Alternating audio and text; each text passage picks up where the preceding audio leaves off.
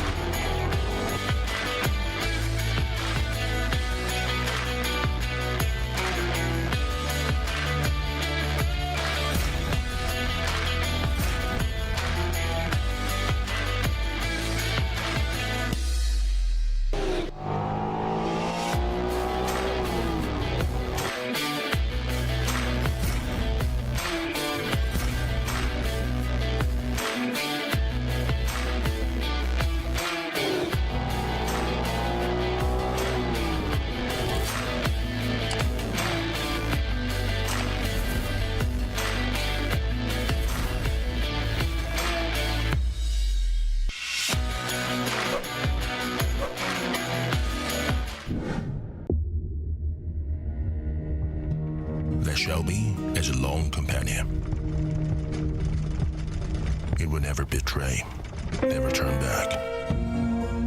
It is unlike anything else in this world. Some people rely on their brothers, some rely on their luck. But relentless few only believe in the steel beast.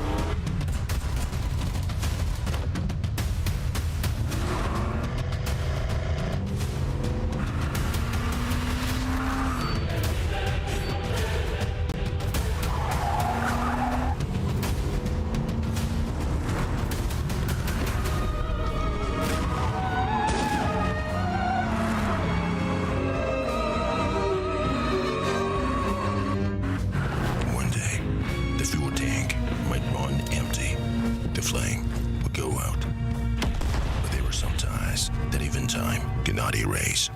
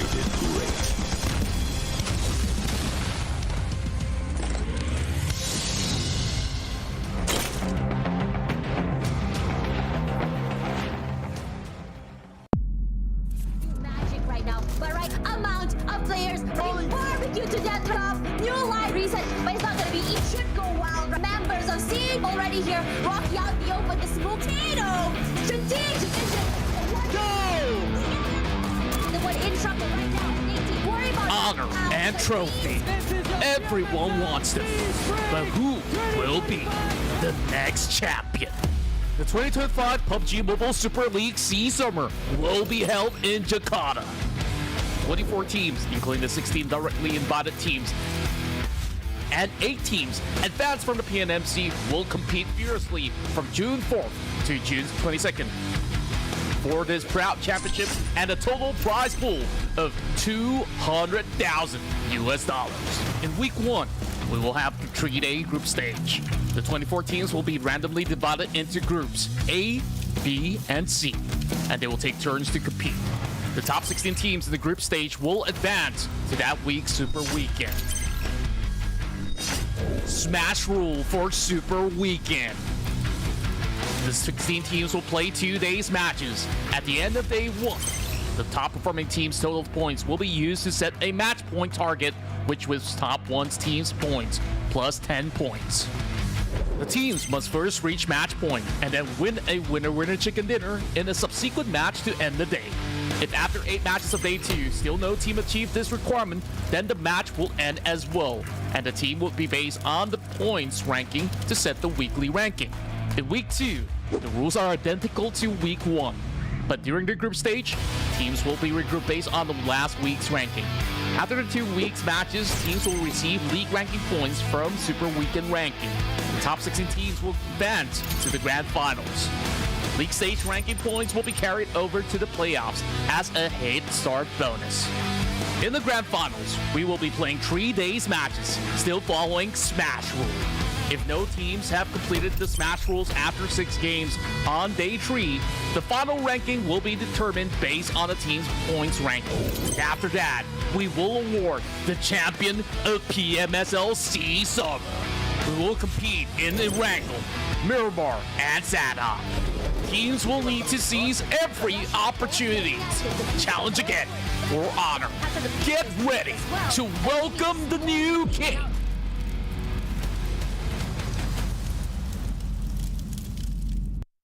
Paling untuk 3 yang lainnya, kalau misalnya kita kalah berada di hashtag 2 dan kita nggak bisa dapat hashtag 1, yang pasti nanti ada hukumannya, ya paling traktir sih atau enggak ya challenge-challenge rank lain. Tapi jangan sampai dong hashtag 2. Mọi người hãy tưởng tượng tôi như kiểu một cái chùa đấy, với lại cái team của tôi như là một cái chợ ấy. Chùa thì muốn yên tĩnh, còn chợ thì lúc nào cũng ồn ào. Okey, kepada teammate saya, kalau tengok video ni harap tak ambil hati sebab semua perkara ni benar. Solusinya ya gue tutup aja pakai bantal mulutnya Asa biar dia nggak berisik.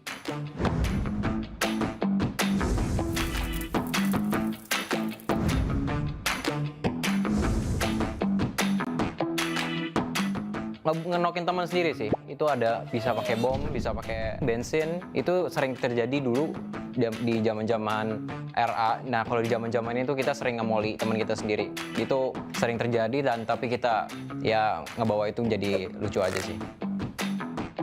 Điều ngớ ngẩn nhất cả đội từng làm chắc là những quả nét và những quả lửa, tại vì thay vì chúng tôi chọi vào địch thì chúng tôi chọi vào nhau. Diorang selalu tinggalkan saya seorang-seorang, saya rest seorang-seorang, dia memang lembab gila. Wah, kalau itu gue pernah sih, waktu itu nge-post kompon, terus si Asa ngebom diri gue, bukan ngebom musuhnya, jadi malah friendly fire. Ah, parah sih dia. Satu pemain yang aku bakalan pilih itu, aku bisa bilang Leon DZ, karena Leon DZ itu selain dari pengalaman dan juga skillnya dari tahun ke tahun itu udah cukup oke, dan jujur dari diri aku sendiri itu aku penasaran main sama dia, makanya aku pilih Leon DZ. Cho em tuyển cả 3 người luôn được không? Thứ nhất là Tony K, hai là Rosemary và Kaluk, tại vì cả 3 tuyển thủ đấy luôn luôn nằm trong những cái top player của các giải đấu và cũng có MVP của mình nữa. Saya akan ambil TODAK Naim sebab dia punya backup laju and then sharp shooter. Gue maunya Yami sih, karena alasannya gue pernah SEA Games bareng Yami, gue ngerasa klop main sama dia, berasa kompak, chemistry gue kayak ada sama dia. Untuk Red FaZe Jangan maju mulu ya, karena gue bakal yang maju dan gue yang lebih jago. Jadi jangan sosok maju. Untuk Firman juga sama, begitu pula juga Pepeng. Untuk Boboho, banyak riding lagi. Đồng đội của tôi như cái radio vậy á, tại vì kiểu không thể tắt được á. Manzi sebab dia ni macam star syndrome, selalu siap lambat, orang kena tunggu dia. Dia dah macam raja dah dekat dalam team ni. Asyik nak kena tunggu dia je, semua dia siap lambat. Confirm kena tunggu dia. Oh, Asa sih. Karena kalau Asa nih, kalau di GH, kalau di gaming host, dia tidurnya tuh ngoroknya paling kenceng. Jadi gue keganggu banget tuh kalau tidur. Jadi dia ngorok tuh berasa kapal pecah.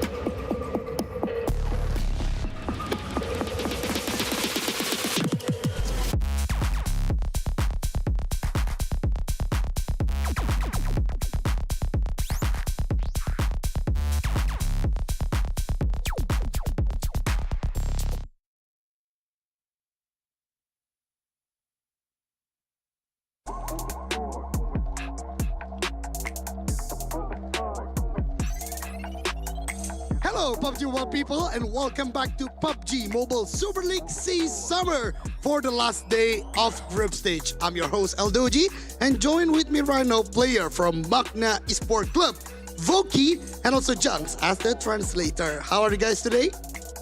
Good. Good. Very good. Yeah, good. Okay, before we are going for the last day of the group stage, which is a very important day because tomorrow we are going for the Super Weekend and next week will be the grand final. As always, we'll have a chit chat with the players. So, Voki, right now this is your last chance to qualify for the Super Weekend and potentially to the grand finals. Sitting at the hashtag 21, are you confident you can break into the top 16 today? Okey, untuk Voki pertanyaannya adalah hari ini adalah hari terakhir dan peluang terakhir untuk pasukan MAQNA melayakkan diri ke Super Weekend dan juga Grand Final. Sekarang MAQNA berada di posisi kedudukan nombor 21. Adakah Voki sendiri yakin untuk melayakkan diri di 16 terakhir lah? Tim saya confident. Kita orang dah team talk semalam untuk lebih confident lagi mendapatkan at least lepas ke Super Weekend lah. So target kita orang hari ni minimum 40 point. Kalau higher, Alhamdulillah. Itu target minimum kita orang. And then kita orang 120% confident. Okay, so first of all, yes, of course, we are very confident. I mean, from our mindset, we already prepared for the last night. We having a team talk together. We talk to each other that we need to be confident for today.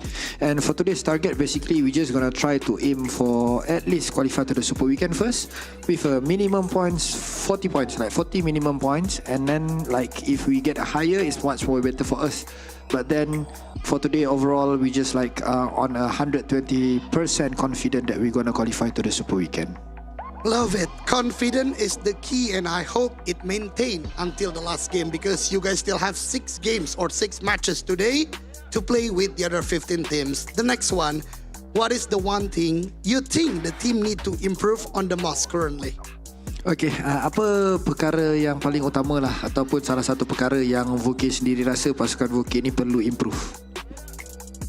Kalau dari segi improve, mungkin pengalaman dia orang lah untuk bermain dekat PMSL ni. Sebab ada yang first time, ada yang tak tahu apa-apa lagi. And then saya pun baru lagi untuk catch up. Kalau dulu saya main PMSL tak ada lagi data analisis semua. Sekarang ni dah ada semua data dengan analisis. And then tadi soalan apa dia? Soalannya apakah perkara yang perlu diimprove oleh pasukan? Okay. So kita orang improve start daripada setengah game semalam saya jadi IGL, and then apa yang saya improvekan, saya akan micro diorang and then ajar diorang cara main lah. So basically the things that we need to improve basically is just like right now, if we take a look back in our roster, basically there's a lot of players that's still new in this particular scene, which is, if you ask me, I also have a new experience, I would say, because right now we have a coach, we have a proper coaching staff, everything. But then when we want to take in-depth on what our situation right now, for yesterday match on the half day, we already changed from me become the IGL, Voke become the IGL. So what I want to do is for today, basically I will be the type of IGL where I will micromanage all the players and then sharing my ideas and thought inside the game. So yep, that's the improvement that we already made, and I hope it went well for us. A big improvement and a very hard work for you then for the last day. All right, but why do you always look so positive? No matter whether your team is doing well or not, how do you maintain such a strong mentality? Okay, Voke, kalau kita tengok walaupun pasukan MAQNA perform ataupun tidak, kita nampak Voke ni sentiasa tenang, positif. Macam mana boleh maintain such a, macam mana Voke boleh maintain macam itulah? Kalau dalam game saya akan marah waktu game tu saja. Bila kat luar saya dah lupakan kemarahan tu sebab kita nak fokus reset untuk next game. And then kita kena kekalkan positif, sebab kalau kita mental kita down ke apa ke, itu akan melibatkan bukan kita saja tapi seluruh team akan efek lah. Okay, I mean as a person, of course I'll be mad as well. But then whenever I have an anger issue or I want to be mad, of course I will throw the tantrum inside the game first. And then when we already come out from the stage, we need to reset. So that's why I always maintain my positivity. It's because I believe if we maintain our positivity, the team's vibe will be positive.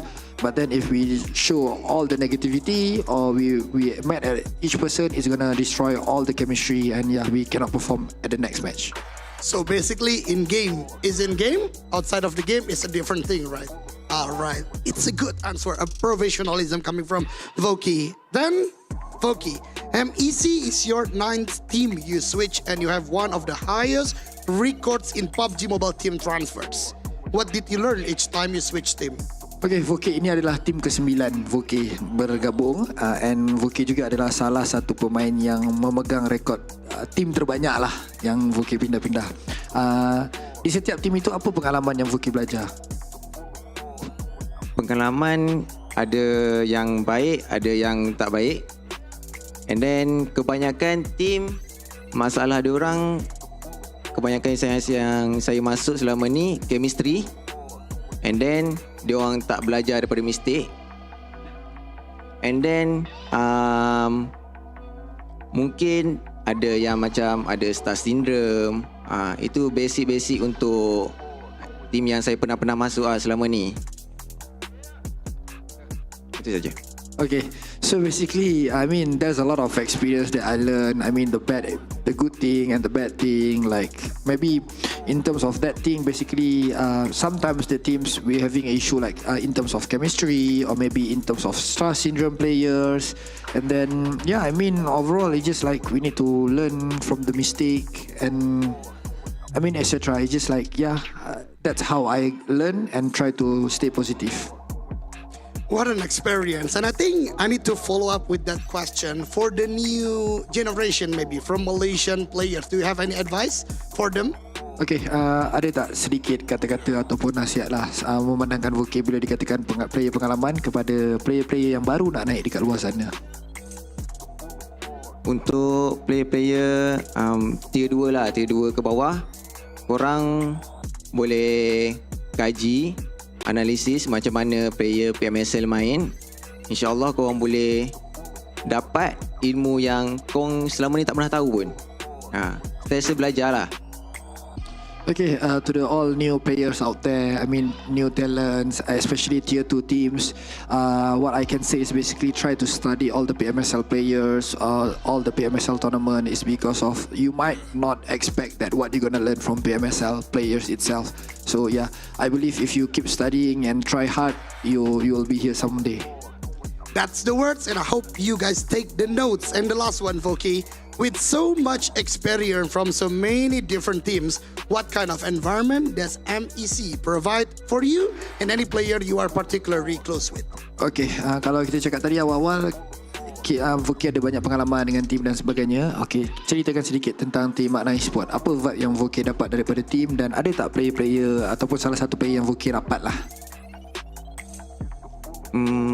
Kalau saya rapat, kalau ikutkan tiga-tiga saya rapat sebab saya tak cukup masa untuk bonding dengan diorang. So tiga-tiga saya rapat je sama-sama. And then untuk MEC punya team, diorang alhamdulillah diorang good management walaupun kecil. Tapi diorang good at management lah. I mean, if we ask about like player that I close with, I think I would say close to everyone. It's just because of one of the reason is I don't have much time to bonding with them, so I cannot choose one. So I just take 3 of them to bonding with me. And then in terms of vibes from coming from MEC, basically, yeah, MEC is a small team. I mean, small organization. But then, despite all those problems or maybe a small organization would have, MEC is one of the good management that I joined, thanks to God. So yeah, I'm proud to represent MEC. That's from Voki, ladies and gentlemen. From me, I hope that you guys are going well today because this is the last day. This is the last chance for you guys to the Super Weekend, like you said earlier. And thank you so much, Voki. Thank you so much, Junks. So, for you guys, PUBG Mobile people out there, this is the last day of the group stage. Don't forget to support your team because this is the last 6 games with the action pack, with the 10s coming from all the teams. So that way, ladies and gentlemen, we are going back to the caster for the action. Casters, take it away.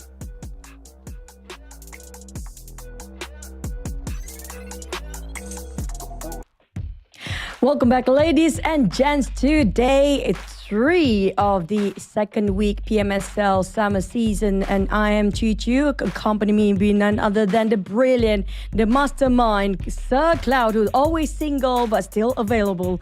But like we just witnessed the interview by Voki, one of the biggest celebrity in the esports scene in Malaysia actually currently. And also I like the fact that he is being very transparent regarding his position here right now. He's halfway through the IGL yesterday as well, but today will be the judgment day for the teams that didn't make it through their first Super Weekend. Yeah, so many narratives today, right? Like those who are outside of the 16 and those who are somewhat in the 16, but do they have enough points? Looking at you, SK, they'll be praying hard right now in their rooms, hoping that they have done enough to actually go through onto their first Super Weekend. And it's crucial for those teams who have not made it into the first Super Weekend to make it into the second Super Weekend. If not, it's an early exit from them for the tournament. And speaking about the tournament, they're all eyeing for the 200,000 moolah on the table. Yeah, but total prize pool of 6-digit this time. But also when it comes to the points, it's still going to be the same old with 10 points for the chicken dinner, 6 points for the second, third, fifth, 5 points, and so forth. It's going to be the same old for a couple of seasons, more than a couple of seasons right now. We're down to the 13th of June, Friday, which there's one more day for them to know who will get into the last ever Super Weekend to qualify themselves into the grand finals and also to a better stage, which is going to be a world stage up and coming. Yeah, and only the best top 3 teams of them all will move on to PMWC. But for the PMSL itself, so we are still at the Super Weekend or at the group stages. Tomorrow will be the Super Weekend. Sunday will be the Smash Roll. And then we'll tabulate all the scores to see who are best 16 teams to move on into the grand finals. And of course, because we're still at the group stages, the teams are divided into Group A, B, and C. However, Group C, they're done yesterday. So all they can do right now is just wait for the final results. We're going to focus onto A and B today. Yeah, we're re-welcoming TALON, MEC, Vampires, Roy, GLU, TODAK, XSP or Exos, Claw as well to join with Group B. Yesterday we saw how heavy hitters of Group B just relentlessly trying to hunt down every single players. But Group A, they are not bowing out as well when it comes to their fighting power and their firepower. They will show what they have, especially we know last time we saw the best of TALON, the best of GLU. So will they climb back up to the top 3, as most of the top 3 teams right now are not playing. They are sitting at the bench waiting as they are in Group C. Oh yeah, so the Group C teams, well, it's okay. So it's easier to identify here the overall rankings. If they have played 12 matches, means they're done. But if they have only played 6, then well, today will be the completion of the remaining 6 for us to see whether they actually make it or not into the next round.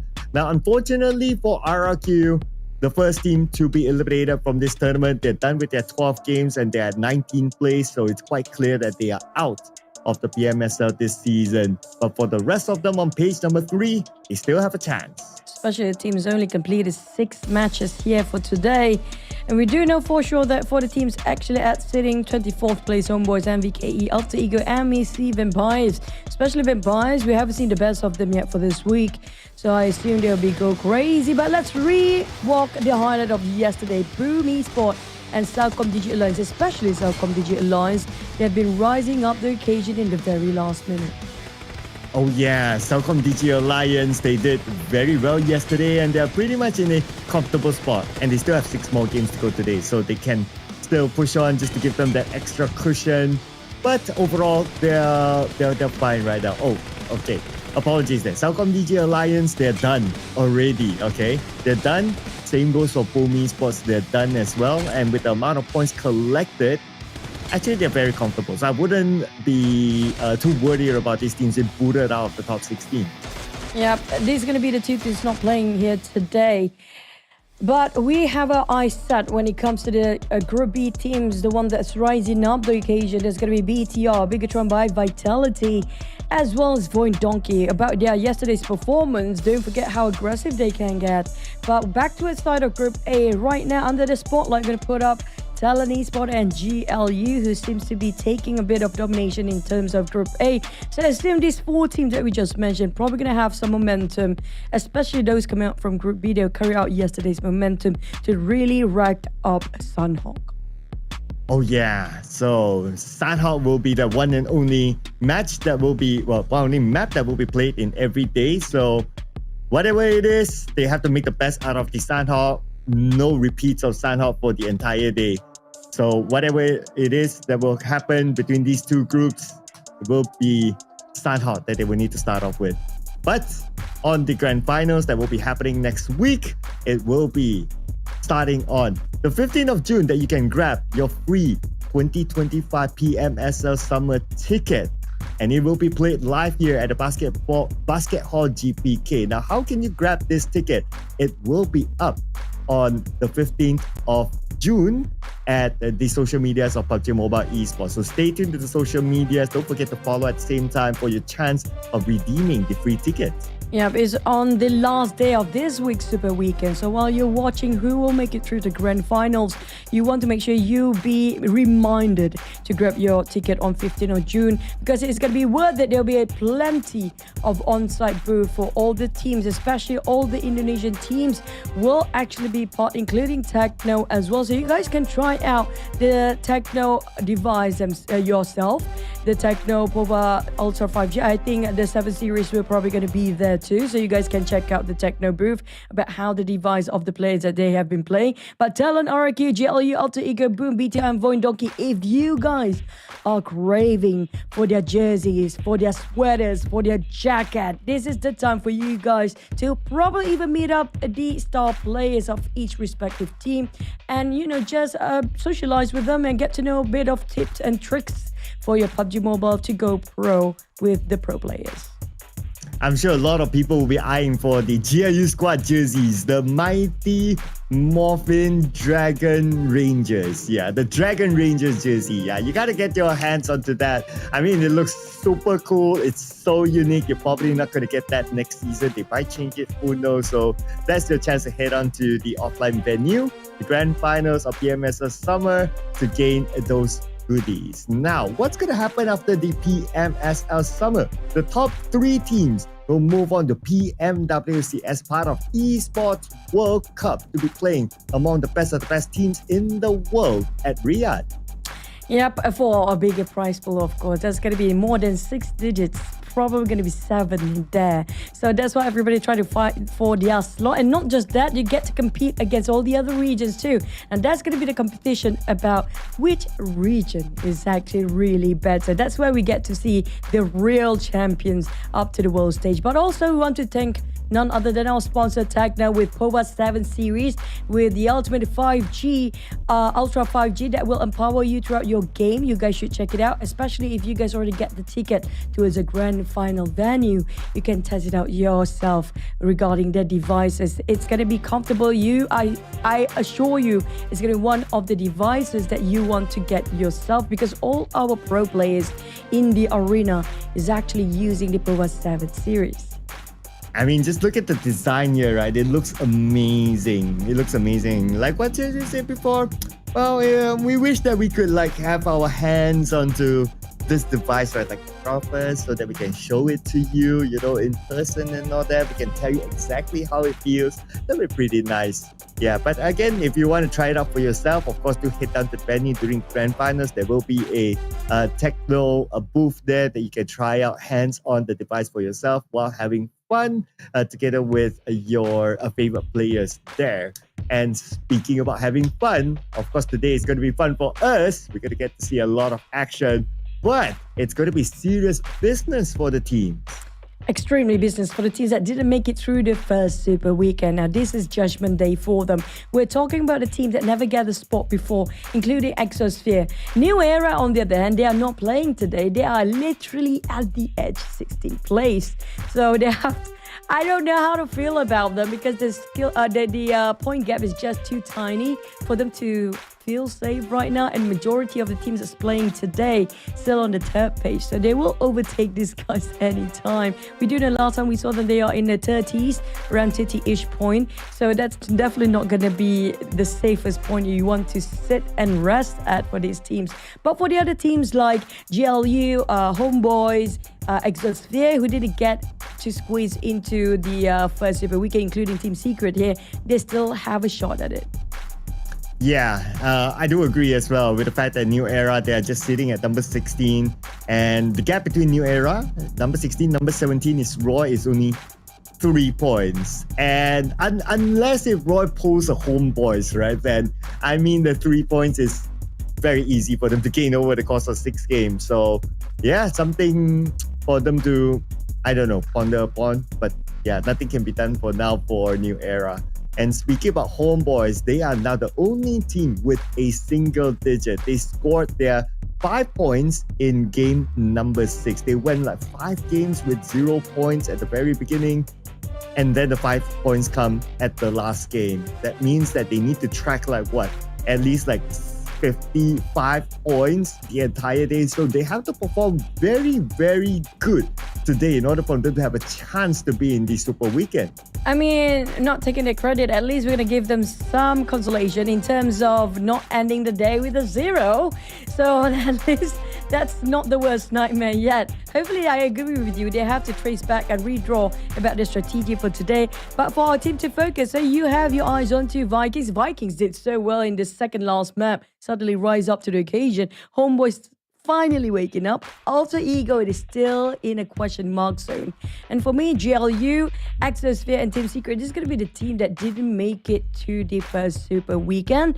And I have a feeling for GLU, they are doing great right now. Team Secret, I feel that they sort of still in slumber. Well, XSOPHERE, they are unpredictable. How about your thoughts? Well, I think that for Team Secret and GLU, they're still okay because like what? More than 30 points in their first day that they competed, so they're still all right? But of course, they still need more points today. It cannot be a disastrous day for them. For my picks, of course, HOMEBOIS, if they can do a miracle run, they have to start it off in game number 1. So I just put it up there as the team to watch. Same goes for Vikings. Alter Ego, on the other hand, has this potential. I mean, they're Alter Ego, right? At the end of the day, it's going to be weird to not see them in the Super Weekend. So this is going to be an important day for them to gain those points so that at least they can satisfy the fans. I don't know. Last season they had the same issue here for Alter Ego. It's a bit awkward not seeing them once more in a Super Weekend here, because that's what happened last season. We do know that they have some revamp for their lineup. I still try to find their steps and momentum, even rhythm in the game. Hopefully today will be the day they finally start to manage to do so, because if not, it's going to be too late for any recovery for them. But also watch out for the teams that's really crazy yesterday, Cloud. Don't forget about BTR and also VOIN Donkey. Yesterday was amazing plays. Yeah, and Ryan will continue to play. No surprises. MVP in day number 1 when he made his debut, and he even scored like a total of 10 eliminations for himself. So yeah, he definitely sealed the deal for his seat there. But today they're going up against some of the other titans as well, like Vampire Esports that we can see here on screen. And looks like they are not going to play with Newsy. And based on track record as well, Vampire, they do perform without Newsy. So this is the moment for them to push it on, because they're now only at 25 points. They could use a good amount of points still. Playing without Newsy might give them a better chance of getting into the Super Weekend. I gotta have the wait and see, because last time Newsy, one of the first few players that being knocked down early on that we actually witnessed a couple of days ago. Hopefully, it's all about adaptation once more. Whenever we have an interview question towards the players here, thanks to our host, they always have the same issue. I think the common issue that being faced this season by all the professional players playing in this arena right now is the same issue, which is having trouble to readapt themselves with so many rookie players, so many new names coming in. The dynamic changes so much, they need time. Yeah, but time is not on their side though. 6 more games to go for them to quickly adapt, and plus it's only one Sandhawk to be played, so adaptation has to be right here, right now, straight into the game. Quick adaptation. It's going to be a new mix of group. It's going to be A and also B. So how will they fare? Let's see it in Sandhawk.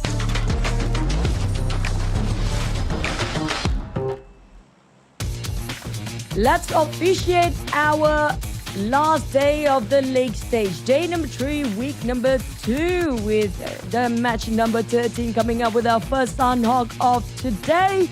And yesterday we had a very tough circle for the entirety of the day for most of team B versus C, where we ended up on top of Camp Alpha. It was completely Camp Alpha Island circle. I don't know what to expect today, but I'm totally super excited what it will bring us for right now. Yeah, so interesting circle yesterday. Camp Alpha was the end, like what you said, but Alter Ego, they didn't capitalize on the circle that was theirs. So they're looking to make up to it this time. But let's see if we still get the kind of circle. Will we see early clashes? Okay, yesterday we saw a bootcamp early clash together with Paradise Resort, but this time, perhaps not really. A bit more good spread across the map here, I would say, except for BTR, who lands in between Painan and also bootcamp. So they're out in the open. So they will continue to just loot onto the smaller compounds rather than getting a big compound for themselves.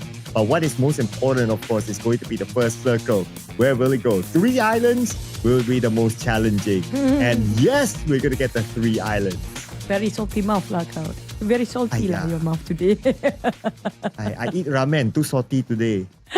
Oh wow, that's a good lunch, by the way. And also don't forget, you guys, the basketball GBK is a huge haul, by the way. You don't want to miss that one out. If I can actually fly to Jakarta, I would do so. But at the same time, we are looking at a very tough circle where Malaysian call it very salty mouth, because when you say something and it happens, then it happens. And there's going to be a tough start again for most of the teams out there. I am sure they're not happy because, it's all about waiting it out. Where would the circle ended up? Because you don't know which island you should stand till the very last minute. In this case, MAC versus XSOPHERE. A bit too early for a fight. Aren't you feeling the same thing? Yeah, if it happens, then it's not good news for MEC, obviously, as compared to XSOPHERE, because they are only at 20 points and they don't want to lose that one player. And so far, they didn't meet. So it's okay. Manzi's still around the corner though, so he's kind of hoping that XSOPHERE doesn't pass by. I like how we have adapted to the name XSOPHERE. It flows naturally now. For you. For me, I'm still struggling with it. Oh. But EXO is just where I will stop. That's I don't want to, Take a while. put my career at risk here, but guys. But we do have MSC player, that one particular player that's still waiting it out. That was Manzi. I don't know where are the rest of Team MSC. Will they actually rejoin Manzi to join in for, any backup or in case they want to initiate the fight? But on top of Ruins, we do have the Vampires. Now, the Vampires, we do know they are great at coming back into the game, at giving us last-minute surprises. So I have a feeling by end of today, they're going to give us an explosive run. Yeah, so they are vampires, right? And they are playing with a solid lineup that brought them the smash last Sunday. So this is a lineup that I think the fans can hope to do well. HOMEBOIS, another team that needs to do very, very well. Now going up against TODAK, and only one player here is going to be Irons. The rest of HOMEBOIS still behind him. Ooh. Jump shot. Oh, wow. Nice counter by Irons. I managed to take down one of the main and key players of TODAK. That was Frenzy, and now 9. Can he actually do the job for the rest of TODAK? Now, Irons, he did clutch it all by himself.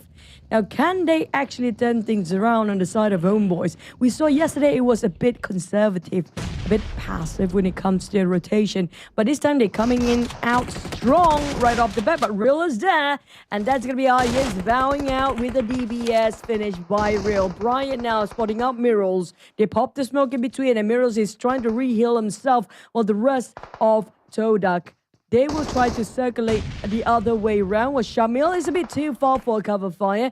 I think it's best for them to go for this engagement for HOMEBOIS here because they cannot lose any more points here for. Yeah, it doesn't help that if you look at the minimap, there's another team lurking around the corner as well. Now, Miros is hoping that none of these needs actually landed onto him. And so far with that smoke, he's able to retreat back up onto the high ground. Shamil will provide him extra cover from the back, and he should be safe for now. How much longer will they be safe? That's the question, because right now they are at the junction of a very heated spot, and not for so long. FaZe Clan coming out from behind. GLU is there as well. And here comes the commands of chaos is happening. Canary fighting against Noel. There's going to be GLU, just one rock in between them. Well, FaZe Clan Canary coming in with a jump shot. Finished off instantly. GLU will be bowing out, the first team without any points at all. Ooh, the Dragon Rangers. No points this time. Still at 43. They can still hold on to the top 16 after this round. Likely, that is. But they still need the points to at least meet the threshold of maybe 60 and above points. But there are 5 more rounds to go for them. But for HOMEBOIS, they need a good start. They need a good round. Every round has to be a good round for them, including the standout match. This is practically the center of the circle right now, the junction between Paradise Resort and Bootcamp, where all teams seem to be super interested to get into this crossfire that we're witnessing. FaZe Clan is there, TODAK is there, HOMEBOIS is there. I'm waiting for Vikings to join in, as well as Team Secret is coming down from Paradise Resort very soon. So they couldn't stay any more longer at the same spot. They have to keep on moving. But BTR Razy seems to be a bit lonely. I think it's going to be on the northern side of Painan. But I have a feeling the rest of Team BTR got the information. They need the backup for Razy right now. If not, is going to be in trouble. He doesn't have any vest, barely got enough gears to work with by himself. And so he's not revealing himself yet, but his other teammates did to Yoru. On the other end, it's going to be Satar. Ryan's going to open up on the left side. Probably going to find an off angle to create that exit point for Razy. So right now, they're still not really putting a lot of pain onto each other yet. And perhaps they're waiting for the next stage of the circle. Might as well, since it's about 20 more seconds. And then we'll see if it's necessary for them to engage in this fight. They have to. Barely got any covers. The side of Claw, Red Face and Papank, we're going to rejoin the team and get into the circle. Not too far off. They're coming up from out of Camp Charlie. Might actually just cut across Quarry if they want to.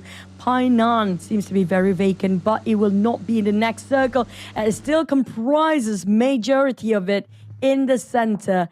between three islands. Bootcamp will be the sweetest spot for anybody to take their camping spot. And that's taken by Vikings. I have a feeling it will be snatched by another team coming up very soon. But the team that's not snatching it for Vikings is eArena, since they're not playing today. If you remember yesterday, they both fought for the bootcamp. And not only bootcamp, South Joko Pool as well. And the Vikings lost to eArena. But now they have the entire bootcamp for themselves. And on the elimination feed earlier on, we saw one of the players of BTR, Satar, actually eliminated by Sem9. So Sem9, of course, they need the points for themselves. 25 points plus 1 at this moment. They still need more, and with a good start of getting that one elimination point for themselves, it's looking okay for Sem9. It's pretty decent. I mean, they are the middle pack, and they got themselves good momentum as well. They gradually just increasing their points in every single map. Barely we get to see them with any 0 points. But for Roy, another team that want to get into the Super Weekend, they already got last week's Super Weekend as well. Ended up with 2 points. So at least it's not 1 point compared to TODAK and BIGETRON in this case. But for the rest of them, XSOPHERE is the one that in the dire need for those points. They need to push momentum all out. And when it comes to their positioning across the board, they're not doing too shabby. They're doing pretty decent when it comes to this week. But when it comes to those numbers, they definitely want to push higher and above 50 points by end of today. Yeah, and that includes Roy. You did mention about them that we have them on screen. They're just on the outside of bootcamp, but 3 players knocked down as they were pushing onto this compound. 1 player eliminated, that's going to be 2K. Thanks to TODAK from the other side. And of course, TODAK, they want to collect points for themselves.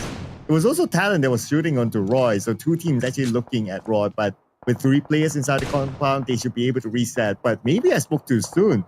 Bojo found an angle to take out Car. Yeah, the junction of the compounds just on the outskirts of bootcamp. TALON on the other end, they are quite comfy here. They're not willing to give away the position too much. Or TALON, right now they try to take Vikings out. Like you mentioned, Roy having 2 teams to deal with at the same time. But at least they got time to recuperate themselves. But not the same case for MEC. Now, XSOPHERE is charging towards MEC compound since they were trying to get themselves into the circle and try to get across into bootcamp. They just happened to be bumping and colliding MEC when it was their migration towards the center there. Voki seems to be relaying all the information back towards the rest of MEC, but it's not just Claw we're talking about in XSOPHERE, and MEC have two-way war. Might as well TALON joins in now. Well, they're waiting as a third party because right now Claw is going to open up for them by taking out Kim from MEC. Kim immediately eliminated, but they trade back by knocking out Bobo, who the IGL of Claw. Look on your minimap. Here comes TALON as well. They want a piece of this fight, even though they already have 62 points in total. But hey, if they can win this fight, it's a statement by TALON. They want to have a more comfortable start when it comes to Super Weekend. The circle shrinks, bootcamp it is. We've seen this very similar circle before. And it might end up in between the bootcamp edges as well as the Camp Alpha Island edge. So that's why Alter Ego is not willing to move just yet. While looking at Vikings try to hold their fortress of bootcamp against probably 2 or 3 teams very soon. Claw, on the other hand, got himself in an open space, but at least a couple of vegetations and structures like the rocks will cover them for a bit. It's been a while they've been standstill and a staring game between these 3 teams, XSOPHERE, Claw, and MEC. And last time we saw, TALON even got themselves some information regarding the position of 3 teams that just now did not actually get the circle because bootcamp is where everybody's at. Team Secret, Vikings. We might actually have another team join in. Sem9 is in the process to get into as a third party as well. Here comes the bootcamp defense. 4 teams is at bootcamp right now. Includes TALON. Looks like they leave that high ground fight. They want to focus on getting into a good position instead. It's going to be Trexy among the members of TALON. And Nexo, he does have an idea that Trexy is somewhat there. Claw, looks like they managed to need down 1 player. XSOPHERE, back onto TALON. Okay, they kind of know that Vexy is behind that door. They see Trexy. Trexy tries to get away, but not quick enough as he will be gunned down. Shifting over to the Vikings, they will finish off Team Secret GK. Two different fights going on at the same place, same time here, as the Vikings manage to triumph over Team Secret, and XSOPHERE is also being eliminated. At least they're not going empty-handed. 1 point in the back, and that's a warm-up round for them. Hopefully it's going to be enough. But back on Viking, they're trying to find the rest of the member of Team Secret, which left Trung. There's also Roy on the other hand. This is going to be tough for Trung with Bootcamp being in the center to solo-handedly defend this with barely enough utilities, no hand grenades, no Molotov, and that's going to be tough. Back to us, they fight outside of the safe zone. It's going to be the blue fight between Claw and Macy, and one of them already taken out just now, and there's none other than Sam9, if I'm not mistaken, or GLU. But back to us, the side of Claw and MSC. Manzi has been holding for the longest time, finally bowing down in the hands of Pepang. And Claw picks up their 5th elimination point, but they're not out of the blue yet. And here's HOMEBOIS. Limboy alone against the members of FaZe Clan. Healing up right now. The blue will be on top of him. So he has to make a run for it. Okay, evading that first nade. Anyway, this is Limboy alone. His other teammates coming in from the blue. Limboy will be eliminated by FaZe Clan. HOMEBOIS only left with 2 players now, Shamils and Miro. There's no way for the rest of HOMEBOIS to give aid towards his teammate just now. The angle was difficult for them to give any cover fire from the back line, but the circle will swing even further. It's going to be almost 100% on top of Bootcamp. Where on the northern side, there's not many teams left. FaZe Clan just finished off HOMEBOIS from a very long shot. Now, we saw HOMEBOIS, they were a bit busy with somebody else, but FaZe Clan just casually patted over and swing it big and steals away those eliminations. 7 in the bag of FaZe Clan. They're coming in hot today. Yeah, and they still have 3 players. So they can still come up with more elimination points. And they're playing by the edge of the northern circle. Okay, they're going to take a safer approach into the circle, which is fine because last we checked Bootcamp, there were a lot of teams there. Red Bull is still right in front of TODAK, but I'm sure he won't engage all alone. On the elimination feed, however, Bobo, who the IGL of Claw, goes back down once again, and this time he's out. I'm surprised nobody actually taking the compounds right on the northern side of Bootcamp. It seems to be very vacant last time we saw it. But I assume the teams coming up from the north, especially like FaZe Clan, will try to invade that area anytime soon. But for MEC to get into the circle, this is going to be a tough one. Claw has been watching them very tightly. And they were not willing to give them any sort of entry in. We try to deny the entrance towards the circle, but they do have some elevation advantage on the side of Claw. Pepeng see through Kido. He wants to open fire. Here goes. Did not somehow connect, but the Blue Zone will try to burn them down bit by bit. Kido still trying to dodge those bullets. Pepeng keep on showering him with those rifles too. But here comes Kido Nate. Will he connect those dots or not? Pepeng! And there he managed to dodge it somehow. Okay, that was very, very close there. And now they're fighting in the blue. Okay, another nade on the Pepeng. Pepeng now a lot of damage onto him, and he will be gunned down by Kido from MEC. Now Kido, he's out of first aid. He only has 5 bandages, but he will receive damage from the other side, knocking him down. It came from Roy Mango. Roy all the way downtown inside of a circle, can see through. It's quite a flat plane here. Claw on the other hand, Redface will Trill try to finish off the rest of MEC while we're shifting over Vampires who just wrap things around against talent players. Achul still alive and Boy Chill being knocked down by Mela. Achul on the other hand need to leave right now because the Blue Zone slowly chipping away his HP. They cannot hide anymore. They have to confront Vampires to make sure they'll be alive. And Vampire will be happy to pick up that point if Achul shows himself. He does have 2 first aids. While on the other side, we have VOIN Donkey now against FaZe Clan. The fight continues on with a Shopper coming in with the DBS, but Vexy from the high ground finds that elevation, finds that advantage, and they will eliminate FaZe Clan. And the circle shifted slightly towards the west side. Wow. And Alter Ego, what are the odds? They managed to be favored by the circle gods here. And can keep so many teams from entering in, including Vampires, who just licking their wounds, finish off another fight. But the moment they're done, it's going to be Alter Ego. Try to stop them from entering as well. In just within seconds, we're left with only 9 teams. What the circle? Man. Stage 5. You have that river, and now you have Alter Ego in the circle. Okay, they have to make the most out of this circle, out of this position right now. Vampire Esports on the south, on the outside of the circle. Now we'll be going up against Alter Ego as they try to defend their ground. Here comes Schweppes. Mela taking the charge. Moana holding on the front line to keep them at bay. Krypton cooking up the nade, hoping it will connect somehow to Mela. Onzos is there at the back line, trying to give cover fire. Mela hit tremendous damage, down to only 5 to 10% of HP left. Here comes Alva from the cover fire at the backline with the ZUG and 3x scope, hoping it will somehow knock down on a Vampire side from that long shot on long range shots. But unfortunately, it did not get it somehow. But back towards the fight of Vampires and Alter Ego, it will be slightly a standstill due to this terrain and due to this sort of circle too. Yeah, it will be for now. But it won't be for Vampire Esports as they took out a couple of members of BTR, gaining points for themselves, 4 elimination points right now. Now back to focusing onto Alter Ego. Before that, they need to pick up Schweppes. Playing by the edge of the circle, Alter Ego, they don't seem to have that many utilities to throw onto Vampire Esports. Instead, they're going to rush in. Look at Krypton. Look at Krypton. He's going to flank onto Vampire Esports. Our mini screen is actually showcasing the fight on top of Bootcamp right now, where Vampires and Alter Ego still having a go. And Vampire seems like they are losing more men than they anticipated. Schweppes and Tonike, that's 2 left. Oh, and they're going to take down on Krypton. What a Schweppes call that is. As usual, Schweppes will clutch it out for Vampires. And Schweppes, the man, the myth, the legend, managed to breathe life of a Vampires lineup right now. Oh, and look at the latest circle. Looks like we still have part of that river in this circle. And it's so challenging for all these teams. Well, Alter Ego to still have Alba on the other side playing the support role, but now he does not have the circle. Time for him to get in.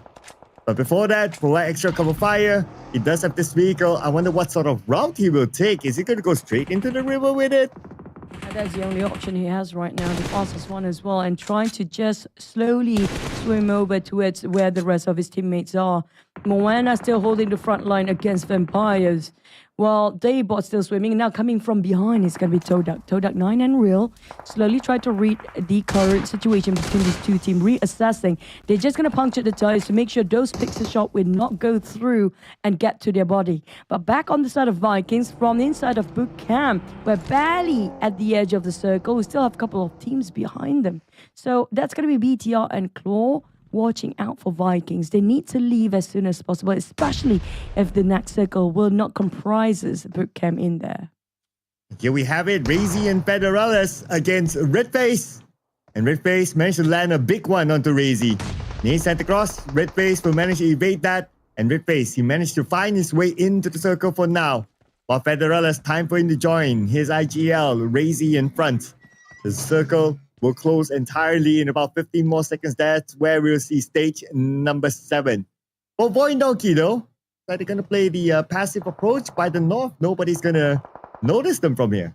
Yep, a bit an awkward angle on the side of VOIN Donkey, but BTR managed to wrap around their fingers on top of Claw. That's going to be the last member, Redface, taken down. But the circle, like we mentioned, is barely covering any side of the bootcamp. And Alter Ego to U-turn this is going to be tough. They got to deal with TODAK. And Alter Ego, they kind of sandwich between Vampires and TODAK at the time being. But there's another force they should be worried about, VOIN Donkey. I'm waiting for VOIN Donkey to come out from the hiding spot here while Vampires are fighting their way in. They don't have the circle, so they need to fight in. But after all that earlier fight with Alter Ego and also partly with BTR, there's still a full team. This is Vampire Esports, ladies and gentlemen, coming on table, knocking him down. He's in the water. Alva is in the water as well. Todak's on the other side. Mela spots out Real. Tries to land a shot, but Real, he does have a bit of cover. Now Schweppes with the utility, the Molly onto the other side, trying to flush them out. And Mela goes down to Real. But they have to be careful because Alva is behind. Real will continue to fight against Vampire Esports as Onsen comes in to finish him off. TODAK out. TODAK in a better spot just now, but BTR also being fired by Vampires. That's a big swing coming up from Schweppes again. What a play by Schweppes today. Brilliant charging. And even the Vikings can't stand against VOIN Donkey. Unfortunately, the moment they stand out, Schweppes again, wearing those ghillie suit, just don't know when to stop. The Vampires on fire, and they're biting every single player out there. Now Mela giving the cover by for Schweppes. Schweppes down as well, but Schweppes and the rest of the Vampires taken down by Vikings from the bootcamp area. Oh man, Vikings, they had to put in. If not, they could have won it earlier on. But anyway, Vampire Esports, still a healthy amount of elimination points that they managed to collect so far. Now it's down to the top 3 teams. BTR, the Vikings, and Alter Ego. And now we're at stage number 9, ladies and gentlemen. And of all these teams, both the Vikings and Alter Ego, they need the points. It's going to be about the Mexican fight between the players, yeah. Tense, he couldn't actually make it free. So it was 2v1 while BTR Razy alongside Federales going to charge suicide of the last player of Alter Ego. There's going to be BTR Alter Ego to take away this chicken dinner. But can Alva actually do this? Since yesterday we didn't see Rosemary for the last few games, and now Rosemary still not in the addition of the roster.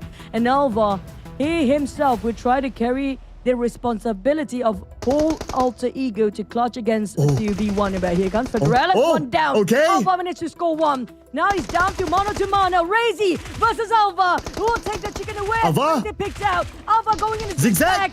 Alva. Razy.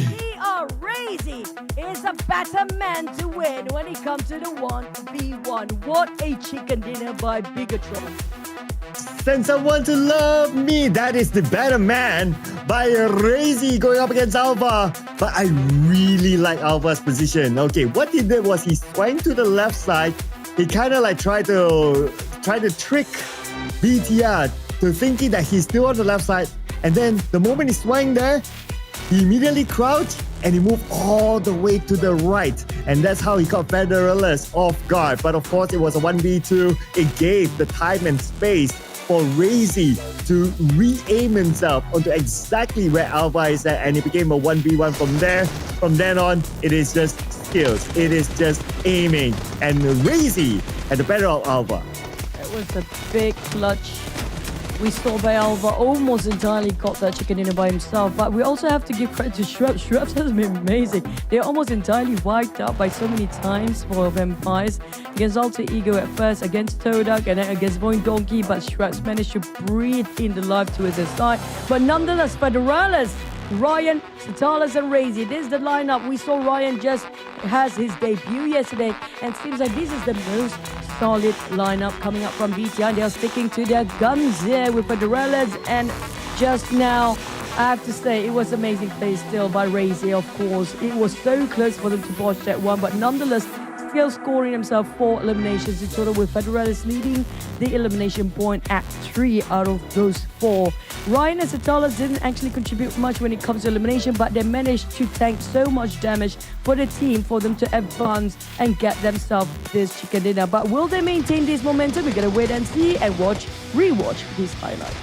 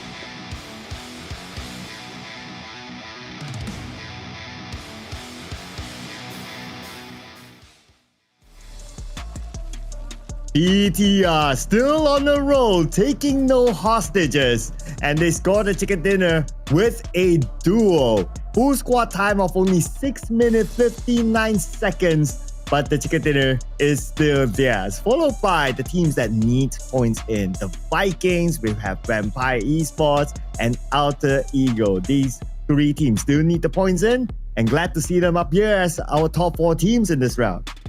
Yeah, but for the Vikings, since their rise up yesterday, I have to say they really carry out the momentum for today as well. And for Alter Ego, we see some improvement compared to yesterday.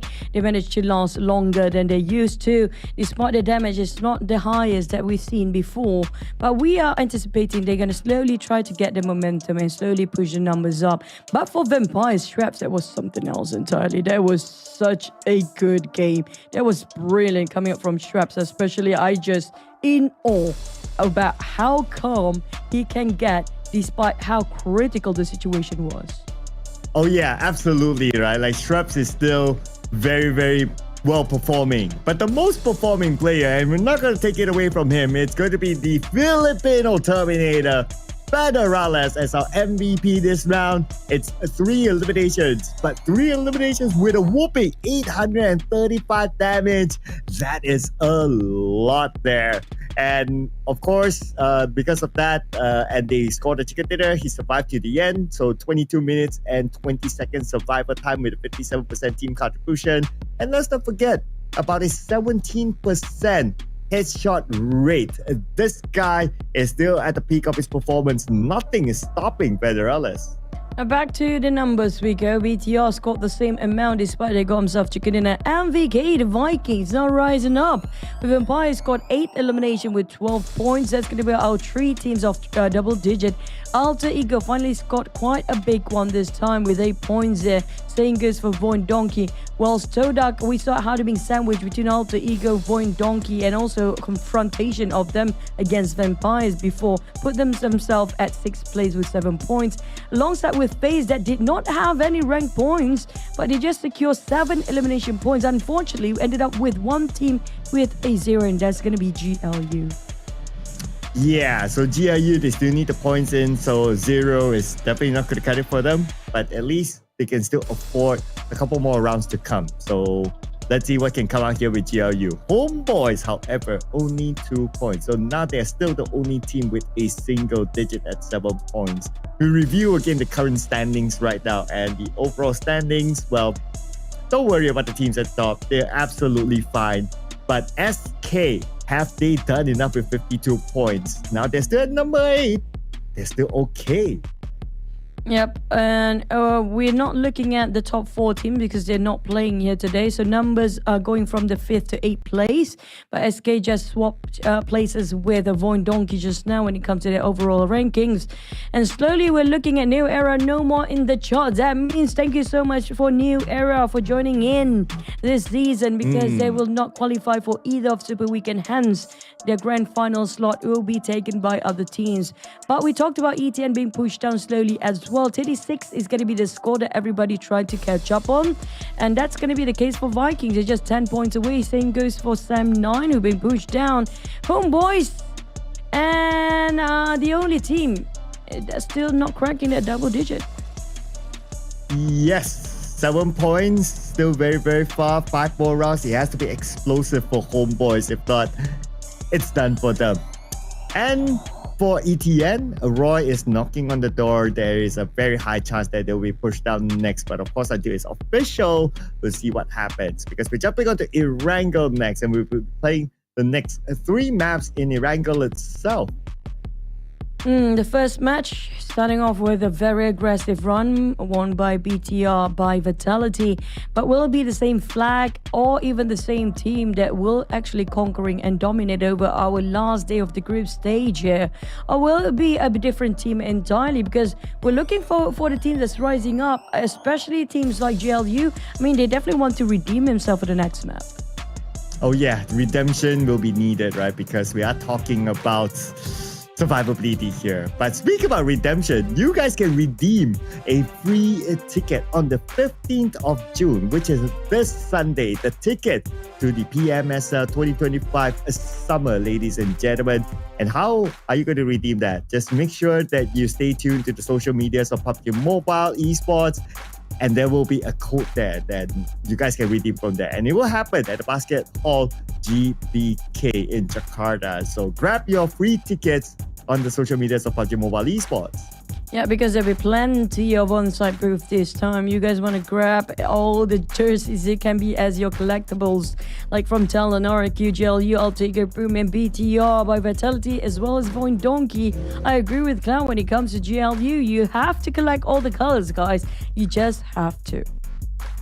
Yeah, you have to. GLU squad will be opening their booth there. It's definitely something that you don't want to miss. I wish that we can go there and check out the jerseys, right? Because especially for GLU squad, like you don't know if it's going to be there still after this, right? So that, I mean, they might change their designs and all that, but you know, this season is super duper unique.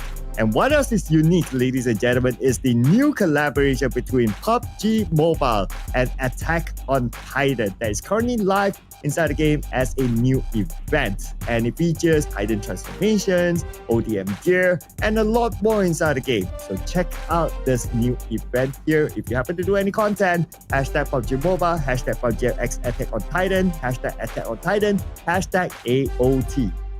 Well, we not just have the Titan this time. We're going to have a beautiful vehicle coming up as well and already available for you guys in the game. And that's going to be the Shelby American collaboration with PUBG Mobile. So make sure you guys can command your legendary Shelby GT500 and the 427 Cobra.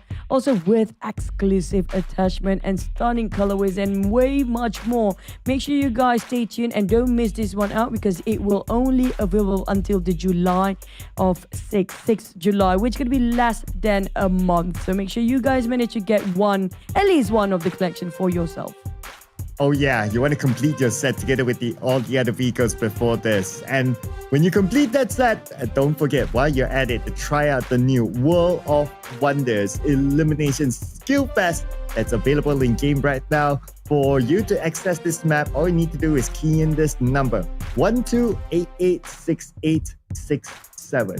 12886867, and this will be the World of Wonders map that you can show off your skills, push your limit, and become the brightest star on the battlefield. And if you come up with amazing gameplays, don't forget to hashtag PUBG Mobile while you're at it and show off your skills. And who knows, you might be recruited by one of these top teams in the professional scene in the future.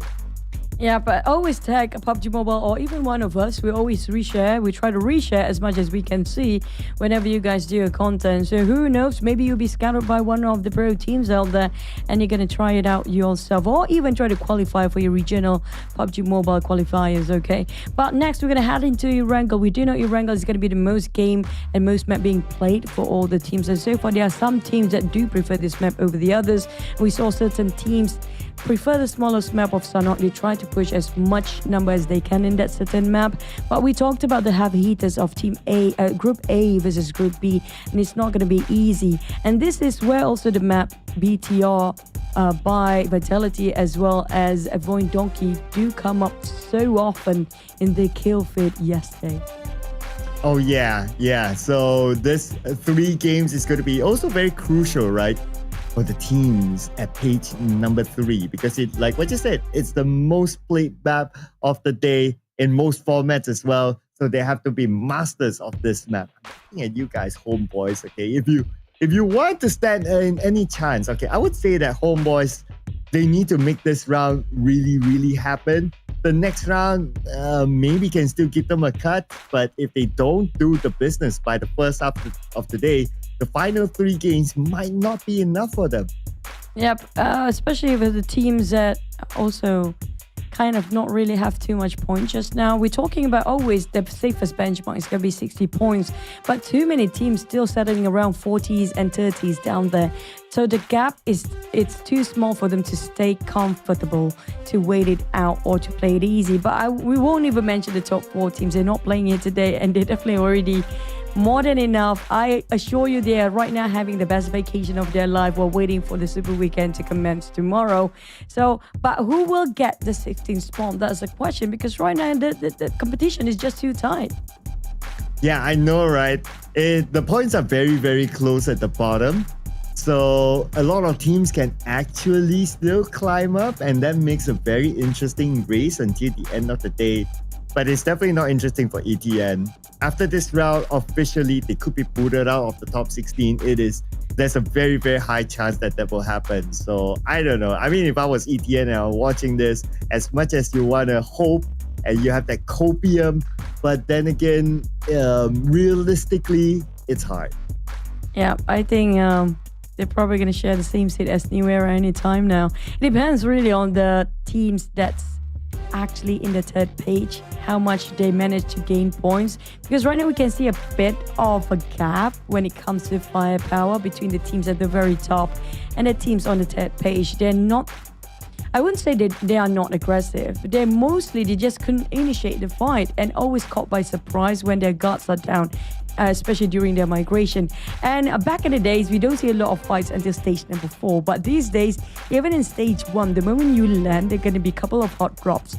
And a lot of teams did not even waste a second. The moment they get themselves a weapon, any weapon at all, they will start to hunt for any points. So there's no complacent time or even like a chill time for these guys to take a breather. Yeah, not at all. I mean, everyone feels like they just want to hunt the points, regardless of how. And plus, the stakes for the stage is as long as you get in the top 16, it doesn't matter how you do it.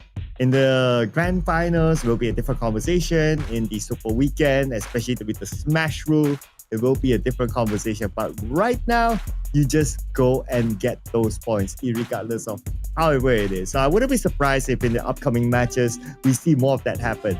Especially true for those teams who they know that they have done enough and they're like super duper safe. They have the license to do anything they want, just like how eArena did yesterday.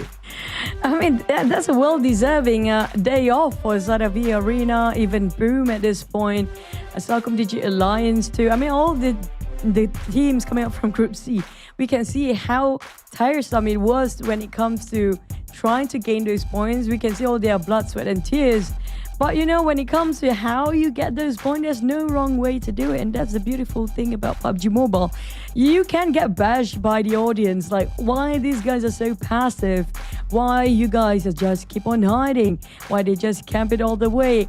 Oh, there's no wrong way to do it. As long as you got the points, you can secure or balance out the elimination points and rank points. It's more than enough. As long as you get points out of the one single map every single time. Yes, you need as difficult as the circles can go, right? You cannot like go out 0, right? You need to at least gain something. So that has always been to be the aim for these teams. If they get a good circle, then cool. Okay, try to maximize that. If not, then at least like 5 points, at least something after every round, that would kind of suffice. But those 5 points will not suffice at this stage for teams like HOMEBOIS. Sorry, HOMEBOIS, you're now the highlight team. If there's somehow, somewhere, HOMEBOIS is able to come out with a miracle run, it would be the biggest comeback in the group stage that we have ever seen. One step at a time, I guess. As long as they don't push back and just wait it out until the very last minute where they have to gain 60 points in a game or in a map. Nobody ever did that, ever in the history of human. I think even if in the era of AI, even AI couldn't actually do that, you know. I feel like it's something impossible. Don't put it out until the very last minute. That's all we ask for the teams that really need the points to get into the Super Weekend, because especially for the teams that never get into the Super Weekend, this is their last chance. Their career is on the line. Not just that at stake. We're talking about the world stage, the opportunity to get into the grand finals first. That's the thing that will carry forward towards the world stage. You don't want to miss that. Yeah, and nobody, especially if you're playing competitive, nobody wants an early holiday. But the fact of the matter is that after the grand finals, only 3 teams. Can you imagine how tight it is too? Like before this, the format was like, okay, every region will have a representative, but not this time. It is only the best of the best 3 teams. It could be all 3 Thai teams. It could be all 3 Indo teams, all 3 Vietnamese, all 3 Malaysians that go through. So it's super duper difficult this time around. And for them to be able to have some level of momentum or some level of a trust that they can give to the fans, they have to show a good performance here. So I'm glad that teams like, XSOPHERE, they're still very strong, eArena as well, CelcomDigi Alliance, they're showing that they are some of the top contenders for only 3 slots to PMWC, which is super tight. Yeah, well, we're waiting for the lobby to actually commence. We're gonna wait. Be patient, everyone. It has been the theme of this season. Patience is a virtue. And also, speaking of only 3 slots, like we have 4 regions competing in this season, which means one region will not get themselves into the EWC stage in the future. That's gonna be a bummer. So I have a feeling we're probably going to see one of a ties. It's either right now we can sort of feel when it comes to global stage, Vampire never failed us. So maybe they definitely want to go to that EWC stage in the world stage later on, because when it comes to bling bling and ka-ching, that's what keeps them going and that's what drives them to get to the point. But eArena also one of the teams that we should really focus on to this season, because they have been showing such a splendid, sublime performance when it comes to week number 2. But it means if these 2 teams already taken 2 slots, I'm just giving a premonition or just a prediction, okay? Maybe when it comes to the grand finals, it's going to be topsy-turvy. Everything's going to be different because that's how it's used to. League stage, wow, bing, bang, boom, amazing. But then when it comes to grand finals, it's like, what happened, you know? But if there's any region, like if you can pick each of the 4 regions for the best team, I feel like Vampire is probably going to go. XSOPHERE is for Vietnam. The other 2 regions, who would be the representative? Well, if you break it down by region, then I would say, so you have said Vietnam, XSOPHERE, okay, that's cool. Thailand, Vampire, that's cool. I would say Indonesia, BTR, still a S tier team for me. And also Malaysia will be CelcomDigi Alliance, another S tier team. But obviously can't fit all 4, so somebody has to be left behind. And to make it even worse, right? So we're talking about like if each region has a representative, then it could be them. But the fact of the matter is that the top 3 doesn't matter what region. That's like, true. Whoever's top 3, chop, passport. The best man wins. So it could be like all 3 Indonesians. It could be all 3 Thailand. So it could be a mix of here and there. So it's super duper tight this time, and it's only 3 slots. If not, it's an early holiday for everyone else. Now, entertain me, Cloud. Wow. This is just an idea that we had since yesterday's interview with a BTR coach, which is Coach Kenny. Now, they did mention about they have multinational direction and try to open up a broader view and broader sense when it comes to scouting of best talents out there. Now, for example, if we do know there's 4 regions competing, only 3 will go, we don't know which region it is it possible for them after this season, before they're heading, or is it already locked for the lineup to go into the world stage later on? Or can they actually loan players in between? I mean, I wouldn't mind some mix and match for the players though. I was hoping that when you say entertain you for me to tell a joke, I'm ready for that. Okay, you can tell us a joke too. I wouldn't mind. Okay. So, what did 20 do when it was hungry? 20? I have no idea. What man? 28. 8 who? Ramen, I don't know. 828 something. Okay, 9 to 10 partners. You can actually use different number too. What's 30 gonna do when they are hungry? 38. I thought there must be a specific reason why it's gonna be 20. I guess I was wrong. I mean, I had no reason why it's 20, right? Now we're having this. Welcome to the podcast, ladies and gentlemen. Well, we try to be funny with you, for you. I don't know. Why are mountains so funny? I don't think they're funny. I think they're scary. Oh, but they are hilarious. The dad jokes. Yes. Here comes, guys. Yes. Oh, I wish some of you guys entertained by that. You got more? Okay. Let me try to think. Okay.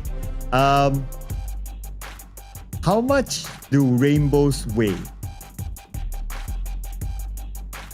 An atom of water. Not much. They're actually pretty light.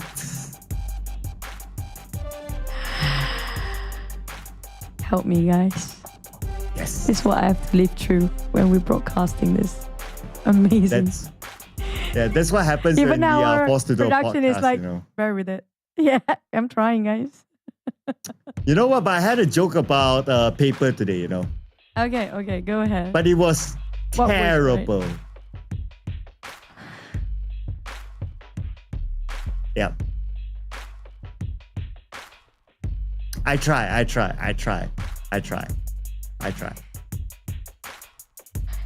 see that. Thanks. I'm entertained. But we definitely. both have cats, right? You have a cat, obviously. You have Yeah, I have- Nobu. Yeah, I have. Yeah, What's you have wrong with Nobu and a cats few now? other cats. But What's do you wrong know with what's their favorite instrument? I'm so scared to answer this, but yeah, okay, go ahead. A percussion. I'm done. I'm just gonna walk out. Okay. I'm so done. The door is we're that off the way. show. Okay, thanks for watching, ladies and gentlemen. See you guys tomorrow. Bye. Okay. Another cat one. Okay, this one should be better. Okay, what subject do cats like the best? What subject? Yeah, Chemistry, I guess. That's how they make their food. history. I mean, snakes hiss too. I guess they're in the same class, I guess.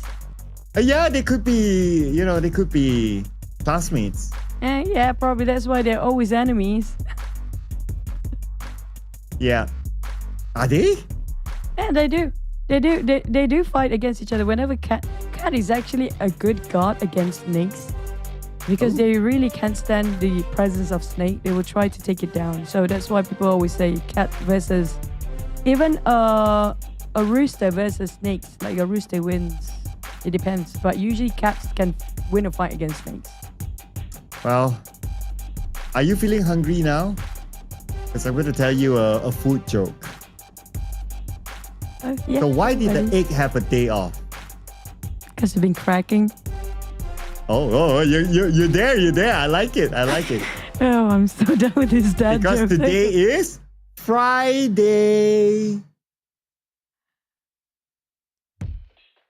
Applause, people. You can fry other than eggs, though.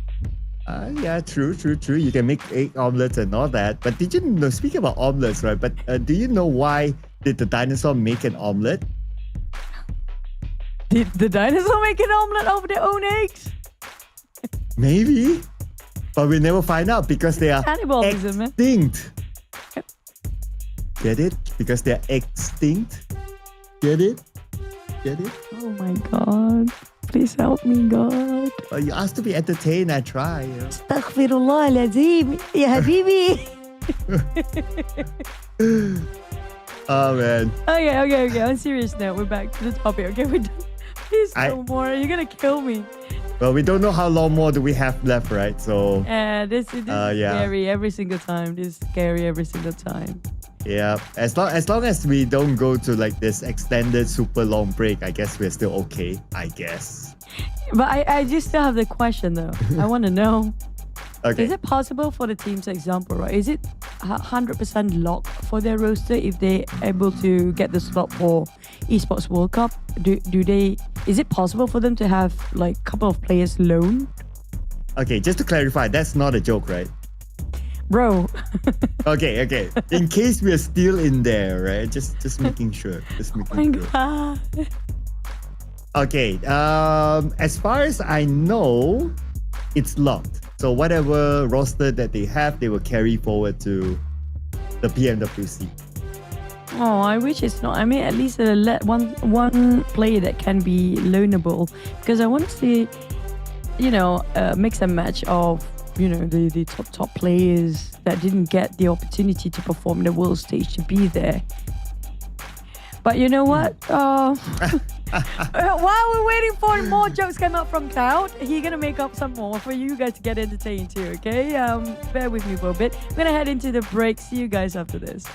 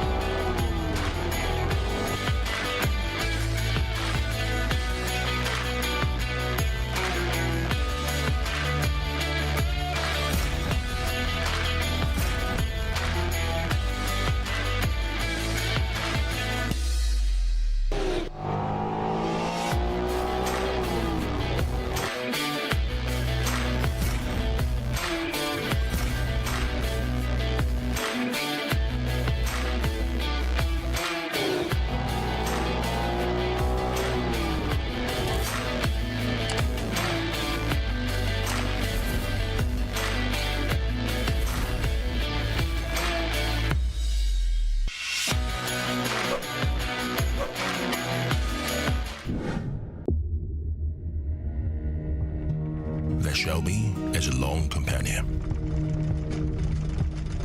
It will never betray, never turn back. It is unlike anything else in this world. Some people rely on their brothers. Some rely on their luck. But relentless few only believe in the steel beast.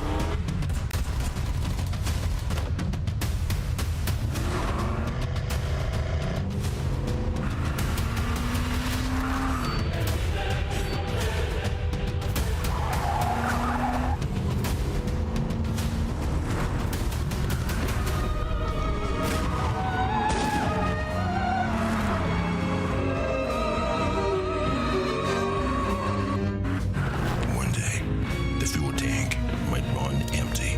The flame would go out. But there are some ties that even time cannot erase.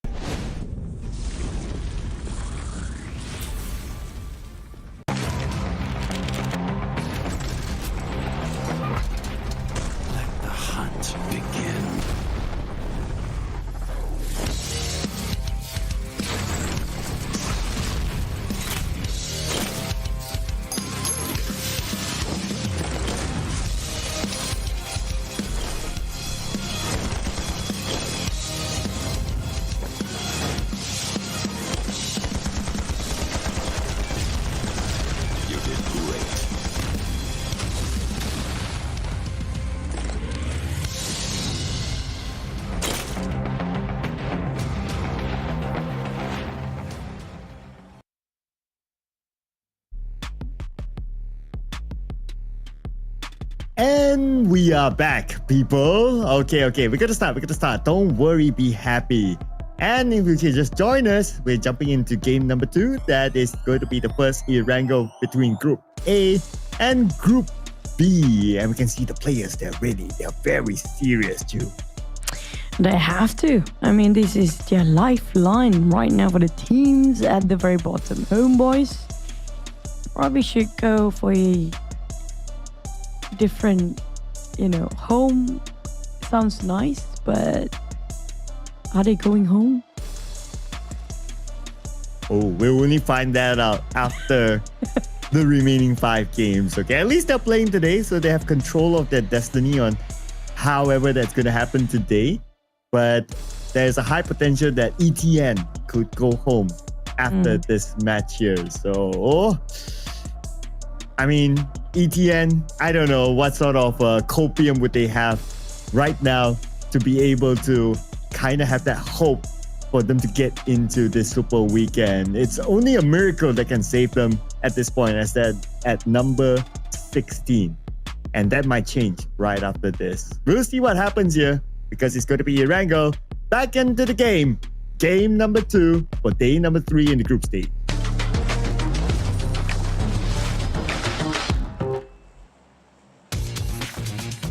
Fingers crossed. We're gonna fly into a wrangle, and it's gonna be a beautiful day. And we are flying across the northern side from the west flight path. But it's all about the circle, and we might end it up on top of Salvo for end of our journey of this flight path, which means SMB players, SMB teams are gonna have a long journey to go where they want to drop. Oh yeah, it's going to take them quite a bit. Let's see who will take that journey. But Vampire Esports, as usual, they will take the journey depending on where the flight path begins. So it's going to be Primos for them. Sem9, normally around Ferry Pier, they're heading the direction, but same goes for TODAK. But TODAK, they're quite spread out across Gacha, so they're probably not going to bump into either Sem9 or Vampire Esports. I'm also looking at Jogopool side. The Vikings and Team Secret heading the same direction. Like we mentioned, at least there's no eArena, so Vikings thought, hey, it's going to be a clear Jogopool, right? We're going to have to wait and see. If not, it's going to be a non-stop battle. Vikings always hot crop themselves on top of some other teams. But speaking of hot crops, I'm still looking at teams that might have early clashes here, especially in the center of the map. We're still waiting for teams to settle down. But on top of that, wow, I love this circle. Make it more water in it. Why not? Yeah, but it's almost a similar circle like before, right? Like we've seen like the Gacha circle, so it's likely to go there. If for whatever reason it ends on the edge, on the left side of military base, that would be insane, which I wouldn't mind though. But you guys wouldn't mind as well grabbing this free ticket, which is the PMSL Grand Finals for this season, happening at Basket Hall GPK in Jakarta for the 20 to 22nd of June.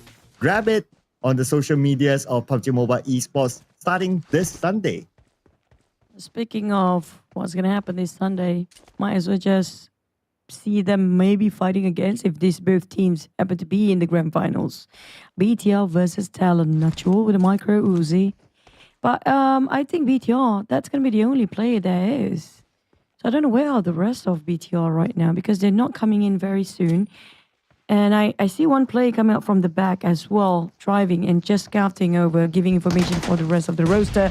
But they try to actually corner down TALON here, but Snape have to buy time for himself. But can he get out? The backline of TALON already taken down by BTR. Yuri got finished off. Achul Snape pretty much very low himself, only down to 20% of HP. Can he hold the ground? He tried and he did. Okay, and this is the debut of Snape. They made a substitution, sitting out Ryan for Snape this time. And Snape started off pretty strong. And the rest of BTR now following up. Axel knocked down Snape, took a bit of damage for him to be knocked, but Razy is there together with him, and Razy will finish off Axel. Snape will be back up again, but TALON eliminated. BTR, despite no Ryan. I mean, we all love the fact that Ryan played so well yesterday. He got multiple MVPs for yesterday. But I think maybe it's best for BTR to rest him for a bit. So when things going really haywire, because right now we can see BTR along the chart, even though they're not in #1 spot, because the Group C teams are actually taking the top top 4 ranking slot right now. BTR is actually chasing the points up there, and they managed to execute TALON way this early on, giving so many teams to catch up to that 6th slot anytime now. Yeah, that well, BTR wouldn't be too worried for them, even for TALON, because they have 66 points and they have like 4 more games to go, so they're still in an okay position. We're gonna check out the replay again on how Sata actually got the first split earlier, and it was by a long range shot onto TALON, and then the rest of history after that.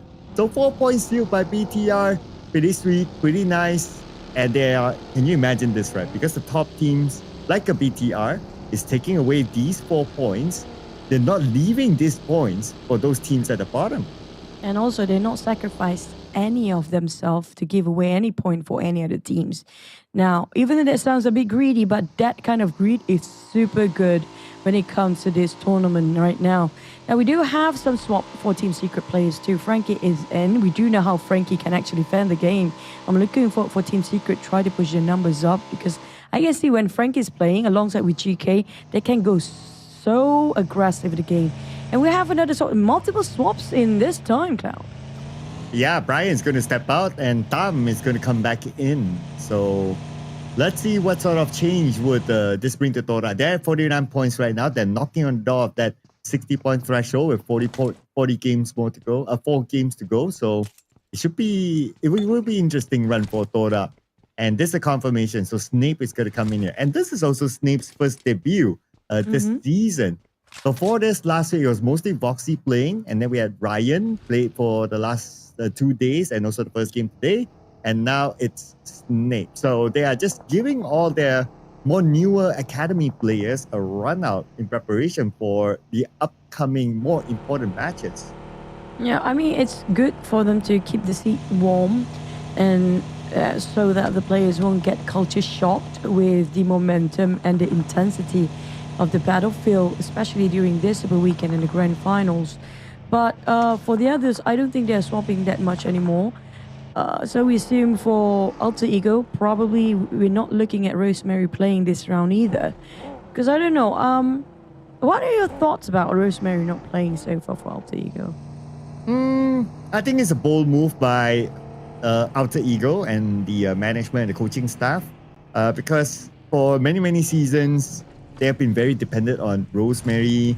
At some point, they're even called like Rosemary Esports. So they're trying to live the life without Rosemary. And not to say that Rosemary is not important, it's not that. But what happens if Rosemary doesn't perform or he's not doing well? At least they're trying to find this formula that they can still go on performing without him, which is a great move if Alter Ego can actually find that formula. I'm gonna have to wait and see. Usually when Rosemary actually physically sick, that's where he actually perform. So I assume his well-being is being very healthy. It's the reverse for the outcome of the game. But on the screen, we are looking at XSOPHERE Chaco versus the rest of SEM9. This is going to be right on top of Ferry Pier. Right now, the last time we saw the circle, it did actually comprise a little bit of the SMB. And there's one time, we remember that one time, that small portion of SMB, despite there's nobody thinking that it will be there, it actually bounced all the way back stage 7. So I don't know if that's going to be the case here, because if that really happens, SMB right now is pretty much vacant. As we're looking at XSOPHERE is already here, the Vikings already coming down as well from Jogopur. So everybody try to be at the center of Kakafil or Corey. There's a high chance we might end up on top of Corey as well. Yeah. Or maybe the reverse SMB happens, like what you say, right? It bounce all the way down to SMB all of a sudden, and everybody will be fooled by it. But nobody's fooled by Tins, though, from MVKE, number 1 in terms of average eliminations. And he will play a very important role, especially with this kind of performance, to allow MVKE to somehow find a way into this week's Super Weekend, because they still need the points in. 26 points for MVKE. At number 19 as of now. So they are still all right, but of course, they need the points, whatever it is. At least they carry out the momentum from yesterday. That's good news already, and some progress being made rather than zero. But here comes the truth. Whether the circle squeeze in into, yep, it's no more SMB. It might be on top of Quarry or even the Gutka fields once more. But we still have latecomers into this. Alter Ego and Claus taking their own sweet time, taking themselves in deep blue dive for a bit. While VOIN Donkey, they're just squeezing themselves into the northern side, northeast of the circle. I think they will bump into Team Secret very soon. Unless it's Secret already left the Gutka Mountains. Now, this seems to me like the center of the circle might be overpopulated right now. And things can get really messy as Team Secret bomb into VOIN Donkey. Yeah, and VOIN Donkey, they got a couple of players out of Team Secret, so that's the start that they're looking for. As VOIN Donkey now, they have 55 points, only a handful of points needed for them to meet the threshold. For Team Secret, 39 points. Okay, the fact that they lost the one player is definitely not helping them. But whatever it is, when we saw BTR, they scored the chicken dinner with 2 players. It will be a good inspiration for teams that go on the entire round with not a full team. But we've seen that happen before. Sometimes, 2 is better than 4 for certain teams because, when they are under pressure, they be more careful, to be more aware regarding their surroundings and environment. But on the side of MEC, we had the interview with them early on and they switched the IGL role halfway through to its side of Vokia. I want to see how he actually found this one. But Alter Ego, MAQNA still, as per usual, going to be scouting and being the front line of Alter Ego for now. I don't think they will bump or collide with anybody except for probably VTR or even Claw. We last saw these 2 teams, the one that coming in late into the circle. And Gutka, I don't know if there's any teams left other than there's a couple of them because I think most of them will try to hover around Quarry right now, especially those coming up from Fairpier. The one that's clearly not hovering around Quarry is FaZe Clan, still in the blue at stage number 2. So they are going to come in a little bit later. And by coming in a bit later, then they will have the chance of fighting teams by the edge and try to secure elimination points. And for FaZe Clan, they have 51 points. So they only need a handful of points for them to go through. So if they want to find it through okay, we just want to get the job done, try to eliminate maybe 2 teams, and we're good for the rest of the day. The rest, whatever remaining games, is just bonus points for them.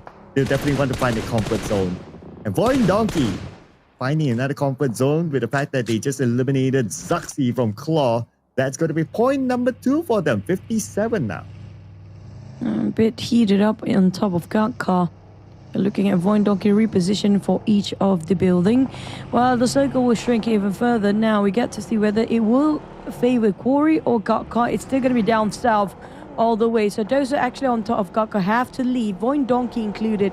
Alter Ego, this is going to be tough for them to get. And look at how little space there is for them to get into the circle here. All around the corners of the northern side circle, pretty much occupied by a whole full squad team. Yeah, and VOIN Donkey, while those whole full squad teams driving straight into the middle, but the high ground by this time is definitely taken by a team. MVKE, we have Break here. And there are teams around him. There's going to be Claw. Takes a decent amount of damage, and Nate behind Bobo, who actually gets Superman. And Break, he needs to break away from this one. Okay, here comes Tins to provide extra support. Superman is still bleeding out inside the sniper tower as Will will get Bobo Hodora butting in from afar. And Papang finish off the one in the mushroom tower. While Papang still holding the sniper tower for a bit more longer. The rest of the players of Vikings will start to leave, knowing the fact, hey, this is unnecessary fight. We don't need to go for this right now and just leave and try to get to the center as fast as we can because there are plenty more fights in the center of a circle rather than at the rim of it. But for Vikings, the repositioning seems to be a bit dim for their not the best spot. They don't really have information regarding teams on those elevations, including VOIN Donkey or even Sam9 next to them. So this is not the place they want, but this is the only place available for them right now as VOIN Donkey taking advantage of their hard-earned position of Vikings here. And even XSOPHERE seems to be interested towards Viking now. Oh, and for Razak, he has to be extra careful there. They still try to be the king of the hill. So far, so good for them. But the Vikings from the lower ground gets a knock, okay. Not able to secure the elimination point yet, hoping to get it out of Zeta, but Zeta is bleeding out still. but his teammates is not too far away, so Zera should be able to be safe. And Vikings, they're not able to follow up because of the amount of teams around this area. And amount of hills that's surrounding them too. It's so difficult, Cloud, for them to gain any sort of information, but at least that ditch will cover them temporarily, and they have to hope for the rest of the team will start to be busy against each other from one hill to the other, so they start fighting, so Vikings can actually exit out. But for VOIN Donkey, due to the long range just now, give them so much space to revive on their fallen teammate. And we have GLU playing in the open field, so I assume teams that actually got themselves compound definitely going to get on top of that rooftop, like how one GLU players actually get himself that barely in the circle sort of compound, but they might actually have to leave now since we have less than 10 seconds to go for the next stage. I don't think this side of a circle will be on top of them for the next one. Wow, speaking about the next one, we're going to see the next stage of the circle soon. A lot of teams occupy the high ground, and that high ground will still be the center point of the circle. And we have still VOIN Donkey, we have Sem9 with the high ground as well, so that's going to be a good spot for them to be at. BTR, they're going to take the lower ground on the other side, so they're not to consider about the high ground, which is fine. I mean, they have enough points right now to do anything they want. But for the teams that need the points, Team Secret, no high ground, and they need to cross the road. At least they try to find any sort of consolation across the beach side of the ferry pier. And I saw last time we saw MEC in that very small circle. It just shrunk down to station number 4 just now. MEC actually got the sweetest spot of them all, despite it's actually slightly lower ground. But the compound will actually hold long enough. But whoever wants to go for the hunt, it's best for them to actually take those high grounds right at the back of MEC compound. Just now there was a big hill. They can actually try to park themselves there and have a wide view about the rotation of all the other teams. But right now that compound and that hill is being held by VOIN Donkey, while the teams that actually try to get themselves away from the blue, especially the left side of the circle, this is going to be messy. Especially now GLU, they will cut across the south of Quarry Inn. And last we checked, Team Secret is there, and potentially even like Sem9 who holds the high ground on the southern side, so they could be blocked off by those two teams. On the north, we have TODAK now finding their entry point into the circle, but in front of them is going to be Claw, and they're also sharing the same area with another team on the outside, and that's Roy also finding their way in through Claw. Now back to Vampires. We talked about the southern side of Quarry. Team Secret. Sorry. Oh, bless me. Sorry. And Team Secret was on the south just now, finally get into the circle, but they will have to face GLU. GLU, last time we saw them actually on the northern side. That's a long rotation coming from GLU. Oh yeah, onto the south, and we kind of expected them to meet with Team Secret. But the bad news for them is that they're meeting Team Secret on the outside of the circle, and the blue is closing right now. So GLU, they have to make this one work quickly. Team Secret, they do have one player on the other side. GK will get one player out. GLU, 3 players right now. GK, very low, 10% of health, gets into the warehouse to heal up. Oh, there goes, right in the face there. It's going to be a house being taken down by Trong, and Noel is down as well, leaving GLU only Stickley left. Now, this is not great for GLU. Last time we saw them, they didn't score any points, and now it's going to be a staff fight between these two. Trong trying to take down on Stick. Oh, still managed to get it. GLU fighting for their life and the virtue here. Stickley, can he actually clutch big for his team? Team Secret did not see this one coming. It was like, what, 3v1 just now, and Stickley managed to make them down on their knees. And Frankie is playing this round. Okay, let's see if he will save GK first or he wants to end this fight first. What's going to be his choice? Okay, he does have a DBS. Very clutchable weapon. And here comes the blue as well. Frankie goes up to the second floor. Not able to land his first few shots. Second shot not landed. And it's still going to be Stickley. They got the best out of Frankie. What a clutch 1v4 for Stickley by himself just now. But still, the blue zone, he's not out of the woods yet, as the blue zone will start to eat him out alive. But for the circle, Sem9, MSC still in there. VOIN Donkey, nobody dared to actually pass the VOIN Donkey right now. They got a clear view to shoot anybody from up of those elevation. But at VK, the Vikings, surprisingly, they lasted long enough. Despite only one player left, and they caught himself in this ditch in the first place, it was difficult for them to get out, and still in the same spot. And now even XSOPHERE want to take them down. Now, Break, can he fight 1v4? Now, we saw how Stickley done it, but can he actually do it? Yeah, that has to be his inspiration, right? But HOMEBOIS now on screen. Only Shamil left. And he's up against Schweppes, Mr. MVP for Vampire Esports. Lucky for him, that final nade still left him with 10% of health. But Red Face from the side will finish off Shamil. HOMEBOIS out. No points this time. Schweppes? Oh, Schweppes, he did so well last map. I'm looking for this one as well. Without the ghillie suit, of course, for this time. But FaZe Clan has arrived.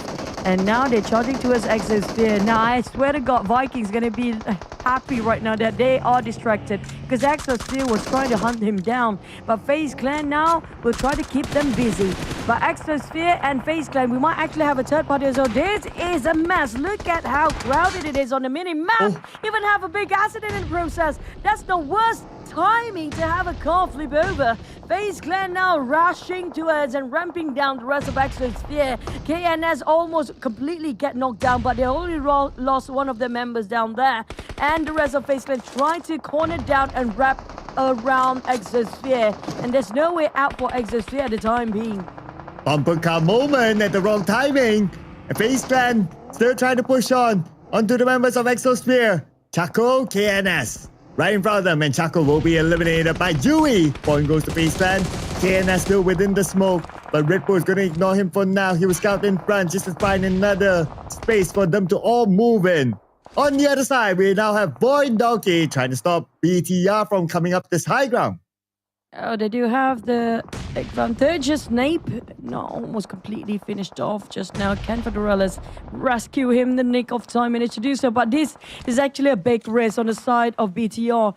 They are clumped up together. If one nade coming up from VOIN Donkey can finish off both at the same time, there's going to be a discount day. And he managed to do so.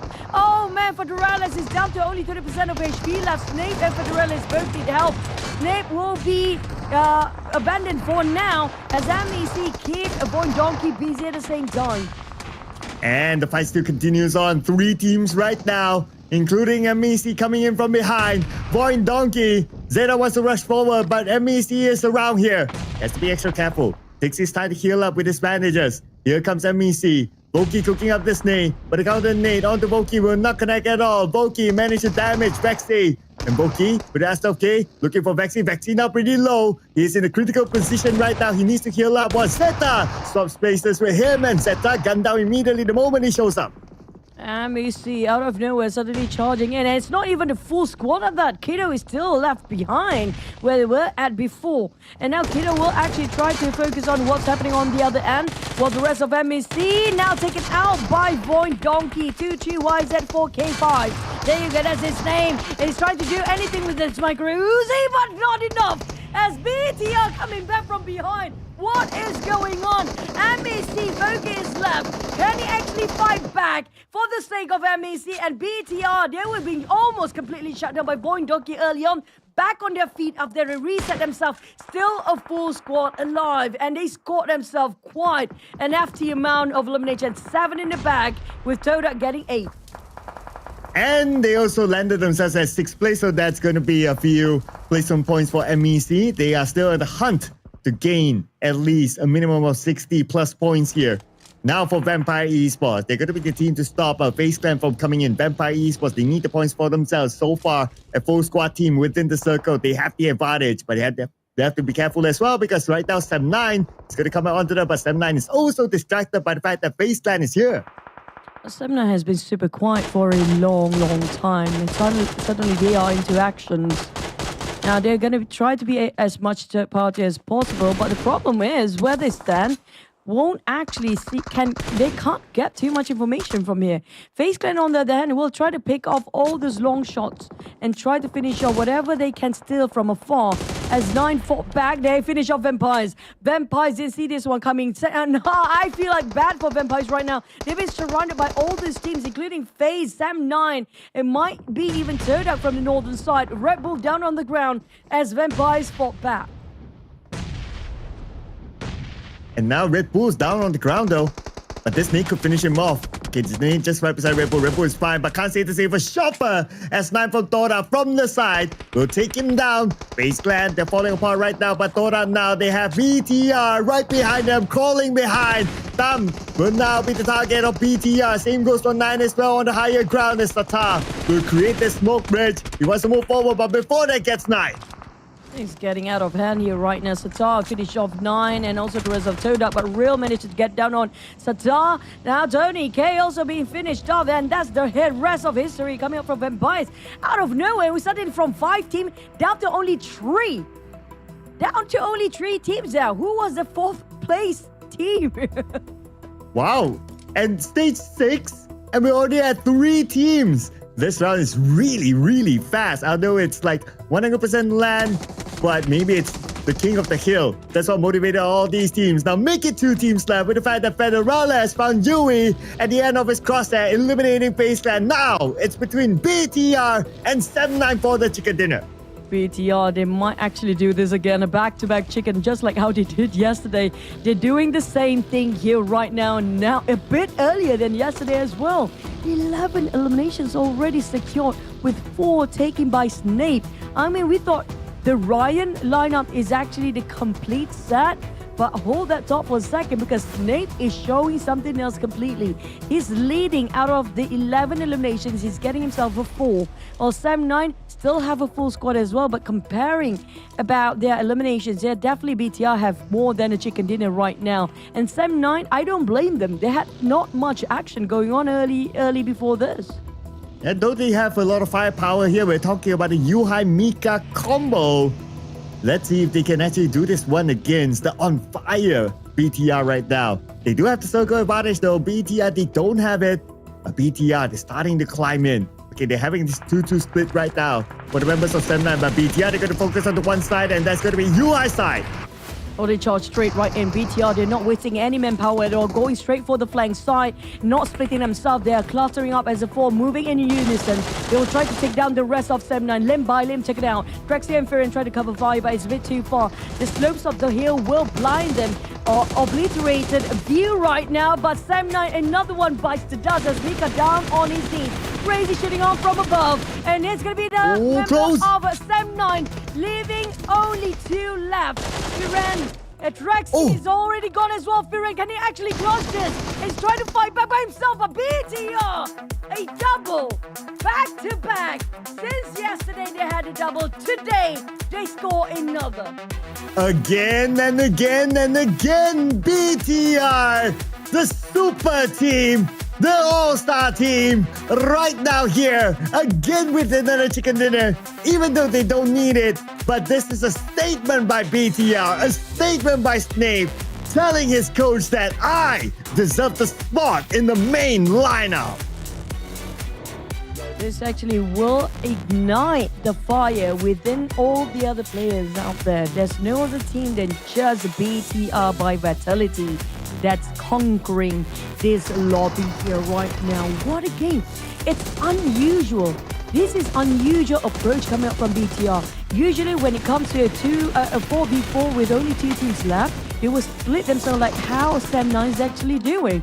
But instead of doing that, you know what? We're going to push in as a 4, going for the flank side first. They did not expect that from Sam9. Wow, and would you expect that even though they have so many points right now, they still can come up with 15 eliminations? And guess who came up with the most eliminations? It is Snape with 5 eliminations by himself. He's telling his coach again like, hey, Ryan got the MVP? Well, check this stats out. 787 damage by Snape with the 5 eliminations coming in this lineup. Whoever you put in at this point, arguably, so much firepower, so much damage that they can deal up. BTR is a very, very scary team now. And with the fact that they pull out a lot of points to themselves, well, that's not really a good news for those teams that really, really need the points in. But before we talk about that more, check out the highlights.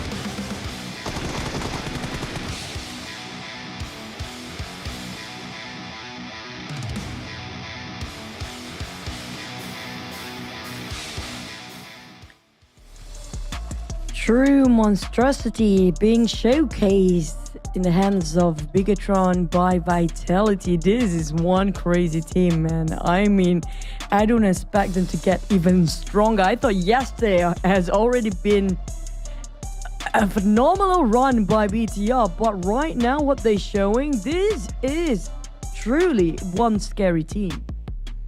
Yeah, you thought that they were done, right? But they're telling you we're not yet done. But the other 4 teams here on the page, they need the points. Well, BTR, they're fine. They don't really need it. But TODAK, 7-9, FaZe Clan, glad to be up here as our top 4 teams because the points will be important for them to seal their deal into the Super Weekend. Now, how many points did they get? We'll need to check that one out because right now BTR has been pulling away the eliminations towards them. 15 eliminations in this round. And our MVP this time is going to be his debut day, Snape from BTR, the master of dark arts. I have to say, BTR, I agree 100% with you. Whoever's tired, they can just sit out and rest. Whoever's actually getting into the lineup right now are actually high-skill individuals, good team players. If you look at how they actually play, 12% of headshot, not the highest, but the way he dished out the damage, 5 elimination, all of them actually receive almost similar amount of damage. Just how daring each of the players of BTR. And you know what? The funny thing is speaking of communication, they are the most multi-diverse team when it comes to communication, but still manage to communicate with their gameplay. Makan bang. And they will makan chicken dinner here with 25 points collected by BTR, followed by TODAK, 12 points. So that's a healthy amount of points. Same goes for 7-9, 10 points as well. Pretty healthy here. Other than that, MEC, 9 points collected. They're also a team that needs the points in Vampire Esports, 9. Same goes for FaZe Clan. So, okay, those teams generally did well here. If you're in page 1, generally okay. But on page 2, thanks to BTR, thanks to teams like BTR taking away all those eliminations. Look at this too. We have like 6 teams with 0 points. A quarter of population just being wiped out by BTR only. XSOPHERE, MVKE, so many teams with 0. This is gonna hurt the overall rankings of BTR. From the bottom, from the first page bottom, they should all the way. 6th place was their starting point earlier today. I feel like they can actually break the record at this point, Cloud. 145 was it last week by CelcomDigi Alliance. They can take it any time now. Yeah, they're looking on course for it because we got 4 more rounds to go. But we also have to say thank you so much to ETN. They have been booted out of the top 16. And we welcome 7-9 into the top 16 now. Same goes for Vampire Esports, also in the top 16 here. But for ETN, well, too bad for them. They didn't make the first Super Weekend. So it's a confirmation ETN will be bowing out of this tournament. And SK is in a shaky spot right now, even though they are in the 10th place. But they are the only team on the second page that already finished off their run. And right now, any time of these guys on the 3rd page, those actually still have plenty of games to go. Even we're talking about MVKE, the Vikings start to really build up the momentum. MEC, no question asked here. We saw how they try to always try to maintain the consistency of getting a top 6, top 5. But Alter Ego, we don't see a lot of them. HOMEBOIS as well. HOMEBOIS is repeating what they did yesterday. They didn't get any points for today yet. Yeah, still at 7 points. So another 0-point round for HOMEBOIS. 4 more games to go unless they come up with a BTR worthy performance, then yeah. But if not, then it's hard for HOMEBOIS. 1 more game to go before the break. A lot of reflection for HOMEBOIS on how they're going to come up with a BTR-esque performance in the game before the extended break at least. Now with eArena not in this lobby right now, I don't know who else can stop BTR. I'll be honest about it. I don't see anybody that can stop BTR right now. Nobody's stepping up the game here. Well, I guess like what you say is already proven, right? I mean, 2 chicken dinners back to back. No other team seems to come close so far in terms of BTR's firepower and also prowess. Well, maybe Alter Ego, we can argue that in Sanhok it was very close. Alter Ego Alpha almost got it. But at the end of the day, it's still the deal that the fact that BTR scored it. So if they're able to make like 3 chicken dinners in a row, it's going to be a record for this season. 2 teams that we saw they were fighting against almost completely wiped out. Just now, Alter Ego the first one as well, and MEC too. But every single time they almost get wiped out, there's always going to be a third party intercepting and saving BTR in that very moment, and they manage to reset. What's not going to reset is going to be your ticket. Of course, there's going to be free ticket to be grabbed. It's going to be the day after tomorrow, which is going to be this Sunday during the Super Weekend last day. So it's open up for you guys to grab your own and be at the Basket Hall GBK at Jakarta. So if you guys happen to be free that day, you want to have a vacation, let's go and fly to Jakarta and get to Basket Hall GBK and get yourself the ticket to witness the true prowess of PMSL this season.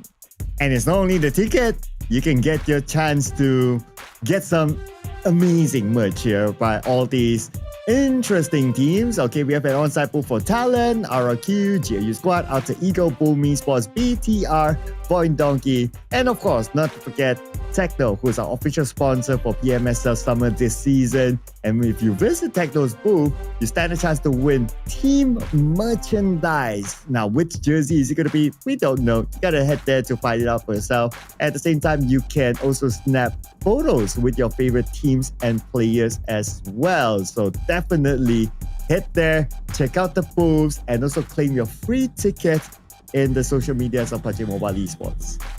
Yep, and we're back to it, discussing about who's going to get booted out. SK is going to be the next one.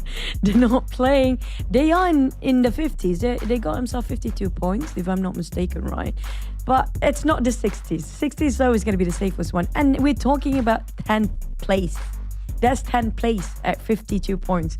But due to the small gap, I feel like anybody can actually push the numbers up. But the thing is, BTR is not allowing anybody to take the point here. You know what? This is where SK, when they're sitting at their hotel, they're actually rooting for BTR. They're like, BTR, go! Take all the points! I agree. Go! Take all the points! Don't let them points! Don't let them points! I mean, I can't say it in Vietnamese, but you know, you can imagine it translated like, no, BTR, no! You take all! You take all points! Maybe just BTR Xin Chao. That's the only word I know for Vietnam. Hello, BTR. That's Xin Chao, BTR, take point! You know, I agree. That's going to be the best case scenario for SK. I want to see SK in the grand finals or in this at least this week's Super Weekend, right? Because they didn't get the slot last week. But who can stop BTR? Right now, I have to say, the hardest part for the player is actually how to stop this third party going on. It was a real mess all around the circle. And anytime anybody can just intercept you and make it so difficult for the players to finish off what they were starting off before. Yeah, you know what? I just thought of something when we were talking about SK. This is the time where I wish that we have a player camp at SK's hotel. Just to see their reaction. They'll go like, oh no, BTR, take, don't keep the chicken, don't keep the chicken. They're cheering for BTR. Yeah, they're now wearing BTR jerseys. You know, they're BTR's biggest fan to take all the eliminations. Go, take. BTR, you're my BFF now. That's what they're hoping for.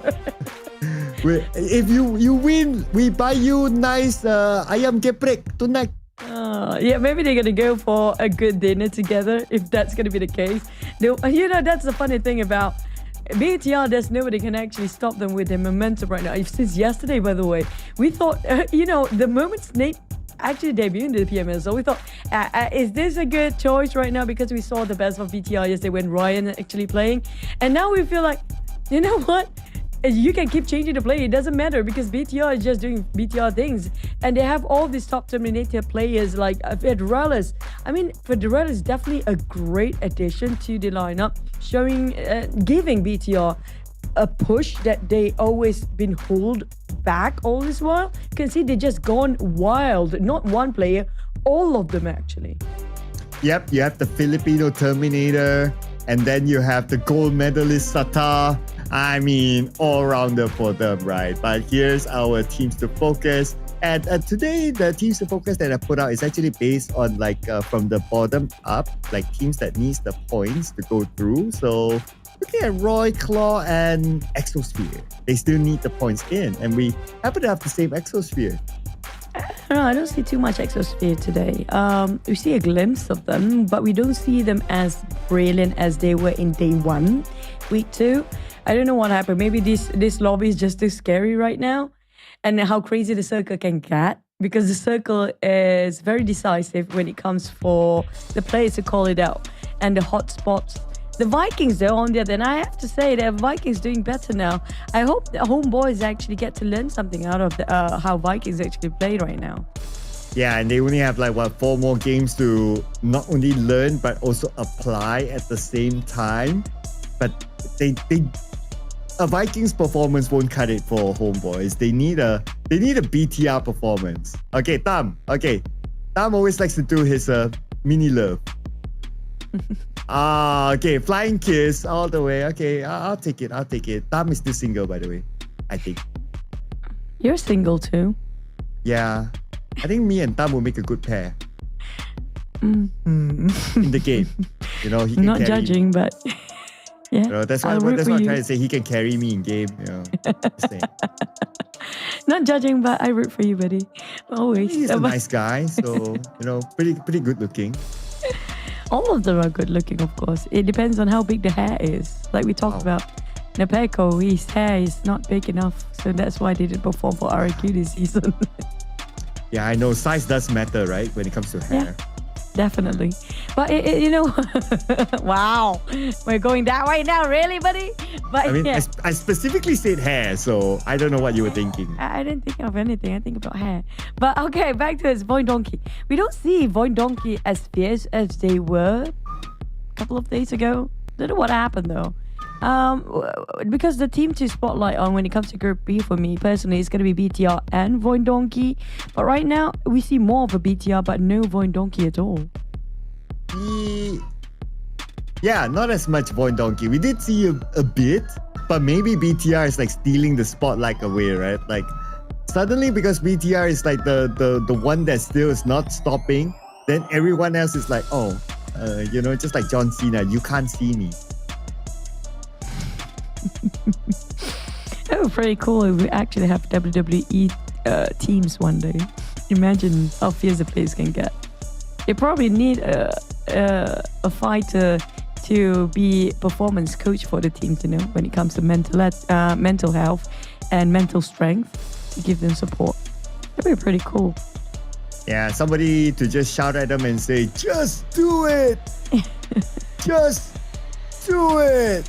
Yeah, that's the fighter spirit they need.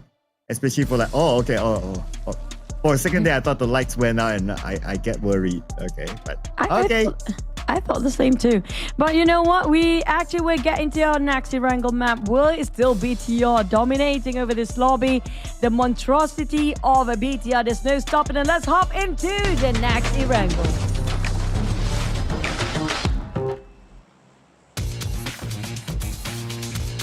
And here it is, that Wrangle before that break, ladies and gentlemen. The break that maybe some teams might be looking for.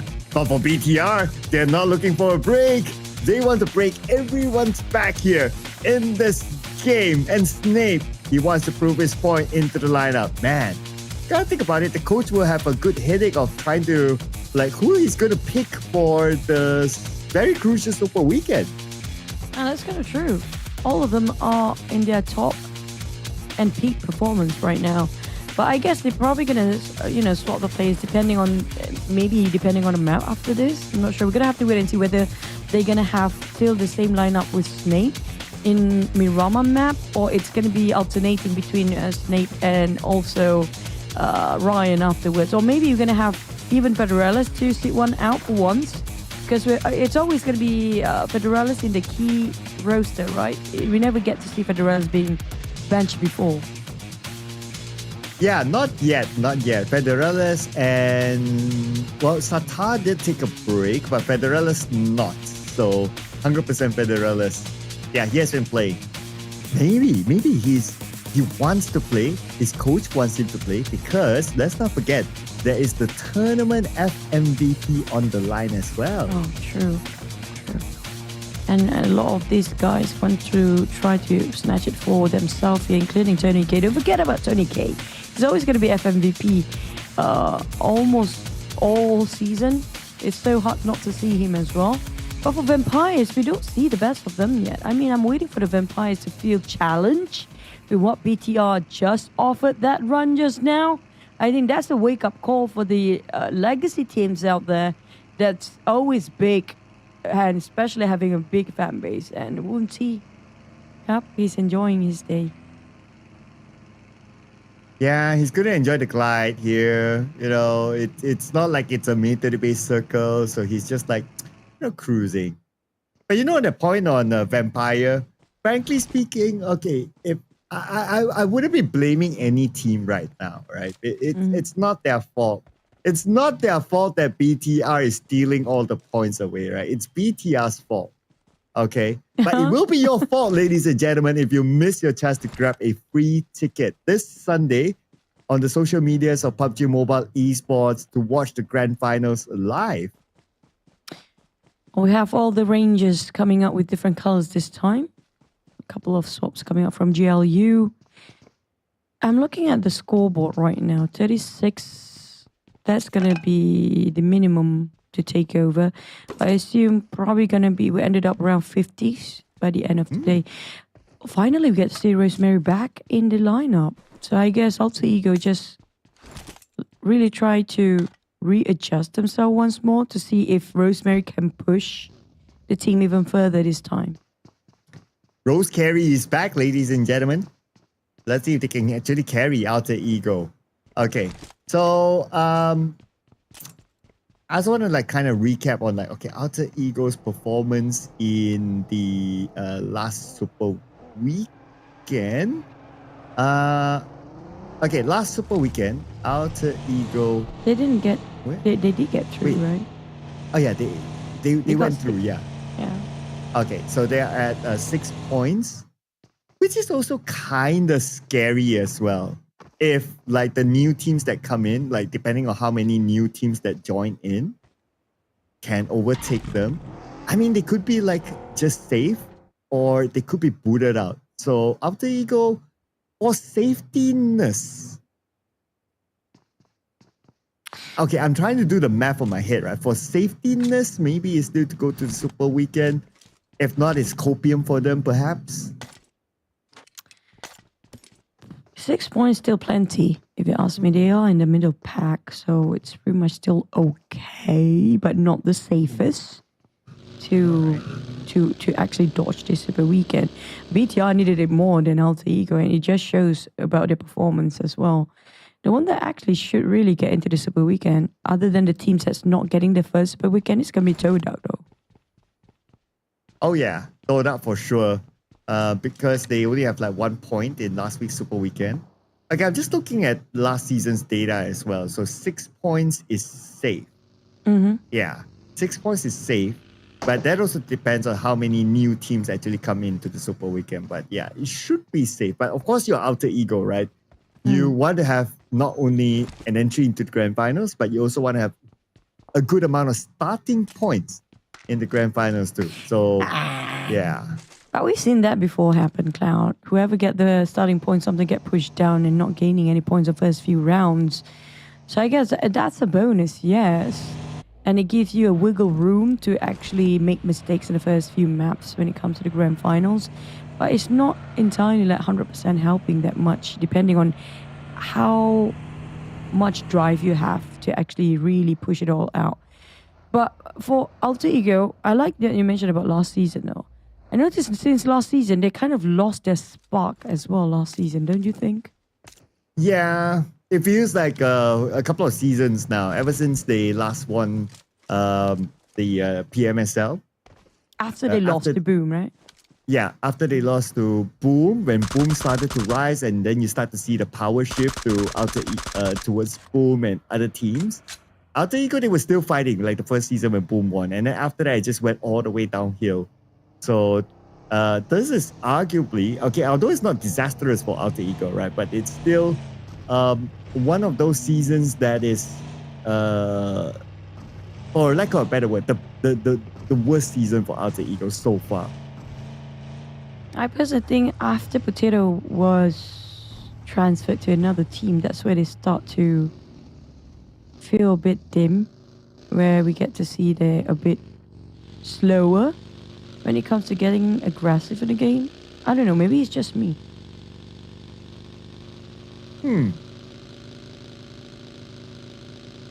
Because I feel like Potato is the one that actually really drive the team that time.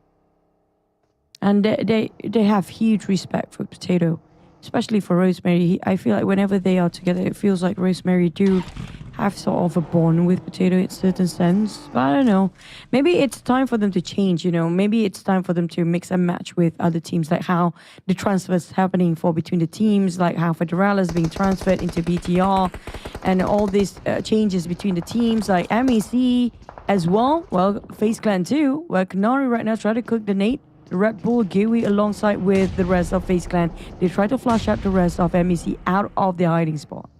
Well, when you spoke about Alter Ego, well, they gained their first point and the first blood as well. And this is a replay of how they actually got that. Okay, it came from Krypton. Okay, straightforward one of the points here where he passed by Krypton and he obviously wasn't aware of the presence of Krypton. But now back onto FaZe Clan. Here we go against MEC. And MEC, they need the points. FaZe Clan, they're already at 60 points. So whatever points that they get here is going to give them extra cushion. But for MEC, they're in dire need of points with the fact that Voki is currently down. Canary, Red Kiddo, MEC. Now one player left. Make that two players. One player trying to escape. Is he able to? Okay, Kim, he survived. He managed to actually clutch that one out by himself.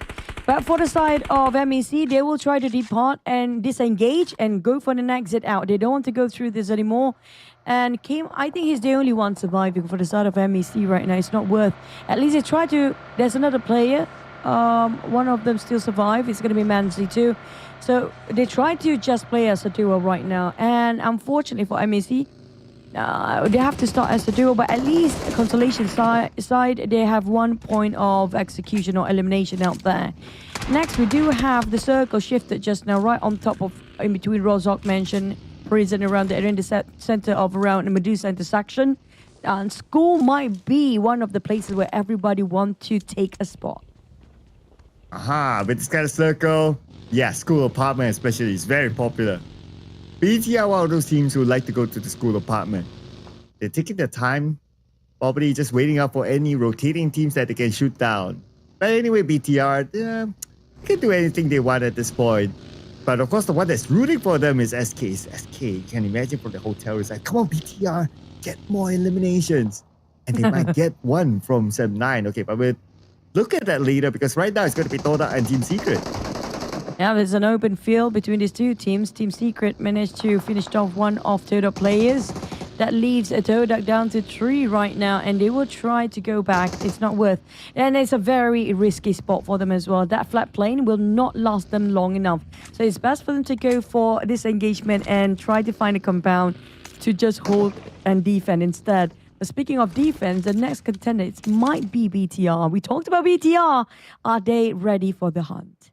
Aha, if they start hunting, then you gotta get scared. Okay, last we checked, BTR was close with Sem 9, but no engagements yet. I guess, well, you still have stage number 3 before they start exploding. And FaZe Clan, they're now cooling off for this moment. FaZe Clan 2 elimination points in the back, they're at 62, so they are pretty okay right now. I say goes for TODAK, already 61. So my eyes will be looking at like teams like yeah, especially on the outside of the 16, right? Like MEC below, especially. With 2 players from MEC, they need to get inspiration from BTR Sandhawk round to be able to score the chicken dinner with 2. It's within reach, and it's not too far off for them. As long as they can score like, what, 6 points in a map, it's pretty much decent enough, and continually getting those points, it's not impossible. But FaZe Clan, well, they want to be comfortable. Why not? They try to gain as much elimination as they can. But the one that everybody should watch out for, I'm waiting for BTR to make all of sudden entrance there. But FaZe Clan, they want to get into the compound where they're fighting against Alter Ego. Now, this is going to be tough for Alter Ego. They need to win this fight. School circle. Let's go. BTR, they do love the school apartment. And I can see them heading there. The one that's in school apartment right now is XSOPHERE. School compound is going to be taken by 7-9 and VOIN Donkey. We have them on screen right now. 7-9, the moment they arrive, Taxi gets eliminated by VOIN Donkey. And Yuhai is on the other side, the other building. Zeta going in, trying to find it. It's going to be a lot of a maze play here, but Yuhai cooking up the nade. He saw Zeta seeing Yuhai just now prepping up the nade straight away. He's going for a U-turn, but Mika arriving from behind. VOIN Donkey, one of them knocked down. Mika tried to regroup with the rest of Sam9, while Potato tried to give and relay information as much as he can on the third floor, second floor inside of that building. But it's not just them, Cloud. We do know BTR is cutting it close. Same goes for TODAK and another team around them. That's going to be Alter Ego. Managed to squeeze in as well. And BTR, as we expected, they landed in the school compound. They only managed to get one elimination point as of now until they start to explode. More teams coming into the school compound area, including HOMEBOIS, XSOPHERE on the other side, together with TODAK. These three teams. Well, TODAK, they're kind of okay, but for the other two, they need the points in. And BTR, of course, being rooted by SK right now. BTR, come on, push them, get those eliminations in. They want to see that. Well, SK really wants to see that for sure. Patience. It's all about patience and a surprise attack. But Alva, I'm surprised that he can actually stay alive a bit more longer, despite it being so open. Barely get any covers here. And Zera's actually did spot him out, surprisingly. Or maybe they just spot on the players and like, and that's not the fight that we want. But Vikings, here comes GLU inside of the warehouse. Vikings will try to hold their ground, but Stickley, here comes Stickley, clutch, big one before Cloud. And WOON-T will try to hold the ground right in front of Cross. And fighting against Stickley, head to head, and it's down. Superman managed to knock down on the clutcher, GLU, Stickley himself. And one by one, they are in shambles for Glue, but Vikings still fight back. It's down to only Superman to fight for the life of MVKE. I don't know where Break is right now. Oh, he needs Break, but Break is not together with him. So now Superman will need to turn into Superman. He almost got that one, but not able to finish up the job. At the same time, Break just got eliminated by Xbox. And this is the end of the Vikings. Only 2 points this round. 3 more games to go for them to come out with a big one into the Super Weekend. A lot of work for them cutting out later for the next 3 maps. Oh boy, this is going to be tough. But they're going to break into the 30s as long as they keep their right mindset later on the rest of the day. But back to his Alter Ego, the team that we all have questioned about since last season and a couple of seasons back. Right now, they try to get into school, but school is already overpopulated by so many teams, including BTR, happen to be in the center of HOMEBOIS, TODAK, XSOPHERE, Sam9, VOIN Donkey, even Vampires coming up from behind. I don't know if BTR can actually hold this one for once. Yeah, BTR by the edge of school apartment, it should be fine. Unless if Alter Ego wants to crash onto them. But BTR, they will still have the advantage. Okay, look at BTR's spread. They not only hold one apartment, but they have Sata on the other apartment as well. A couple of members of Roy currently down, but they should be back up soon. I mean, it's a urban area at the end of the day, so they will have enough cover. Unless, again, Alter Ego wants to go all in, crashing in. But Alter Ego's not making that big decision yet. Instead, they're looking at Claw. They're quite spread out themselves. And Claw probably have too much information, but they haven't triggered any fight yet. Here comes Federalis cooking up the nade. He's itchy to go in. I know Federalis. We see him so many seasons. Even during the PMCL, he will start and engage whenever he can. He will not wait it out. And when he see his target, he's going to rush in. Snape, this time coming up, giving some information that, hey, they have so many vehicles parking right in front. So do we blow the vehicles or do we try to sneak and wait it out for the other teams to engage the fight and them being the third party? Canary from one compound to another, and this is where MEC is at. Canary alone, Canary gun down, Canary bye-bye. And MEC picks up that point. FaZe Clan unfortunately only scored 2 points out of this round, but we won't worry too much about FaZe Clan. They have over 60 points right now. Pretty much feels safe for the time being. But back to his Alter Ego, who happens to be in the 23rd spot out of 24 teams. right above HOMEBOIS when it comes to the scores. 22 points right now in total, including the 2 points elimination they just gained.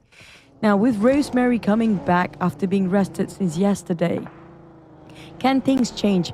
You know, I miss the Rosemary that's reckless, you know, that just let him loose and let him do whatever frag he wants to do. But sometimes when he actually just take the lead, there's no cover fire from the back, or he's been separated from the rest of the team, he's moving too fast. And the Rose carry, right? He's been playing a more solo support-ish role recently. And that's not a bad thing. I mean, supports, they're able to dish the final blow from afar. And they are dishing out the final blow right now with the claw. Taking out Bobohu. Okay, that's point number 3 for Alter Ego. Okay, that's fine. And they were coming from the southern side in. And from this south side in, there's a lot of high ground that they can slowly track into the school apartment area.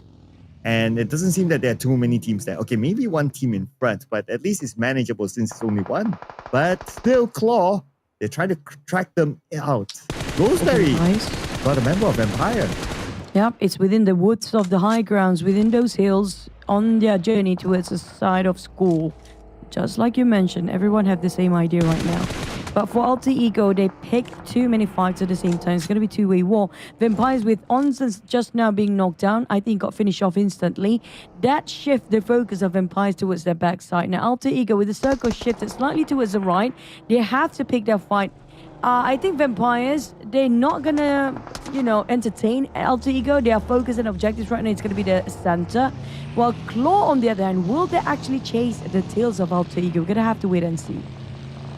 And it's going to be Trunk down, Onsen's down. Looks like TODAK might be able to pick up that point. Here comes Alter Ego, crashing onto Zaxi. Zaxi, he's alone here. Okay, Zaxi tries to get away with hovercraft. Zaxi very, very slowly getting away, but his hovercraft is not able to take it any further. He's forced to jump out to fight, but he will be cut down immediately. Same goes on Red Face from afar. That's going to be Pepeng against the 3 players of Alter Ego. Rosemary trying to flush out Pepeng out of his hiding spot. But Pepeng still holding it on with so many barricades for himself. But the problem is the blue zone will finish off Pepeng the moment MAQNA managed to knock him down, and that pretty much secures the elimination of the side of Alter Ego. Slow and steady, that's the motto for the side of Alter Ego today. But for VOIN Donkey, it's gonna be the turbulence between them and Sam9 to just fight for this compound for themselves. But the problem is they barely get themselves into the circle. And now for Sam9, Mika gonna go face to face. What a nade! Dropped by Yuhai as well as Sam9, but Zeta fought back. Yuhai's down on the ground, leaving only Potato left on the side of VOIN Donkey. Potato! Wow, what a shot there by Zeta. One shot it always takes. And now, on the outside of school, we have Team Secret, GLU Squad, and TALON here. As these 3 teams will need to fight it off before coming on to the next stage where the circle might likely move away from them. TALON, they're not having any fight in it yet. Team Secret going to focus on the GLU Squad. Can you imagine the shots being dished out on the GLU Squad? They still need to win this fight because they're sharing the same building. Who's going to start the first move here between these 3 teams? GLU definitely tried to force it out of Team Secret. TALON is waiting as a third party. Trunk's on the ground. What? Trunk is on the ground by himself. He naded himself at the worst possible time. You're not supposed to make that happen. He opened up and popped the smoke and he naded himself. That's questionable. But Glue not wasting any time at all. They see the blunder coming in. They're going straight into the compound. Well, at least TALON might buy a little bit of time for him. Okay, he's back up again thanks to Frankie. And Yoru scoping out onto the 2nd floor, trying to see any hits if they will show up on the window. Okay, anyway, there are 30 more seconds before stage 6 will reveal itself. So they're on standby mode right now. But the moment they jump out of this house, there are so many teams that are actually waiting for them. With the smokes deployed, surely this will alert all the other teams on the outside. We can now actually see all the cursors, all the POV of the players on the minimaps seems to be slightly giving attention towards the fight where we're looking across our screen right now. Box. You don't know Box just being swapped in the previous map or this map just now. As the circle get to see whether it will be favoring MEC. Yes, they got themselves the compound. And now VOIN Donkey, Zeta, the last member standing for VOIN Donkey, managed to squeeze in unharmed. Wow. It's a miracle that part of this compound still has the circle in it. Okay, advantage to Team Secret to try to block out Talon. At the same time, homeboy Shamir just needed down a player of Alter Ego. MAQNA will be down as well thanks to Ian's nade. They're defending their building against the incoming Alter Ego. Krypton eliminated by Ians and MAQNA out, so that's going to be 2 extra points there for homeboys. As Frenzy will take one for himself, that's going to be Alpha down. Oh, the mini screen, make it big. I want to see that's the fight that we were going for. Talon versus Team Secret and GLU seems to be at stalemate right now. While we're looking at a mini screen, things going havoc with all the nades flying around inside of that 3-story building. XSOPHERE, Roy, BTR. Look at the crazy kill feed right now, Cloud. BTR now being shut down by Roy. Maybe that's the answer, but never mind. Surprise there. Okay, we finally get it on the big screen right now. And homeboys against Vampire Esports. Going to be Onzens all alone at the lower ground with Astov K. And homeboys, 3 players will try to rush in onto him. 1 nade sent across onto Onzens. Onzens still alive. Onzens not damaged by it at all. And Onzens still bringing the flag of Vampire Esports in the building. Just going to the ground floor, the first floor. Homeboys still trying to find him. It seems like they're working in a maze right now, but BTR is closing by. They're closing the distance. They want to take part of this. They're waiting for the right time to open fire, but they're fighting against another team right beneath them. I think they spotted out Onzens. Left, right, center. There'll be bullets flying across his ears, and it's very close. Now he's trying to finish off the one he knocked down before, but the nade is so difficult to land towards the side of homeboys right now, since they are on the upper ground. So Onzens, whether to leave, the moment he jumps out, Cloud, there's going to be a crazy amount of bullet flying over to his side. Oh, but we're back onto the other building now. Talon managed to push themselves into the same building as Team Secret, but Trang is cooking up his nade. Same goes for Axel. Nade will not connect. Okay, we're back on the homeboys because this will be the demise of Onzens thanks to Ians. Vampire Esports out, no points collected this time. Frankie on his knees. Trang will not be able to save him yet. No time at all because they've been pushed in by Talon, and Talon takes over the compound out of the hands of Team Secret.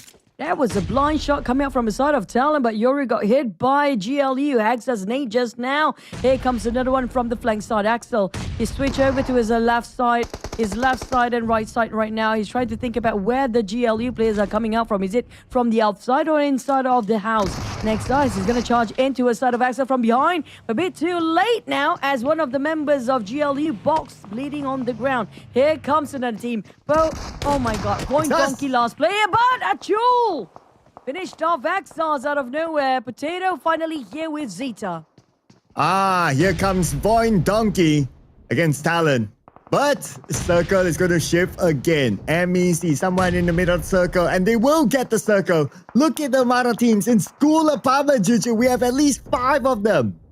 And MEC is just cheering from the side. They don't need to do any work at all and just wait for the chicken to present itself. While the other teams are sweating everything that they can to go against just to get into the circle, with the circle moving away. Now Talon have to wrap things up because VOIN Donkey is searching for the hunt, but they do have the advantage of number for the side of Talon, but they did not know that. Okay, but VOIN Donkey, okay, Zeta's finding that angle.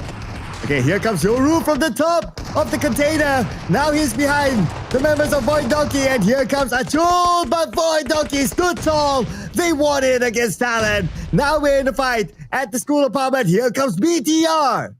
After such a long pause, we're waiting for them. When will they finally act? And here comes BTR with Sata bleeding on the ground. TODAK, homeboys just jump over to this building from the other.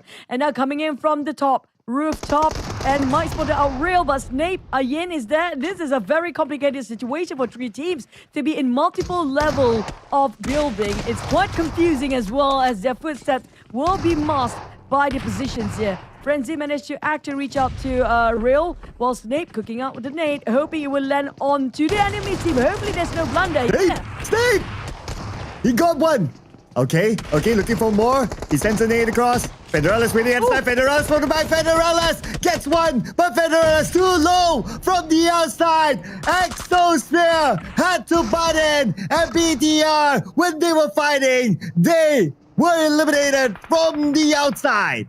I see what Federella is doing there. He's baited his own men and waited around the corner. That was actually a smart move, but nonetheless, BTR, I think the bane for them is going to be the complexity of the maze in a building. The multiple level building will be their bane for now. But we're down to the top 4 teams. VOIN Donkey with 2 players. VOIN Donkey, Potato, and Zeta. Potato managed to spray towards the 4 players of XSOPHERE. Nice, SOPHERE, almost all of them on the ground despite having full squad alive just earlier before. And MEC trying to steal away those elimination points after all the work by Potato from the side.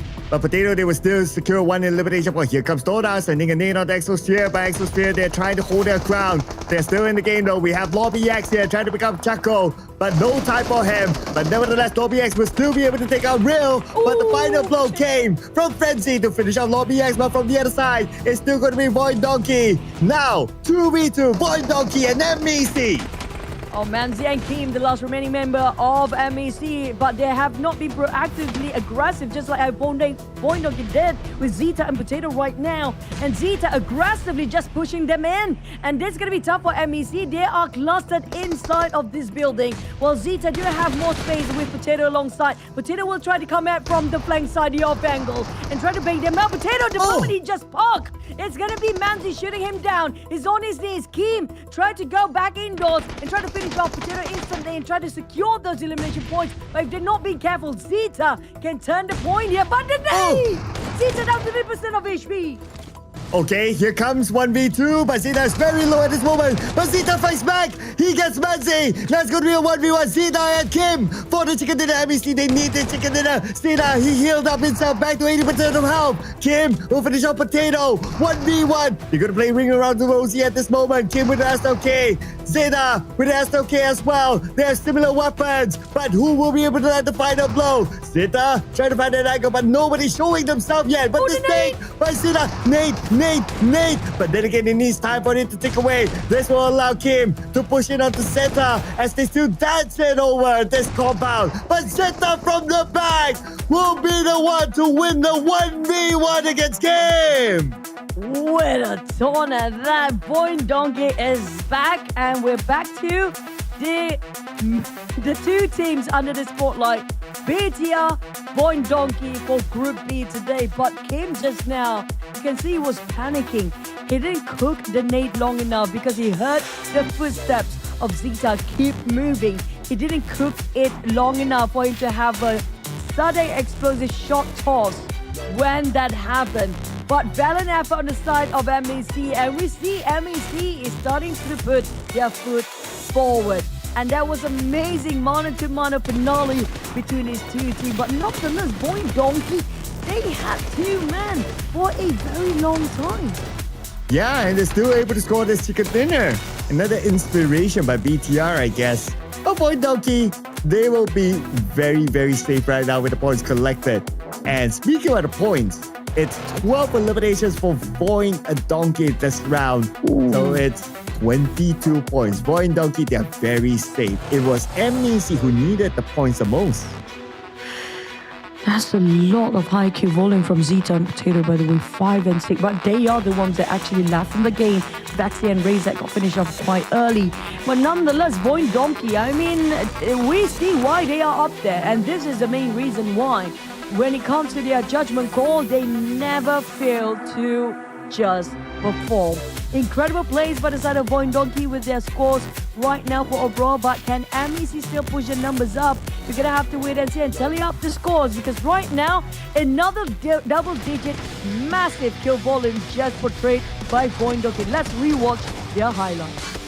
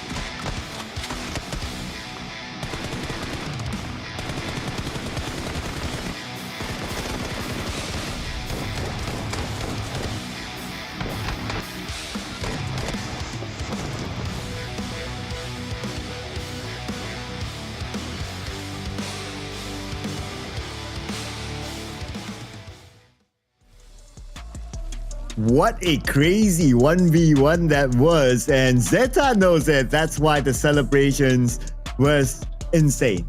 But VOIN Donkey, okay, they have made enough points. They're cool, right? TODAK, they should be enough by now, but we'll look at the scores later. The one that really needs the points is MEC, and of course, HOMEBOIS. Finally, they made it to the top 4, but is it too late? How much did they actually tally up the score? Also another big question, because we want to see if they finally cracked the double digit. I think it's also a cause of celebration for the side of HOMEBOIS. They've been sitting on that 7 points without any progress for the entire day, and finally they get to be on the top 4. And welcome back to the PMSL HOMEBOIS. They're finally waking up. Yeah, with 3 more games to go. Unless they pull a BTR again, then we have a bit of copium for them. But Zeta, of course, the one that landed the final blow that gave the chicken dinner to VOIN Donkey, is the MVP this round. 6 eliminations, 879 damage, and what a dance-off that he had against Game. That's a lot of damage by one player. 6 elimination, he should have gotten more. From my perspective, Zeta, we saw how he celebrated just now. There was a complete, very fulfilling satisfaction of celebration that he know that he well deserving for that chicken dinner. He carried it out in a very stylish ending too. But nonetheless, for Zeta, that's a lot of elimination and damage dished out. 46% of team contribution. I mean, we have no question about Zeta. He has been under the spotlight for a lot of season of PMSL right now, but the numbers don't lie. 22 points. Is it gonna be another round of a lot of zeros down there? Because we have a lot of 11 this time. Yeah, that's MEC, TODAK, HOMEBOIS. Oh, welcome to the PMSL HOMEBOIS. And XSOPHERE doing not too bad with 8 eliminations. TALON, BTR, they're like, okay, whatever. But Alter Ego, 6 elimination points, no placement points at all. So they're on page number 1. Page 2, however, Vampire Esports and Claw. Okay, very interesting the fact that Vampire went out 0 because they could still use a few points. But this all means that it's good news to SK. SK is still sitting in a hotel, praying that they're still in the top 16. We'll check out if they are still there now with the overalls. Here comes the overalls. 129, still eArena. Well, thanks to BTR being shut down early on. I feel like SK a bit disappointed right now because BTR didn't go how they usually do. But so far, the only swap we have on the first page is going to be VOIN Donkey and TALON. Only these two been swapping places with 85 and 73 points. Well, I think we kind of secured the first page here. It's going to be okay. BTR got the most chicken, by the way. When it comes to most eliminations, they're going to be eArena so far. And the next one we should watch out. It's probably rising up. I feel like TALON might spark up a bit of ignite in them since all the Indonesian teams started stepping up their game. But the point here, 43, Cloud. That's going to be the magical number here. Okay. SK is still at number 10. Okay, no change. Okay, right now SK is just praying that the teams below them like GLU, like Vampire, XSOPHERE, Claw, and so on and so forth to not gain many points so that they will still have a chance. 3 more games to go. Can you imagine that you're the player, you're sitting in the hotel, you're like every round you're like by the edge of your seat, like are the teams below you still in the game? That's like less than 10 points, by the way, for them to catch up. Oh no, let's not do that. No. At least HOMEBOIS got double digit. I'm happy for them. Yay. Yeah, at least that's good news out of this, despite they're at the very bottom. But hey, that's progress. Progress is progress. Still have to celebrate it. On the side of ETN, it's 100% goodbye, of course. Roy, they still can catch up. And we do know the points like very minute. It's too tiny for them to be safe in their hotel room, Cloud. It's less than 10 points. So like it or not, SK, you cannot celebrate yet. Well, you guys can book your hotel room nearby the Basket Hall GBK because that will be the grand finals venue. And you can grab your ticket that will be released on the 15th of June, this Sunday, for free on the social medias of PUBG Mobile Esports. So make sure you hit that Head there on the social medias of PUBG Mobile Esports on the 15th of June this Sunday to grab your free ticket for a free entrance into the Basketball GPK so that you can enjoy these amazing on-site booths. Talon, RQ, GLU, Alter Ego, Boo. I don't know if they're going to have only this season's jersey or the previous ones as well. Would love to know that because every single season they have very different outfit. But if you guys don't know yet, we also have our sponsor Techno join in at the on-site booth. So you guys can actually do a lot of fun activities with Techno and even win some team merchandise for free by snapping a photo with your favorite teams and players too. And you can even try out the device, you know. What the player's been using right now is the Techno 7 series. You guys can test it by yourself to feel like, you know, I want to feel like pro player. Maybe you can manifest being a pro player just by holding Techno POVA 7 series. Yeah, just like how I wish that we can hold the Techno POVA 7 series just right beside us here. But maybe soon, hopefully.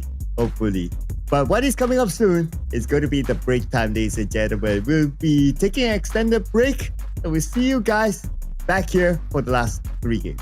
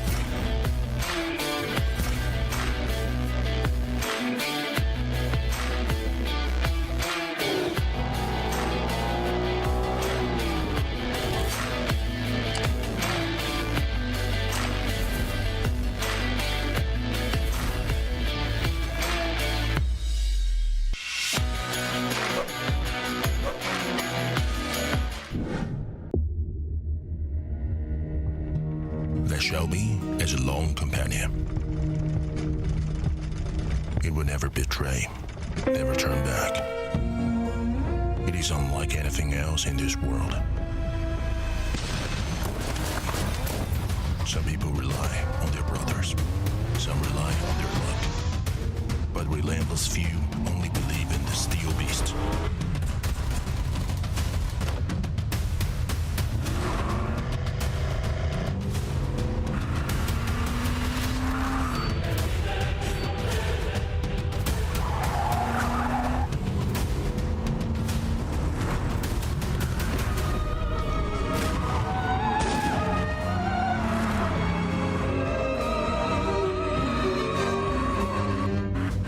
One day, the fuel tank might run empty. The flame would go out. But there are some ties that even time cannot erase.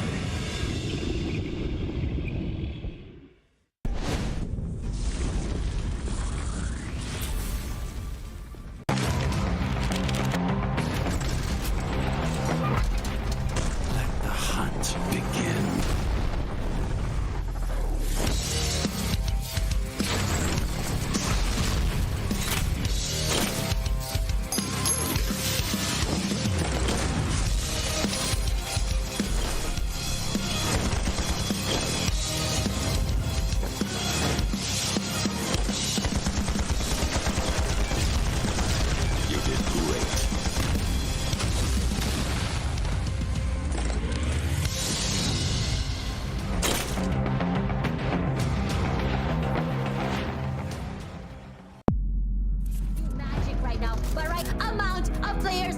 Barbecue to death drop, new line reset, but it's not gonna be. It should go wild. Members of SEA already here. Rocky out the open, the smoke. Strategic. Go! The one in trouble right now. Worry about Honor and trophy. Everyone wants them. But who will be the next champion? The 2025 PUBG Mobile Super League SEA Summer will be held in Jakarta.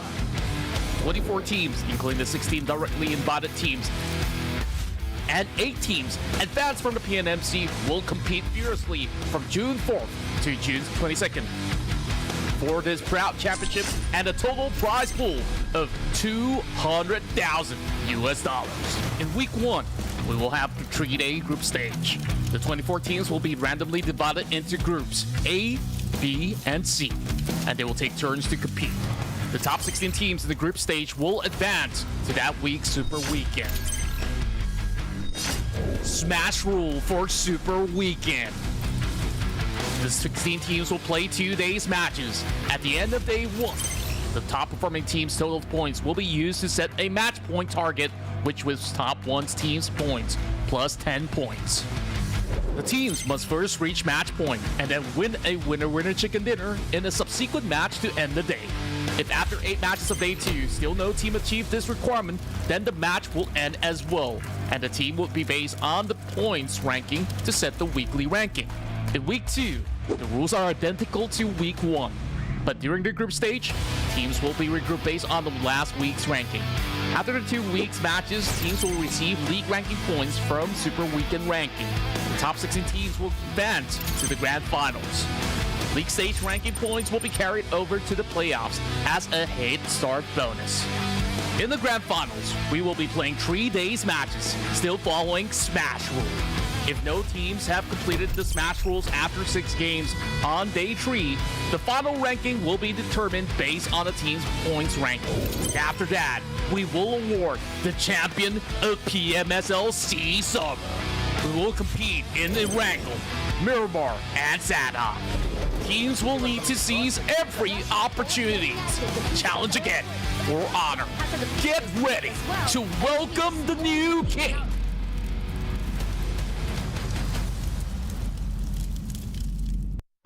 Paling untuk 3 yang lainnya, kalau misalnya kita kalah berada di hashtag 2 dan kita nggak bisa dapat hashtag 1, yang pasti nanti ada hukumannya, ya paling traktir sih atau enggak ya challenge-challenge rank lain. Tapi jangan sampai dong hashtag 2. Mọi người hãy tưởng tượng tôi như kiểu một cái chùa đấy, với lại cái team của tôi như là một cái chợ ấy. Chùa thì muốn yên tĩnh, còn chợ thì lúc nào cũng ồn ào. Okey, kepada teammate saya, kalau tengok video ni harap tak ambil hati sebab semua perkara ni benar.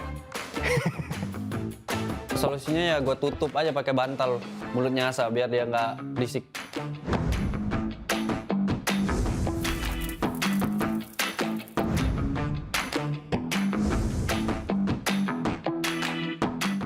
Ngenokin teman sendiri sih, itu ada bisa pakai bom, bisa pakai bensin, itu sering terjadi dulu di zaman-zaman RA. Nah kalau di zaman-zaman itu kita sering ngemoli teman kita sendiri, itu sering terjadi dan tapi kita ya ngebawa itu jadi lucu aja sih. Điều ngớ ngẩn nhất cả đội từng làm chắc là những quả nét và những quả lửa, tại vì thay vì chúng tôi chọi vào địch thì chúng tôi chọi vào nhau. Diorang selalu tinggalkan saya seorang, saya rasa seorang, dia memang lembab gila. Kalau itu gue pernah sih, waktu itu ngepost kompon, terus si Asa ngebom diri gue, bukan ngebom musuhnya, jadi malah friendly fire. Parah sih dia. Satu pemain yang aku bakalan pilih itu, aku bisa bilang Leon DZ, karena Leon DZ itu selain dari pengalaman dan juga skillnya dari tahun ke tahun itu udah cukup oke, dan jujur dari diri aku sendiri itu aku penasaran main sama dia, makanya aku pilih Leon DZ. Cho em tuyển cả 3 người luôn được không? Thứ nhất là Tony Kay, hai là Rosemary và KLUBLUG, tại vì cả 3 tuyển thủ đấy luôn luôn nằm trong những cái top player của các giải đấu và cũng có MVP của mình nữa. Saya akan ambil TODAK sebab dia punya backup laju and then sharp shooter. Gue maunya Yami sih, karena alasannya gue pernah SEA Games bareng Yami, gue ngerasa klop main sama dia, sama berasa kompak, chemistry gue kayak ada sama dia. Untuk Red FaZe, jangan maju mulu ya, karena gue bakalan maju dan gue yang lebih jago, jadi jangan sosok maju. Untuk Firman juga sama, begitu pula juga Pepeng. Untuk Boboho, banyak grinding lagi. Đồng đội của tôi như cái radio vậy á, tại vì kiểu không thể tắt được. Manzi sebab dia ni macam star syndrome, selalu siap lambat, orang kena tunggu dia. Dia dah macam raja dah dekat dalam tim ni. Asyik nak kena tunggu dia je, semua dia siap lambat. Confirm kena tunggu dia.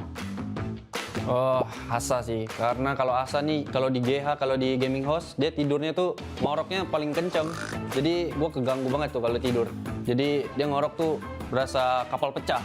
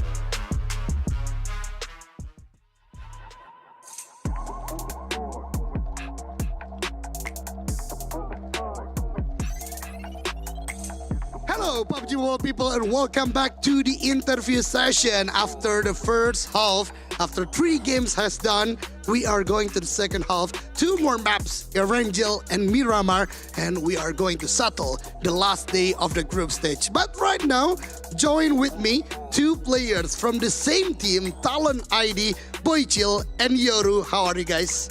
Apa kabar? Baik. Baik. Let's go. And also John's also the translator right here. So, as usual, we are going to have a little bit chit-chat before going for the second half, starting from Boychill. Boy Chill, last split, Talon missed out on the grand final, but this time you're looking strong. What adjustment did the team make to turn things around? Oke, Boy Chill, di season lalu Talon itu nggak lolos ke grand final kan, dan sekarang kalau kita lihat dari hasil 2 minggu ini, Talon itu perform dengan sangat-sangat bagus. Apa perubahan yang dilakukan oleh pasukan Talon sendiri? Paling dari segi ini sih, kayak kita lebih try hard lagi sama dedikasi lagi lah. Yang dari pre-season kita fokus untuk selalu menang di turnamen apapun, makanya kita bisa lebih step up. Yeah, I think all of us since pre-season we already trying hard so much, like we already trying so hard, and then we put all the dedication towards it, and then we just want to win every single tournament. So that's how we improving right now. Boy Chill, 1 to 100, how confident are you with Talon right now? Ya, 1 sampai 100, seberapa pede kamu sama Talon sekarang? Unlimited. Okay, love the answer. Next one, Boy Chill, this is your second PMSL split with Talon since moving from Alter Ego. Can you elaborate on some of the main differences and how is the vibe around the team? Ya kan kamu kemarin sempat di Alter Ego juga, dan sekarang kamu udah bersama Talon 2 season. Ya, bisa ceritain dikit nggak apa ya perbedaannya, apa suasananya sama Talon ya yang kamu rasain sendirilah. Beda tempat aja sih. Kalau AE di Jakarta, kalau Talon di Tangerang ya. Kita doang apa gitu. Yeah, I think we just like the difference is basically it's just a place. I mean, the gaming house in Alter Ego is in Jakarta, and then for Talon ID is in Tangerang. That's all. It's just a place. It's the same, but it's a place. Just a place. Okay. Last one for Boy Chill. Talon reminds many fans of CelcomDigi Alliance. Consistently strong performances, but still no trophy. What keeps the team mentality stable and motivated to keep pushing forward despite many failures? Oke, jadi Talon itu ya mirip-mirip lah sama CelcomDigi Alliance yang performanya bisa dibilang konsisten tetapi gagal mendapatkan trofi. Ya, apakah yang membuatkan kalian masih bisa tetap maintain performa, maintain dari sisi mentalnya? Gimana kamu bisa tetap stay di setiap turnamen itu dengan keadaan perform?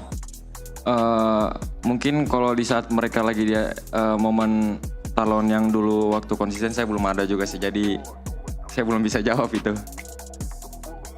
Okay, I think for that part, I mean it's a previous talent, I would say. I mean for now, we just gonna try our best. I cannot give answer for that, but then coming from me, I just gonna do our best and give our best. Okay, before moving to Yoru, short message for Alter Ego right now. Ya, jadi sebelum kita geser ke Yoru, sedikit pesan buat Alter Ego sekarang. Banyak-banyak berdoa. Ya, just keep praying. Okay. Next one from Boy Chill, moving to Yoru. Yoru, first one. Last year, globally, Talon did really well and finished 6th place at PMWC 2024. So on a scale of 1 to 10, how confident are you about making it back to PMWC this year? Oke, Yoru, di PMSC kemarin Talon mendapatkan tempat ke-6, posisi ke-6. Dari 1 sampai 100, seberapa pede kamu yang Talon ini bakal melayakkan diri ke PMSC sekali lagi? 100% sih, karena kita tujuannya sama buat balik ke global. Yeah, it's just like 100% is because of the goal is still the same. We're just gonna go back to the global stage. Confidence level is huge from both of the players. Yoru, this is your first time playing without Mastery or previously Misery as the IGL in Talon. How does it feel to play with your new IGL Achul right now? Oke, Yoru, ini pertama kali kamu nggak bermain bareng Mastery yang dulunya dikenal sebagai Misery. Ya, gimana rasanya bermain dengan IGL baru yaitu Achul? Sebenarnya kurang lebih sama, mungkin ya karena Achul lebih fresh aja, jadi bikin kita semangat baru aja sih. Yeah, it's just the same. I mean, compared to Mastery compared to Achul is the same. It's just like Achul is fresh, and then we got a new vibe, we got a new situation, and we just got a new fresh player. That's all.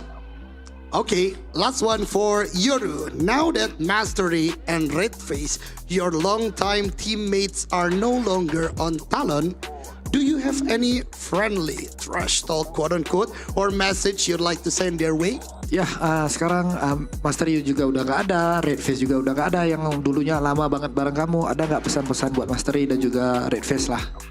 Siap-siap ketemu di medan tempur aja sih. Ya, just be careful and see you in the battleground.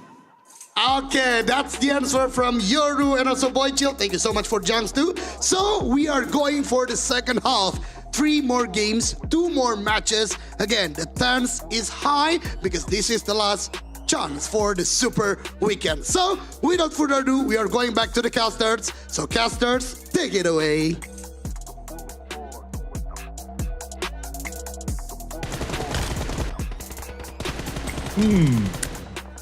I really like the part where he says, so Alter Ego, pray hard. That's like really like taking a jab onto his old friends.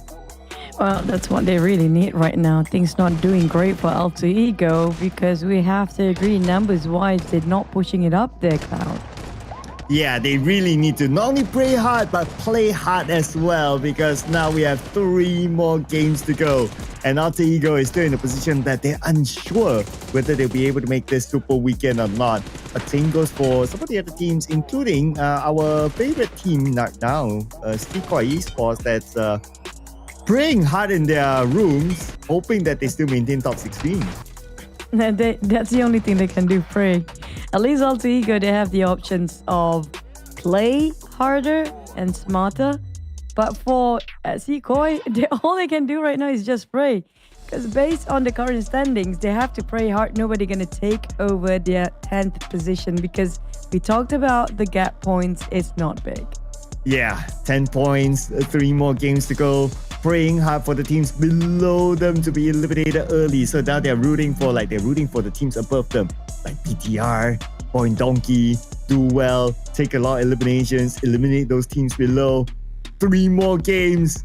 3 more games and a dream. I mean, I know it's 10 points, but you know, it's a hopium right now that they're having in their room. Yeah, but it's not copium or hopium, which I try to avoid to use in this case.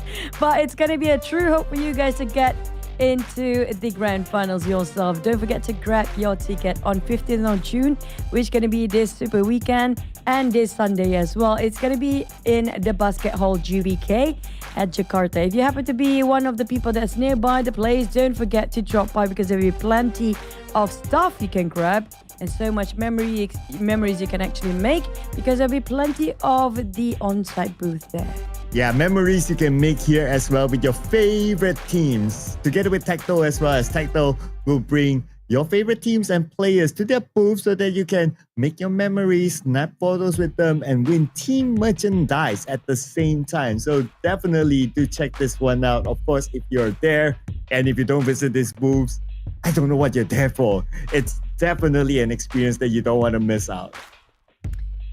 Back to the business we go. When it comes to the teams that still can make it to the top 16, now the margin is not that big and the benchmark is not that high for this week. So it's everybody's within reach to get into the top 16 spot by now. Oh yeah, I know, right? The top 16 spot right now.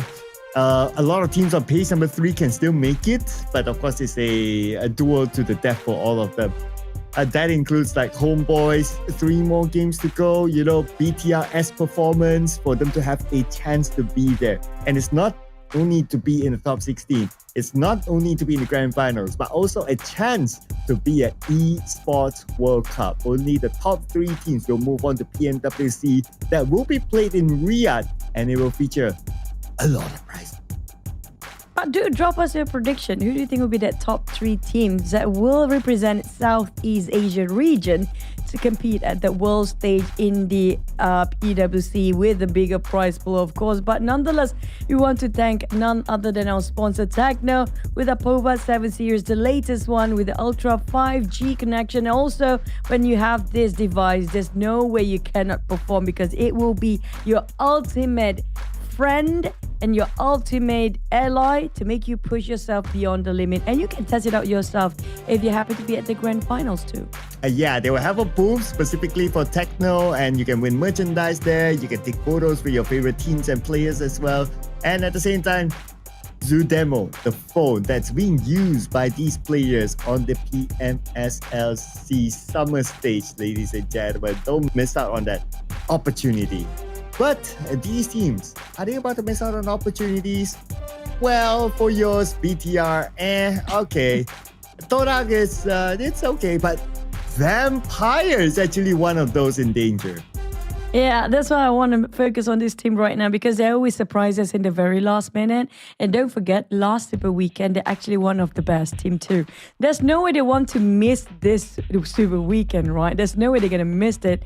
And BTR, I mean, after VOIN Donkey cut off their back-to-back chicken, they definitely feel challenged.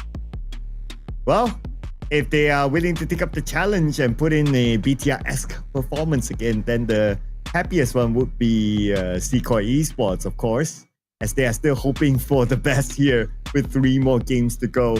And of course, for like a team like Vampire, I mean, you know, Vampire, if they miss out on this week's Super Weekend, it's going to be pretty weird. But of course, all the other teams will be cheering for the fact that, oh, they're not in Super Weekend. Okay, that's great. So maybe there's this sort of a plan to try to block Vampire from seeing the Super Weekend.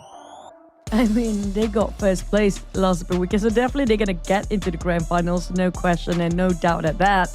But yeah, I agree, it's a bit awkward without them this time. So, I mean, they definitely want to push themselves even harder now.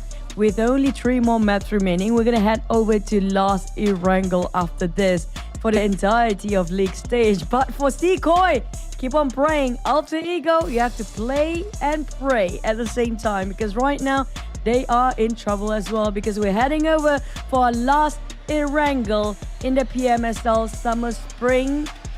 summer season, and it's going to be the league stage before we're heading into the last Super Weekend. Let's fly!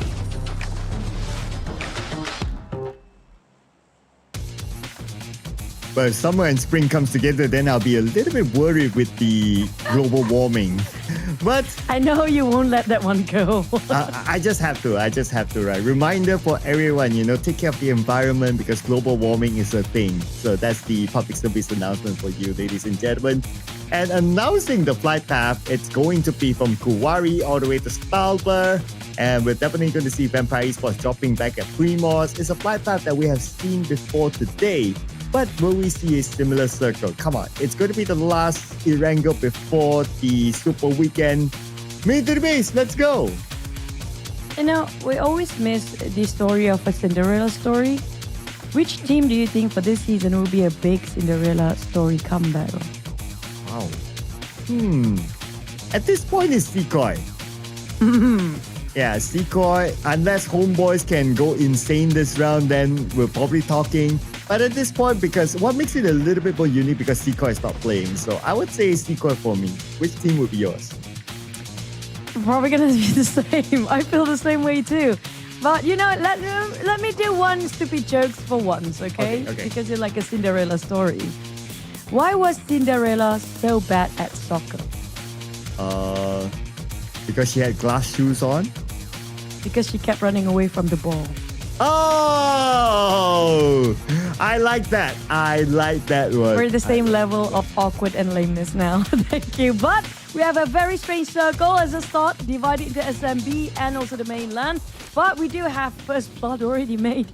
It was less than 10 seconds when it actually flew out from the plane. Hey, and KHOI is cheering. They're like, yay! Take out another team below us. Yay! And first blood to BTR, and guess who? The master of dark arts, Snape, got it. Oh, again. And Voxy is playing this time, so... Oh, yeah. I still see Federalis. Razy's still in there. Snape, so the one that's not playing... Ryan, of course, still not going to play today. And another one is... Let me read... Okay, there you go, Satar. Well, okay, you mentioned about Satar being swapped in and out before. Yeah, and BTR can do anything they want right now. Even if they want Ken to play, it's fine. Okay, replay. With a pistol on the rooftop while he was trying to grab that buggy. Okay, that's how he got the first blood. But yeah, BTR, pretty much they can do anything they want right now. They want Voxy to have a run out, that's fine. But of course, KHOI will be hoping for like, okay, please, even though it's Voxy, please, eliminate all those teams below us, please.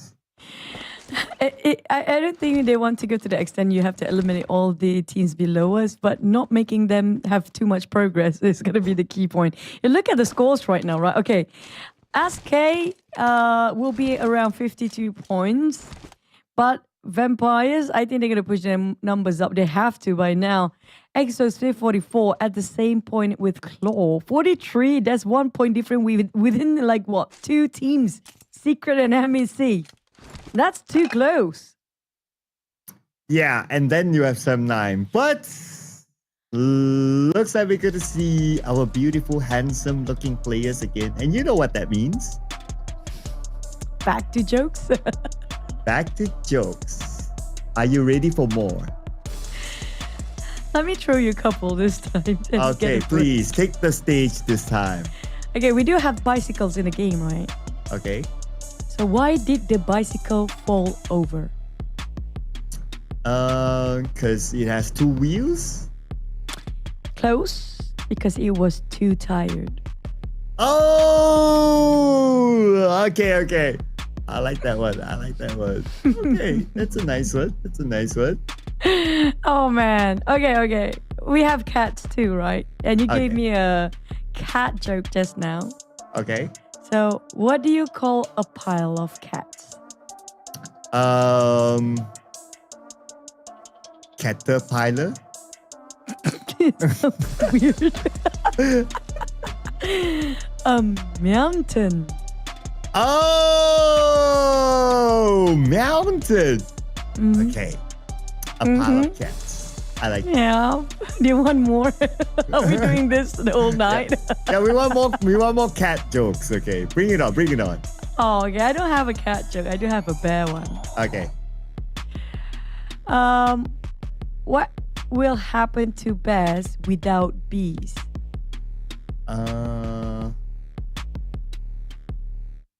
They bear be survive. Ears. Why ears? Without the bees.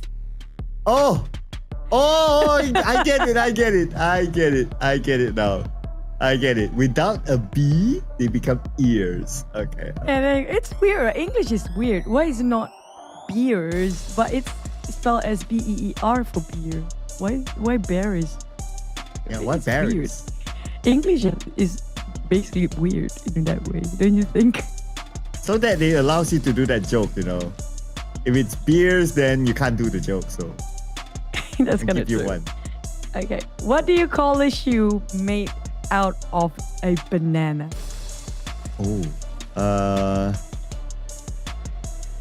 Slipper. Hey, that's kind of right. I got it right. Literally a slipper. Wow, not bad. Okay, I score 1 point.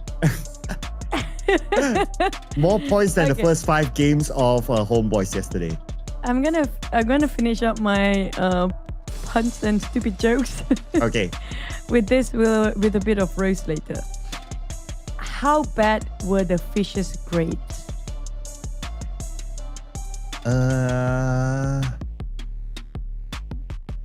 Depends on which school of fish they go. No, they were below sea level.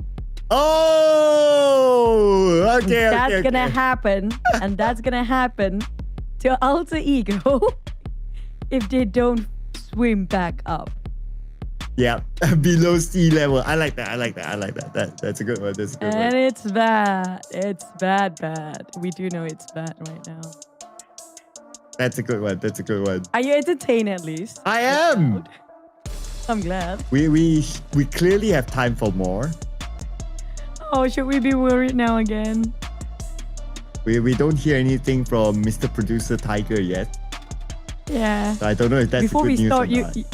Before we start, you heard me shouting for our producer, and this is why I want to ask: are we expecting this again? We need more jokes. Yes. We need more jokes. Yes. We need to put out more. Okay. Which is faster, hot or cold? Or cold. Why? Which is faster? I guess hot because it's steaming. Oh, steaming hot. I like that though. But it's cold because you can catch cold. If you can catch it, it's not fast enough, no? Oh yeah, so it's hot. So you kind of got it right. Nice. you can catch hot chicks. That's a different one. Oh, I clearly can't. So yeah, I don't know. They are faster than me. You know, guys. You know why he's still single? Cloud just want to catch only the hot ones. I asked him, what's the quality or the criteria he needs? Angelina Jolie. I'm like, oh, okay. Yeah. If you guys happen to be Angelina Jolie lookalike, hit up Cloud's DM. Yep. Is happy to receive your sliding DMs anytime soon. Yep. Slide into my DMs, people. And then I will start off with a question. Why don't sharks eat clowns? Why don't sharks eat clowns? Yeah. Well, clowns are scary. Well, but because they taste funny. That's... What the heck? Yep. There you go. Because they taste funny. They're clowns. It's so stupid. Okay, what do lawyers wear to court? A suit? Huh? Close. Lawsuits. Oh! Okay. Lawsuit. Okay. I get that word. Okay.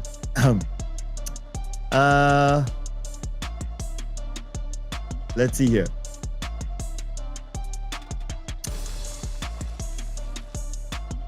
I'm waiting. I'm figuring out one. Okay. Okay, I got one for okay, you. go first. This is very, very close to the previous one. I think a different one. Okay. About the race again, okay? Okay. How did the barber win the race? Oh.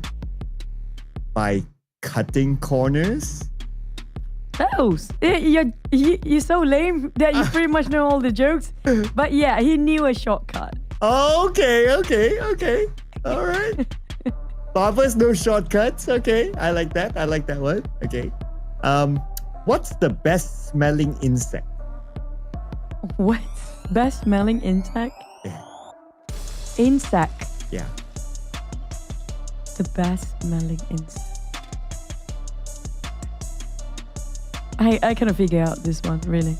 It's a deodorant. Might as well ask what's the branded what the branded insects can get. Deodorant. Yeah, deodorant. Yeah. Oh, I think we can put jokes aside. I'm sorry, guys. It is what it is. Feels like Ishi's probably gonna be settled down as the players already put up their gears. So I assume this is gonna be a green light to go, hopefully. Not all of them putting back their ears yet, so yeah. So we can still ask this question, right? Like, what's the difference between a hippo and a zippo? The alphabet, I guess. So one's pretty heavy, but the other one's a little lighter. Get it? That's it? That's the answer? Yeah. Get it? You know, lighter? Oh! Yeah. Like fire lighter? Yeah.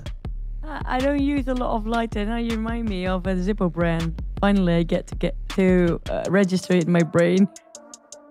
That's one. Okay. How dumb can we get with these jokes? What did the mayonnaise say when the refrigerator door is open? What?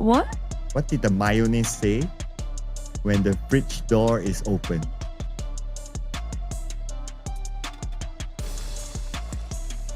Close the door! I'm dressing!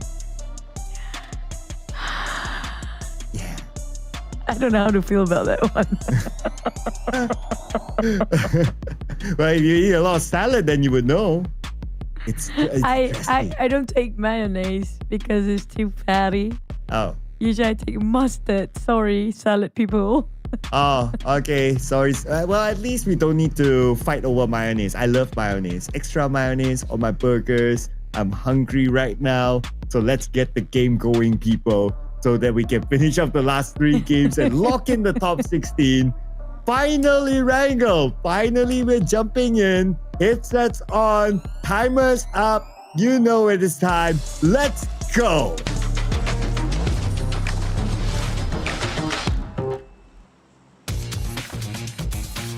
Wow, we have a very self-flight path coming up from the east to the west. Just now we had a very beautiful circle, by the way, Claire. I was hoping for us to keep on moving on with the last circle because it was so decisive between the 2 main peninsula and also the small island. But at least they compensate with the flight path and stuff. You know, it's more towards a south side. So whichever teams that want to drop themselves in the north, it's going to be a bit of a hustle. Yeah, the circle was so trashy that we loved it. But yeah, we're going to get a new circle. Hopefully we get a similar circle. I wouldn't mind that. But with this flight path, of course, we will see like teams like dropping somewhere to south. I'm looking at the right side where Alter Ego is at. Okay, FaZe Clan is going to go to Milta. Alter Ego is going to go to Lipovka. So they should go all the way up and not take that risk to fight an early skirmish with FaZe Clan. If not, then like what Wojciech said, you know, pray hard. But it would be super interesting if the circle actually pops on top of Stalber or Severny because of how far the players actually have to go. It might be a one direction navigation for all the teams coming up from south to move to the north. That would be interesting to watch as well. Yeah. Oh! Wow! You know, the circle is always fair. If we give you a stinky circle, we will give you a stinky circle. Let's go! Double the stinkiness in this one because now it's on the right side. Usually it's always on the left side, no? And also, at least it gives some consolation for the teams that, hey, you don't have to travel too far because the flight path itself just now was down south. So I assume it will be a total empty north all this day right now. But don't forget to get your ticket, guys. Yeah, travel to Jakarta to watch it live because there's amazing stuff there. Whoa, whoa, whoa, whoa, calm down. Calm down. Rosemary, first blood. Good sign. They did pray hard and now play hard as well. A bad sign for SK though. They'll be like, why Rosemary got it? You know, it should have been FaZe Clan getting it. It's bad news for SK if XSOPHERE, Claw, Team Secret, MAC, and Vampire start to push the numbers, and even Sun9. Well, including Claw, maybe not so much for HOMEBOIS, but they fight against Roy. So this is where SK, they'll be watching this and rooting for HOMEBOIS. It's like, come on, HOMEBOIS, you can do it. Well, they were started off with 1 elimination onto a member of Roy, leaving with only 3. Let us see if Shamil, senior player for HOMEBOIS, can do it. And he actually did it. 2 knockdowns back-to-back for Shamil, the big boy. A big swing at that. I mean, he barely got a helmet, but he's not getting a headshot at all. But Shamil couldn't last long enough. He's going to be called the last man standing for Roy. And Roy, they need this Super Weekend too. They barely got points to solidify their grand final slot. They only got 2 points last Super Weekend. We cannot discredit or completely forget about Roy's condition as well. Despite they got the first Super Weekend, but it's not much of a point. Yeah, so they still need to make it through. Right now, only 1 player left. It's going to be Ka and HOMEBOIS. Okay, they have the numbers against him. And not only in front, behind as well. And from the side, they will show up. Miros will land the final blow. And Roy gets eliminated. 32 points. No addition to that at 19 spot. Trying to count if they can actually still do it with 2 maps, though. 10 points each map, 42, still pretty hard. Yeah, unless they bottle the next one, right? Then, it's going to be a different conversation. But so far, 2 games, can mathematically still possible for them. So, don't give up yet, Roy. King Roy, finding a way into the top 16. But now they're also hoping for like the teams above them to not gain further points so that at least the benchmark will be lower. But for TODAK, as they cross this bridge, Sem9 is the one waiting for them. And Sem9, okay, TODAK counterfires back. They get 1 player out of Sem9. Trexie will be eliminated. The rest of Sem9 following up soon. Left side of the bridge towards SMB will be gatekept by Sem9 heavily. And I don't know how fast they're looting up for Sem9 to wait the rest of the team to cross over this bridge. Because that was like, what, 3 minutes that you can actually secure all those loot. This part is just only level 1 vest and a helmet for their gears. It's more than enough to take down any team that tries to step past this bridge. And TODAK, they did not expect any bridge trolls this early. Yeah, normally Sem9 they will be on the other side, but because of this kind of circle, they make a quick rotation into the military base first. So now they're going to block out TODAK. But TODAK's not out yet. 3 players still in this. Sem9 not really following up after that earlier clash. So both teams now at a standstill, 3v3. And the only one that can actually go part ways is going to be TODAK, but I don't know how. Either they go swim or Sem9 just going to, you know what, we don't want to waste any more time and get into the center. Because right now, left side of the circle, probably going to shift over to the right. There's a lot of water ratio in it, but we have another fight towards on the south of Milta. It's going to be FaZe Clan versus MEC for now. And I assume there might be some teams that taking a boat ride by this is happening. Yeah, they should be. They should be. Last we saw teams got creative, like using boats, using the glider, like Alter Ego from what we see here. From Milta, cutting across, probably going to land in Novo to continue on their loot, which is fine. I'll take the longer routes, much more safer for Alter Ego. That's something that they will appreciate, not meeting other teams now since they need the points. And so far, we don't see any other team close by. Quite a clear flight on the side of Alter Ego with the gliders. But I don't know how they want to enter around Novo Repnoy because they actually fly towards the right side of the circle. And I do know Claw. There's multiple teams already in SMB way early on, thanks to the flight path that sort of directly facilitate the circle in a sense. But for BTR, are they playing hide and seek and just wait it out? But for the Rallies, just don't want to play that hiding spot anymore. They just want to hunt for people. Yeah. At this point, BTR can do anything. They have the license to. But I think Federalis, he has a bigger goal, right? He wants to be the FMVP. So he'll play his heart out here. But on the elimination feed, TALON just took out Miros from Homeboys. Not out yet. Still down. BTR getting closer and closer to VOIN Donkey. While TALON, they are playing the fishing game. Boys. This is hard. We're starting off the day with 7 points, 11 points across 4 maps right now. 4 elimination, at least they secure 4 points out of this. But we'll be realistic for Homeboys. I don't think they can make it through for this week as well. But VOIN Donkey versus BTR, this is what we've been waiting for. The top teams in this Group B fighting against each other. It's all about the fight of power. Yeah, this is going to be the one fight that is a flex fight between the two. VOIN Donkey still down without Potato.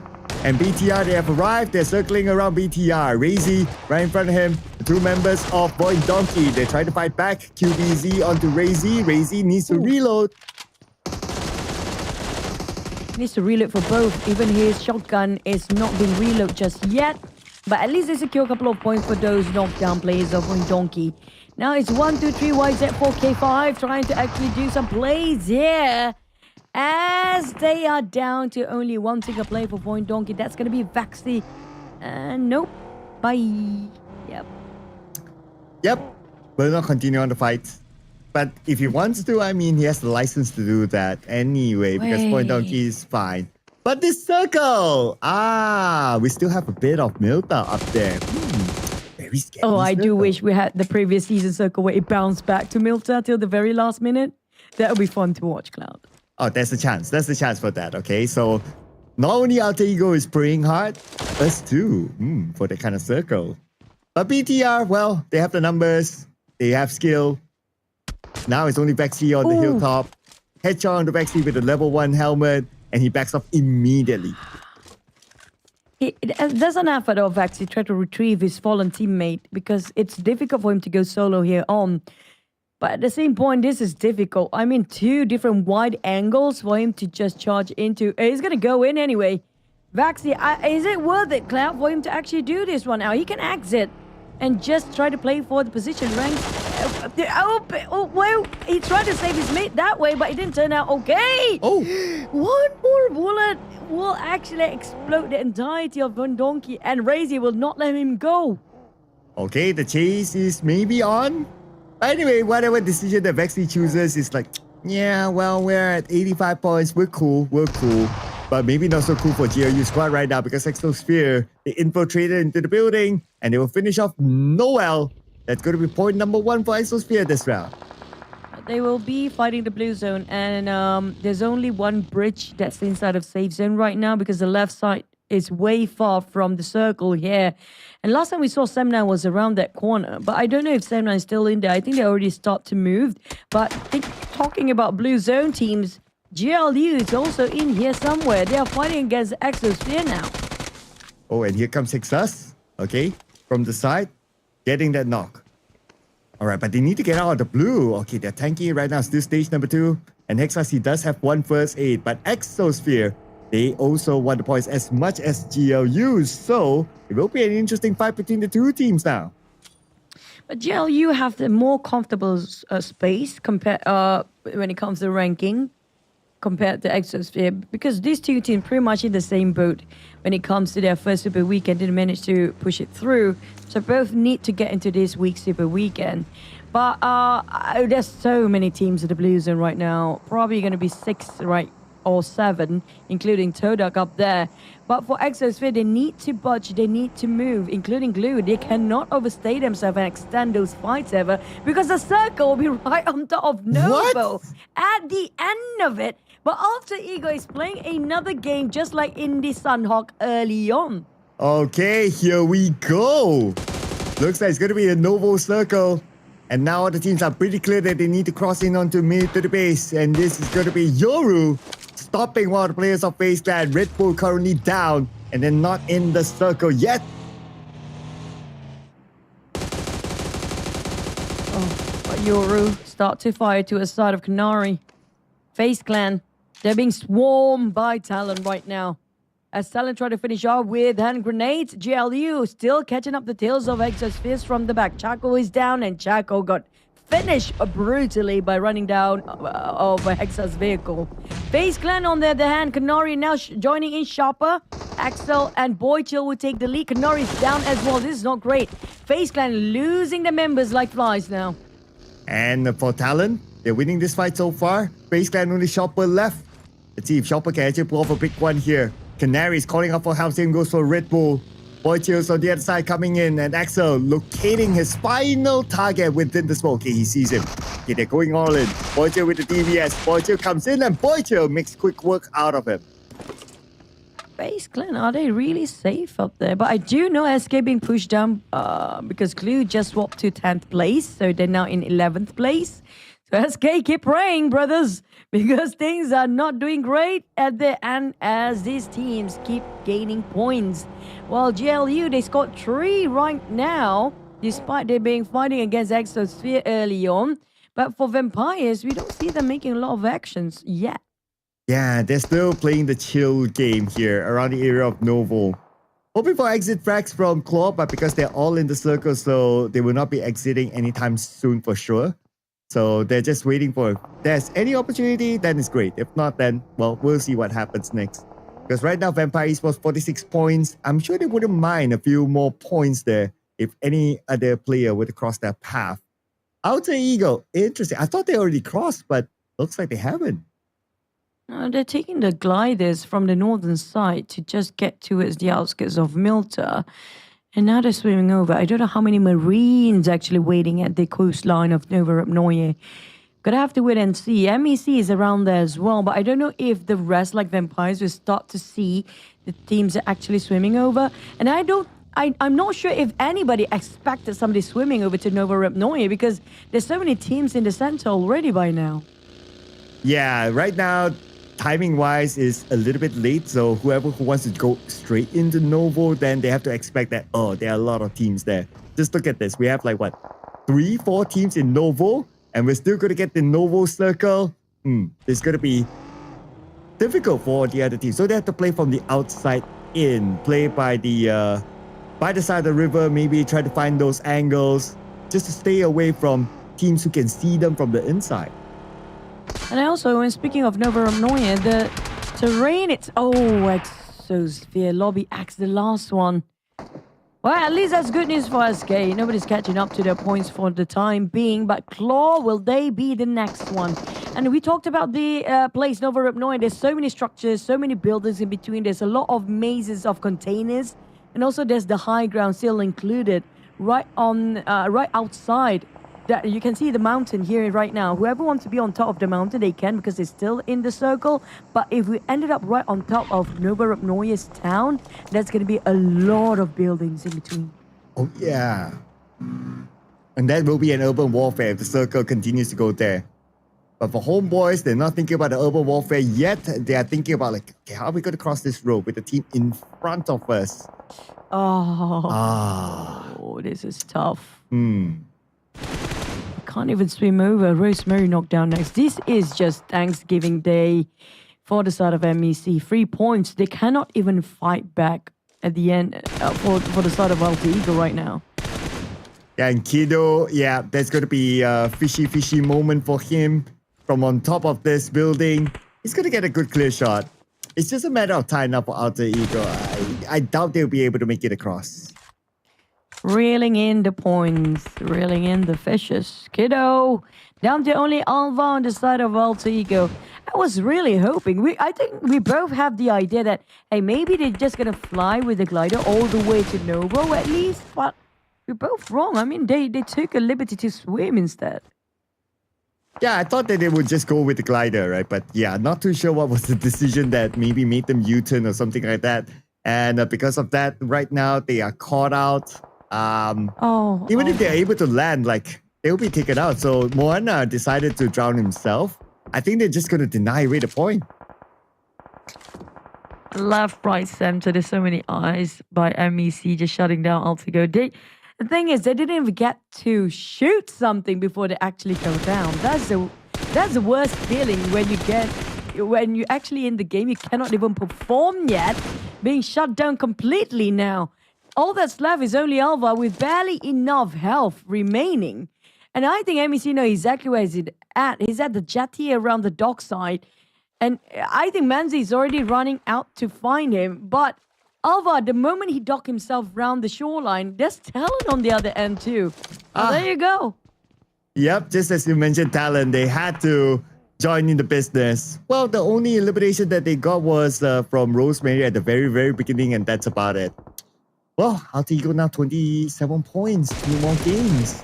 Only elimination feed, VOIN Donkey. Looks like they want to try to stop BTR again, but anyway, it was just only 1 player. BTR still has other 3 players, but we're not too worried about them.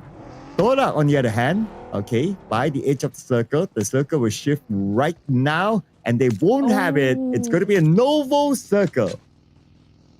Yeah, it's still slight high ground. The Vampires try to catch those high grounds as fast as they can, but they have to deal with a lot of teams coming up from behind. TODAK, at least they're a bit busy against Vikings. But GLU will be the game changer in this one, but they are swerving towards Team Secret.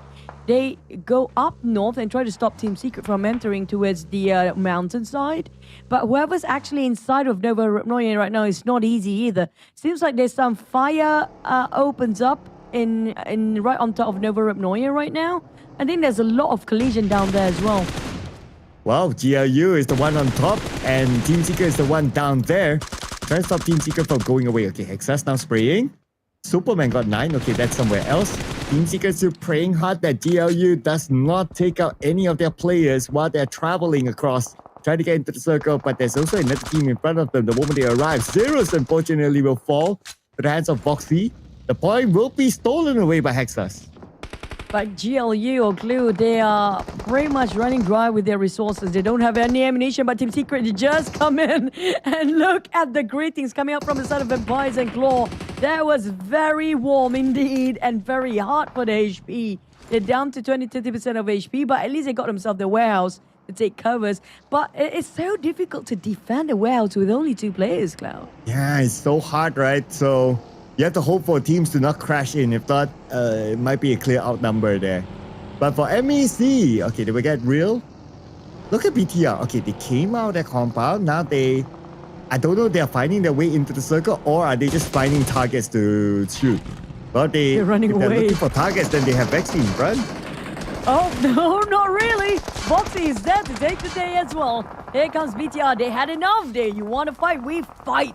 We lost Razy way early on, but Claw managed to shut down on Vaxi. It's going to be a three-way war between GLU, VOIN, Donkey, and BTR. Hexas on the ground. But what a nade! Box, really box out the players. Leaving Federalis down to them. Bam! No way! Box wiped out the entirety of BTR by himself with a double nade. 2 nades is all it takes to finish off BTR. But BTR, well, they're okay. I mean, 111 points plus 3, 114 points, they're fine. But that was a nade by Boxy. And because of that, now GLU has 10 points in total. 16 points for GLU. They will push down SK. Oh, they already did early on with only one player remaining. I mean, they are more than satisfied with their performance thanks to Box shutting down BTR with those golden nades. I have to say that's the biggest play in this match right now. But on the side of Vampires, it's going to be a bit of urban warfare. For Claw also got themselves their own neighborhood compared to Vampires. So they a bit of a piece tricky right now. But I don't know for how much longer. It depends on the next circle still. And you ask for the next circle, we're going to see it. Is it going to move away from Novo? Is it going to be 100% Novo? MVKE is on the south side alone and looks like it is shift away to Novo. MVKE has that circle down south. And also Vampires, of course. But whoever wants to get to Vampires, they have to fight Claw first. I think Vampires will actually gain so much elimination points by just being a third party sitting at the back line. Look at this. The Vikings were actually on the south, but they drive all the way to the center. They don't need to do that just now. Well, let's see if they will get any dividends out of that by trying to block out the teams from coming out, try to get those exit frags. As Vikings, they need the points, so they're kind of desperate right now with the remaining 3 games, including this one. As for Claw, by the edge of the circle, in front of them is going to be 7-9. 7-9, they also need the points. Oh, you high. For the side of 7-9, that's going to be the last player standing, Chipeng from Claw. Well, I did mention about Claw will gatekeep whoever tried to push themselves to its side of Vampires. And basically, it's a body shield for Vampires that's clawed right across them as well. So I'm waiting for Vampires to be a third party because the nade being tossed by Chipeng, a long toss at that. Yoru almost completely now finally knocked out by Chipeng's nade just now. Boy Chill coming in to rush towards a Claw's compound. They try to flush out the entirety of Claw, but nobody's getting on Redface. He's the one that will actually try to shoot down all talent players from off angle. Yeah, the big off angle guy, Redface. And that's going to be a big problem for Axel. Okay, he's cooking up this nade, but he's lobbing onto where Zaxi is at. So he does not know that Redface is in front of him. Anyway, Boy Chill, get away his teammate. Yoru will now try to rush in onto the second floor. And this is Zaxi. The moment they see him, they take him out. Claw down to 3 players, but the one in dire need of survival is going to be Claw. They're losing so many men in an instant, but Yoru also still need to be picked up. Same goes for Boy Chill. It's going to be a 2v2 between Claw and Talon at the current being. Redface, did he actually left that off-angle position here? Because Chipeng would probably need some help at this point. Yeah, he could use some backup. He does have 12 bandages and he's using them to heal up himself in preparation for Talon when they start to push in onto him. Talon, they are resetting as well. Yoru is pretty low, but he does have a little bit more time.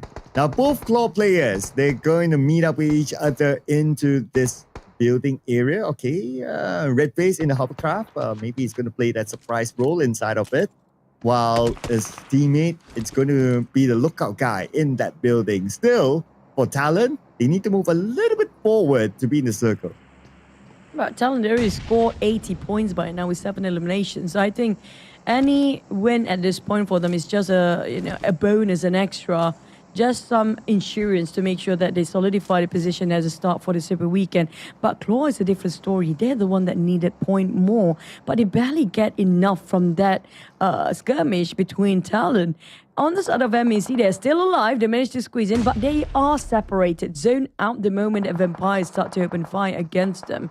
And the Vikings, they want to fight against Vampires. Oh. But Vampires, we haven't seen any action yet, but the Circle do favor Vampires. I feel like they have the sweetest spot right now. Yeah, they can from the inside of Novo. They'll block out all those teams that's still in Novo itself. And what an insane circle this is. All of a sudden, Stage 7 starts to move away from Novo itself. Potentially Stage 8, it will be 100% out of Novo.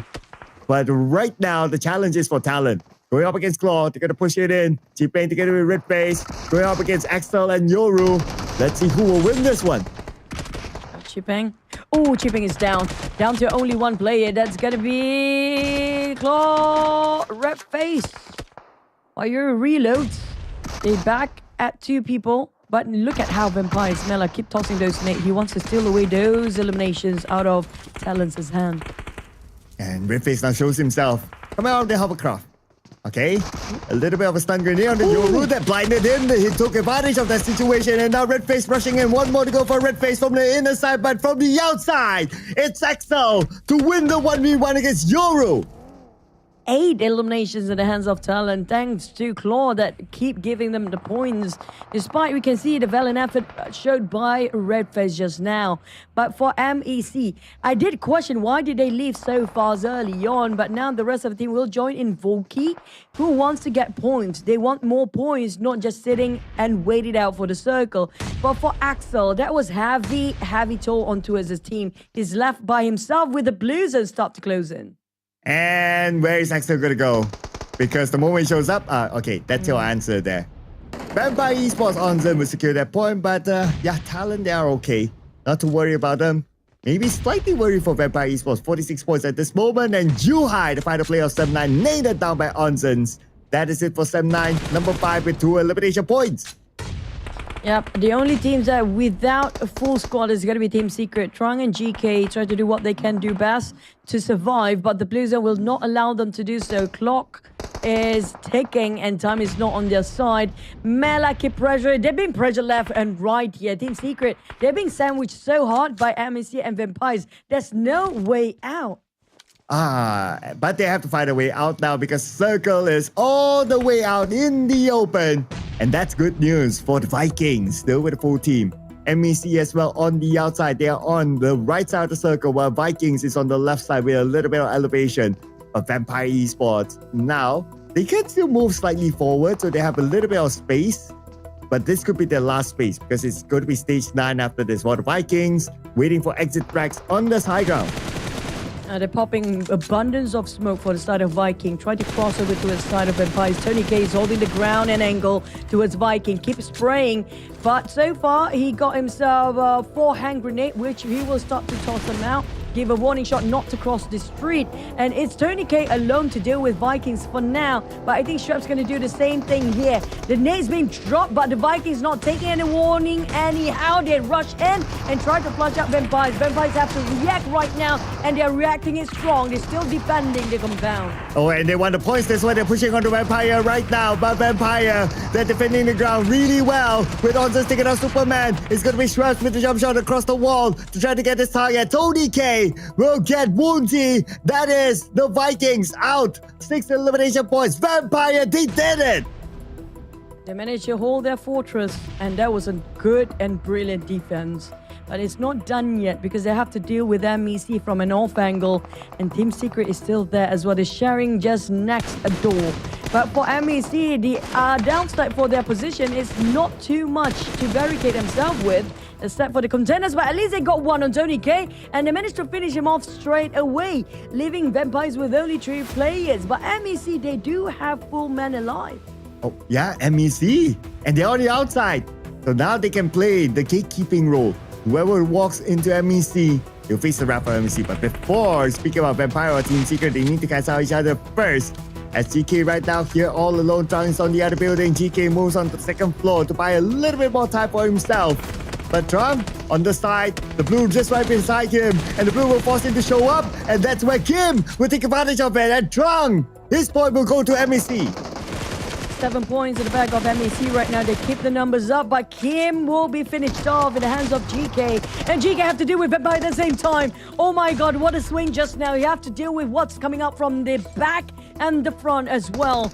Now he needs to deal with one player. That's going to be Omzas for now as Vampires rushing to the side of GK. MAC will not waste any time as well. They'll stop to push and want to finish off and take advantage of the turmoil fallen onto Vampires. Shrev's almost entirely being shot down. Ozdan trying to cover fire, but the smoke will blind Omzan instead. And Voki keep pushing forward. He will try to prove they're still in it to win this. And here comes Voki at the forefront. He does have that one first aid, but here comes the rest of MEC as well as GK defending his own house all alone against MEC. Here comes GK with the DBS, but GK nailed down by Kiddo. Now it's MEC against the final player of Vampire Esports on the other side. He can potentially deny away the point, but no, the point is still given to MEC as they find their way in the top 16 with this chicken dinner. What a call by Voki just now. I was questioning, did they need to leave from where they at that early on? It shows why right on the spot. If they haven't moved in early, there's no way for them to actually be at where they at and to cover the position as much as they can. MEC, what a call. And that's what experience get you with the IGL Voki. But nonetheless, Vampires, they got the circle since the start. Yeah, Vampire, they had the circle because they were at Novo. And the second place finish is not too bad for Vampire. And they managed to gather a good amount of elimination points along the way as well. So that's okay for Vampire. I wonder have they done enough. But I'm also worried for whether SK is still in 16. With Vampire, I don't know how much Vampire secure for those eliminations. If they gain a double digit and MAC also gain a double digit, there's a high chance they've been pushed down. But I still think they probably ended up in 12th, 13th place. But for how much longer? It depends on the next two maps. Yeah, I know, right? Two maps. It's so hard to tell right now because it was very chaotic this round. We did love this circle. It's a trashy circle from the start to the end. Even when you thought oh, okay, it's going to end inside or no one. No, the circle says, nope, we're going to go out. And we're going to force you all to fight. But the saddest part, it's going to be Alter Ego, though. They didn't actually get to fight yet to meet their demise in that circumstances. That's the worst way to go as a player. You don't get to play for a bit. Yeah, well, that's the sad part about Alter Ego. So they did get that 1 point. Okay, the first split by Rosemary, still at least something, but the something might not mean anything if they don't make the top 16. The two more games to go for Alter Ego. They have to come out with a big performance in the last two rounds to have even a chance, because now the gap could be, well, from the benchmark of 60 points, the gap is almost 40 points for them. But I feel like Alter Ego Ares, we're still going to see them in the grand finals, right? Because they got themselves 6 points last week for the Super Weekend. So at least we know that, they still have a shot for the grand finals. It's not completely out yet, despite they might not get the slot to the Super Weekend this week. But it will be dangerous for the teams like TODAK and BTR, even Roy, because they got only 1 or 2 points last week, though. So if there's a new team that will actually get the slot of Alter Ego this week, that will push down all the teams that, even though they got their first Super Weekend and didn't get into the second one, that's a bit shaky. Well, it will be shaky if you happen to be in Jakarta, but you don't visit the venue of the grand finals, which is at Basket Hall GPK. And you can get tickets for free. All you need to do is stand by on the 15th of June, which is Sunday, at the social medias of PUBG Mobile Esports, and you can claim your free ticket into 2025 PMSL Summer. Definitely not an event that you want to miss, especially if you're in Jakarta, but you can also make your plans to travel to Jakarta. It's going to happen next weekend, ladies and gentlemen. But most importantly, don't forget to claim your free tickets at PUBG Mobile Esports' social media. Yeah, because if you get that ticket, you get the access to be at the on-site booth as well, where there's going to be so many good teams, legendary ones. You get to meet all the players, your idols, your stars out there too, and take pictures with them because you can join in techno fun activities by winning team merchandise for free and snap photo with your favorite teams and players, and also collect their jerseys. I mean, especially the jackets, right? Indonesian region teams, when it comes to the jacket, it has been so creative and so cool. I never get one myself. Yeah, so we're calling out to these teams, right? You know, your talents, your RRQ, your GRU. I would love that. But you guys would love this as well because this is the current event inside of PUBG Mobile itself, which is the PUBG Mobile X Attack on Titan. So log into your game and check out this new event that will feature Titan transformation, ODM gear, and a lot more goodies inside it that you can enjoy and try it out. There was a bit of a teaser to the trailer during the break time, but why tease yourself when you can actually enjoy it inside the game? Don't forget to hashtag PUBG Mobile, hashtag PUBGMX Attack on Titan, hashtag Attack on Titan, hashtag AOT when you create any content. And when you're trying to run away from a Titan, the best vehicle you to have is going to be the Shelby American collaboration with PUBG Mobile, because Shelby GT500 and 427 Cobra, especially on the right side one, I think that's going to be the GT500. And that's the one that we call it as American Muscle. I don't know if you know, like the one they put hydraulics sometimes. It's very similar to that car, right? So it's really cool. When I see once in Malaysia, just one. That's like my entire life. It's so rare to see Shelby in any of our region. But you guys can catch it out in the PUBG Mobile game itself. Well, this is not rare. This is available now as part of the World of Wonders. And this is the Elimination Skill Fest that you can join. All you need to do is key in this code 12886867.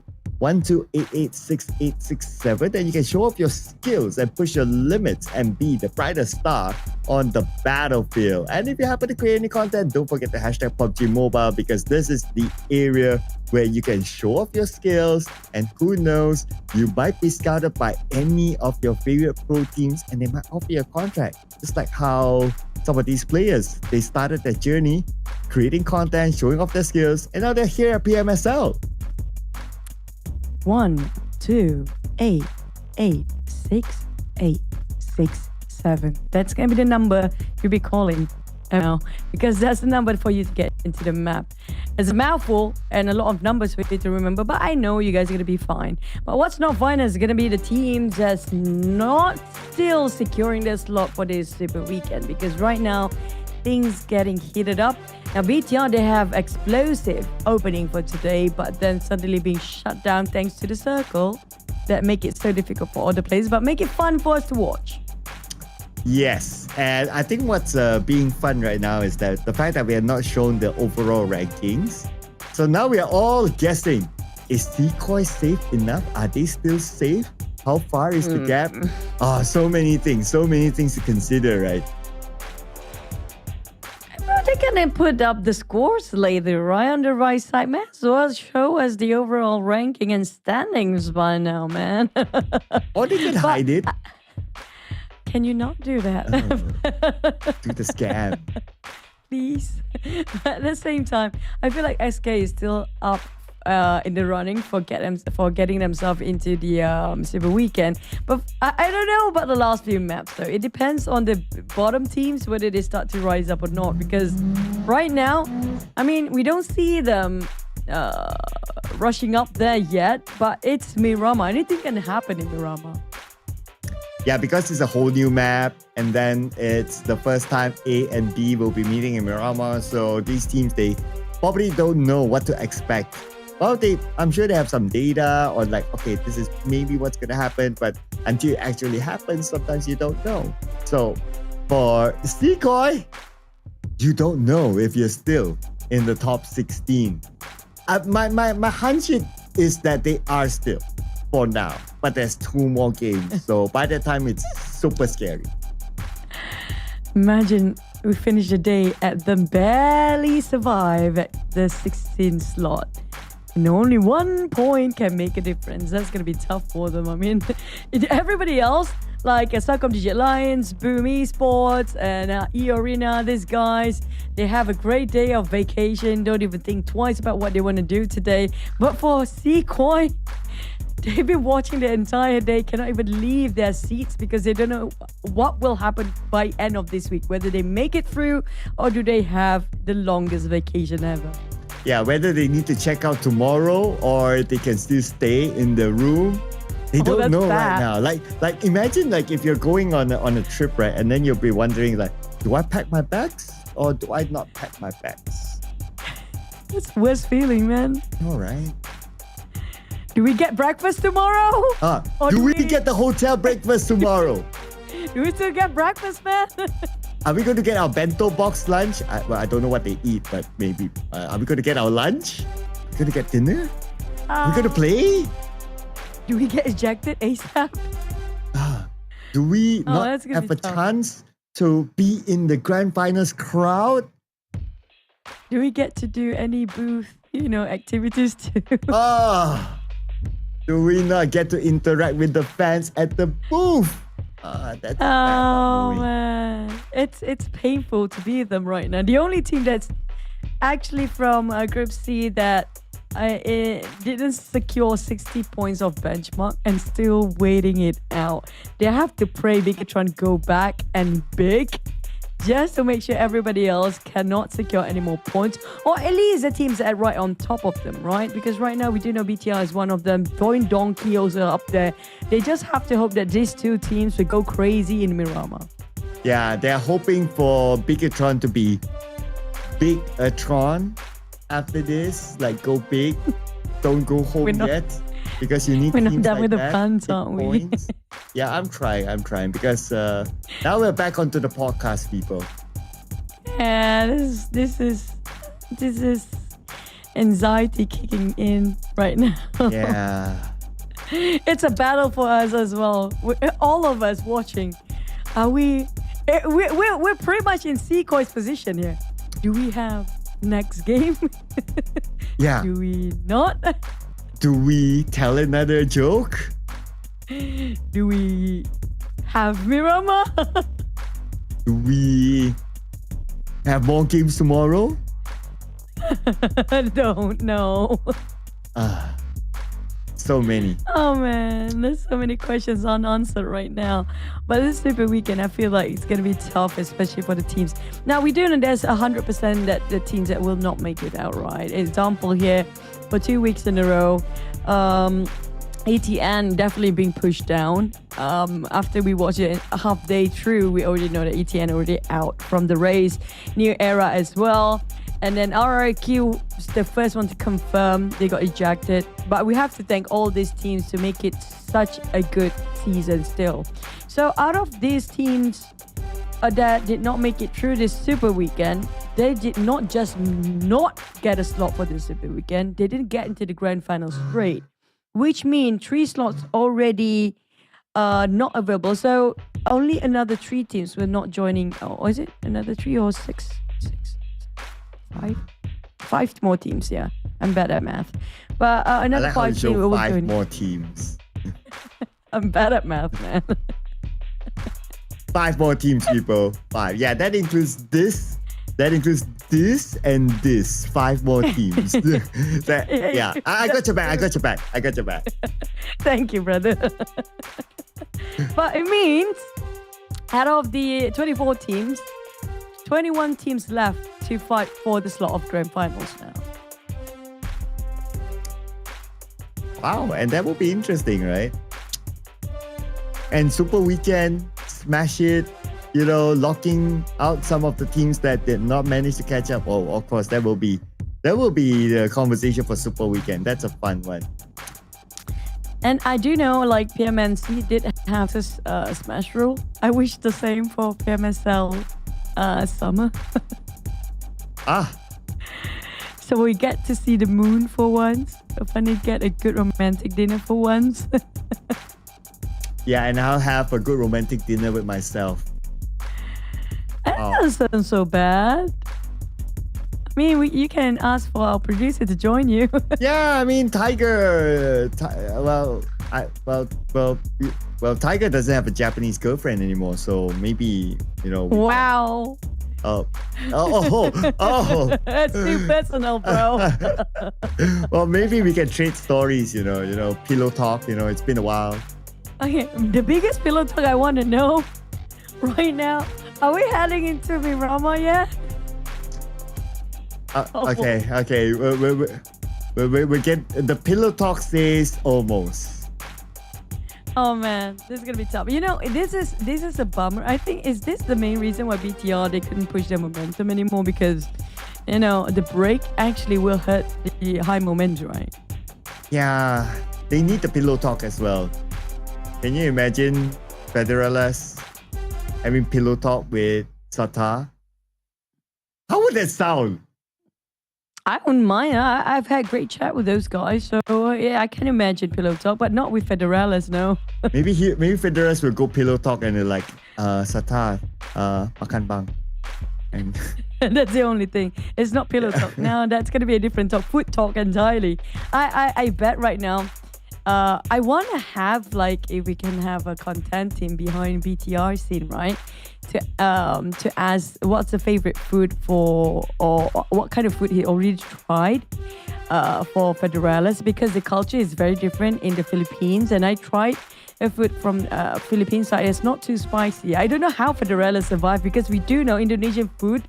It's so good, but it's so darn spicy. Okay, we'll ask that question again after this highlights. Let's roll it!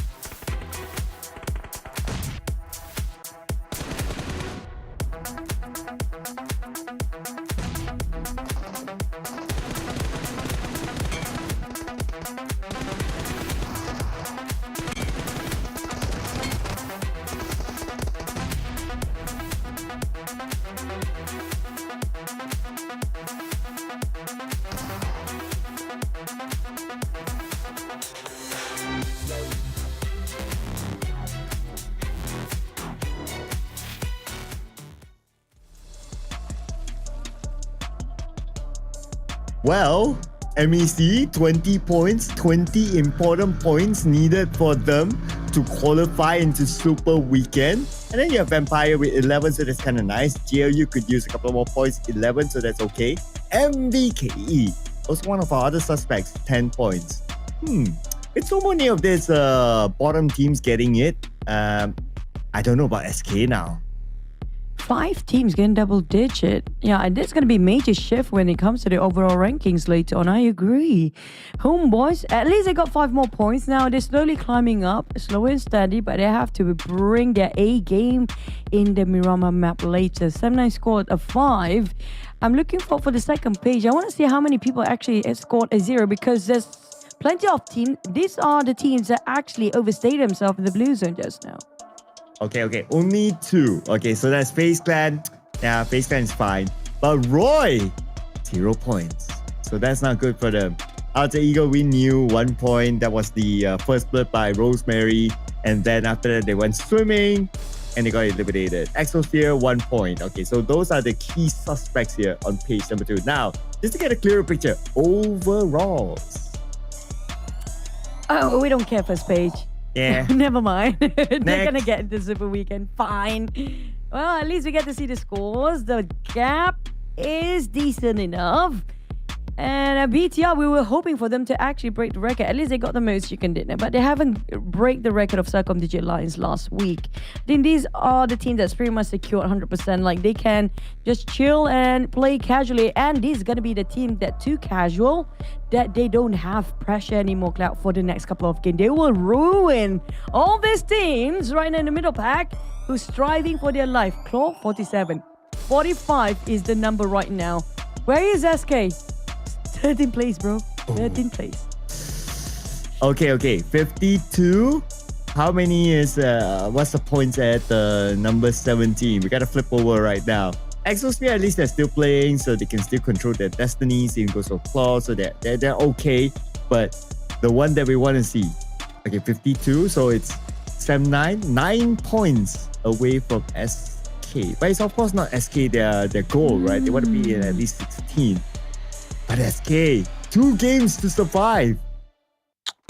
They should worry it right now because it's going to be Sam9 pushing up later on if they want to. And the gap, Vikings still can make it though. Vikings can push down a lot of people down up there. And not just that. Now, do you think Alter Ego still make it through right now? I put aside Homeboys, okay?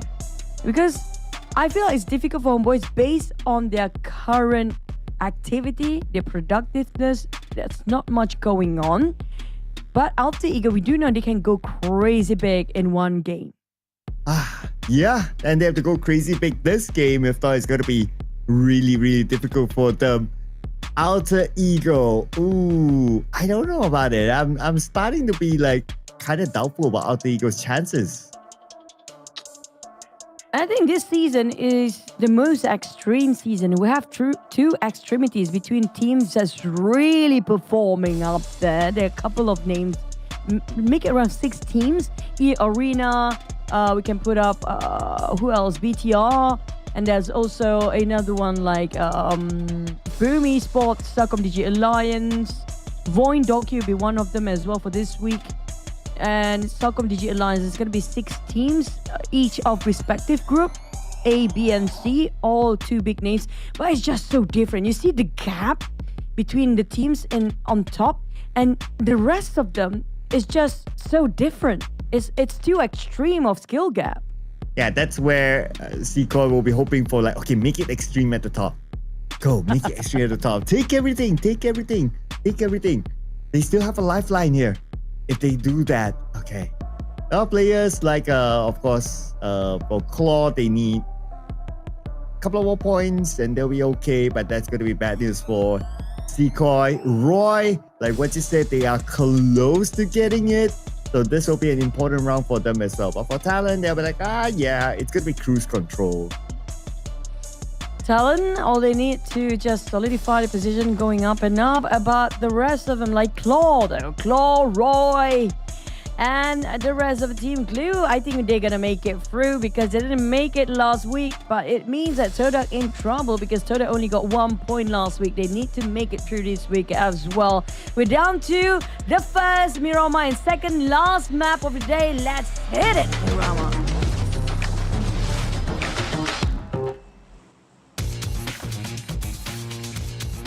Hitting it into Miramar. This is going to be the first Miramar featuring Group A and B. Let's see what sort of drops are we going to get. But we're going to start off with the flat map. I see Impala just right below the plane. And it's heading up north. Yep, going to La Cobera. So expect a lot of teams to drop fairly early. We're going to see TODAK. But I believe that TODAK, they have enough points. So I'm not too worried about TODAK to enter into this Super Weekend. That's right. I mean, TODAK has been consistent. The first day they're performing in week number 2. And they're doing pretty okay. At least they gain points in every single map just to maintain their statue. But for the teams that... I feel bad for SK right now. It's too close, man. They cannot sit comfortably right now. I swear to God, they're biting their nails right now. Oh yeah, still by the edge of their seats. Hoping for like, please, top teams, take everything. Take everything. Don't give them anything. Okay, where are top teams dropping? Okay, it should be Power Grid for BTR, regular drop spot. For VOIN Donkey, they're gonna go all the way up north like Cobera, where the circle happen to be at. So it's gonna be centered around Crater Fields, the high grounds of Crater Fields. That's where all teams will go for. I love this. It's so hard to get a northern circle these days. We're finally getting one, at least in Miramar. And I have a feeling Power Grid, it will be a lot of collision for the teams that try to get themselves towards the northern side. And XSOPHERE versus BTR. XSOPHERE, do you want to do this? Really? And happen to be BTR is that team. Of all the teams, right? And XSOPHERE, not like they're safe, right? They had number 16, 45.79, just behind it by 2 points. And they happen to be BTR. Oh man, this is tough. I mean, they don't know who's beside them. Not like we do. Like the audience can see the name tag of each of player. They don't. They will try to fight whoever they can face against. That's the thing. But it's all about looting, right? And I don't see a lot coming up from BTR. Satar barely got enough. Voxy will be swapped with Satar. And we talked about Satar just now. They're back with Snape lineup. So Ryan possibly be saved for the best or for later during the Super Weekend, I assume. Yeah, he already had his game today, right? So I guess he'll be saved for maybe the Super Weekend. But the fact that when Snape came in, he still put in a performance. So, the coaching staff is going to have a good headache of deciding on who's going to be the starting lineup for the Super Weekend later on. But of course, that'll be left for later. Now, I wonder if BTR will just go and push it. I do want to see Snape and Ryan actually in the same lineup for once. That would be interesting to watch as well. But BTR, here comes the rush. We're talking about BTR here. XSOPHERE, this is the worst start possible. They are surprised by the attack based on how they were standing themselves just now. They barely got enough. And BTR, they work with what they have. They barely have enough for themselves. Not even a pass on the side of Snape. But it's still going to be them crushing over XSOPHERE. That's down to one last man. And KNS, can he actually clutch for his team? Yeah, they're all in on the KNS now. Oh, but wait a second. But KNS lost 10% of health and Satar will not miss his final shot. That is it for XSOPHERE. And the team that's cheering is KHOI Esports. Yep. They definitely going to be it. And it's BTR like they hope for. They're definitely going to be best friends forever with BTR right now. Or even VOIN Donkey or TALON. Whoever is right above them, they were hoping that they will actually crash all these players down there. But for VOIN Donkey, we have a swap with FaZe. Consulate is in. Finally, we see Consulate. It was asked during the interview that, will Consulate play? And now he will be playing. Okay, finally. Making his debut here in the PMSL when VOIN Donkey is very comfortable up there. But that's fine. But TODAK, okay, they're fairly comfortable to 73 points and they're going to rest Real for this round at least, bringing back Brian. Interesting. Well, Real has been performing today as well. I think it's just they don't want to over-exhaust the players to make sure that they are well prepared for the Super Weekend. TALON also have a bit of switch with Boy, Chill, and Linux. It's been a while I actually see Linux. I think this week, this is the first time I'm seeing Linux. Yeah, I think we haven't seen Linux throughout the group stages. 83 points, yeah, bringing in anyone, including Linux, that's absolutely fine. And they can, they can also pretty much do anything they want for TALON. But of course, for KHOI, they're hoping that, okay, we know you made this swap, okay?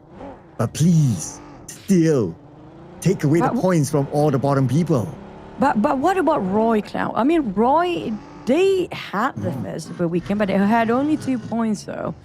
And we talked about teams that didn't get into the first Super Weekend will take over the teams at the very bottom, despite they have a couple of points in the first Super Weekend. But if Roy didn't get it through for this one, it's going to be tough as well for them to get into the grand finals. Yeah, so Roy is in a similar situation as like MVKE, like Sem9, maybe like Alter Ego as well, that they must win fights. So yeah, they're in a situation of like, we need the points. They're clearly now outside the top 16. So if you're outside of 16, it's very clear that you don't have enough points. It might be about like getting the 60 points, or it might not be about getting the 60 points. But that one clear indicator is that if you're still outside of 16, then you're in danger. Well, the one that's definitely in the 16th spot right now is going to be Claw. He got himself already in the 15th slot here, but it's going to be going against a Vampires. Now, Vampires, they will try to just get the enough points to get into the Super Weekend. I don't feel like they're going all out just yet because, well, the group stage is all about getting into the Super Weekend. And then from the Super Weekend, the point is going to be crucial for them to get into the Grand Finals. They even secured the slot to the Grand Final at this point for Vampires. I think they are not showing, not revealing too much of their strategy for the Grand Finals. Yeah, you kind of have that license, right? If you're them, so you can kind of save up a little bit there, and also kind of maybe save up or like, okay, maybe we have a secret player that we can bring on. Who knows, right? Wouldn't be too worried about like the teams at the top. Like, even if they like, okay, they go into Super Weekend, but they do just okay.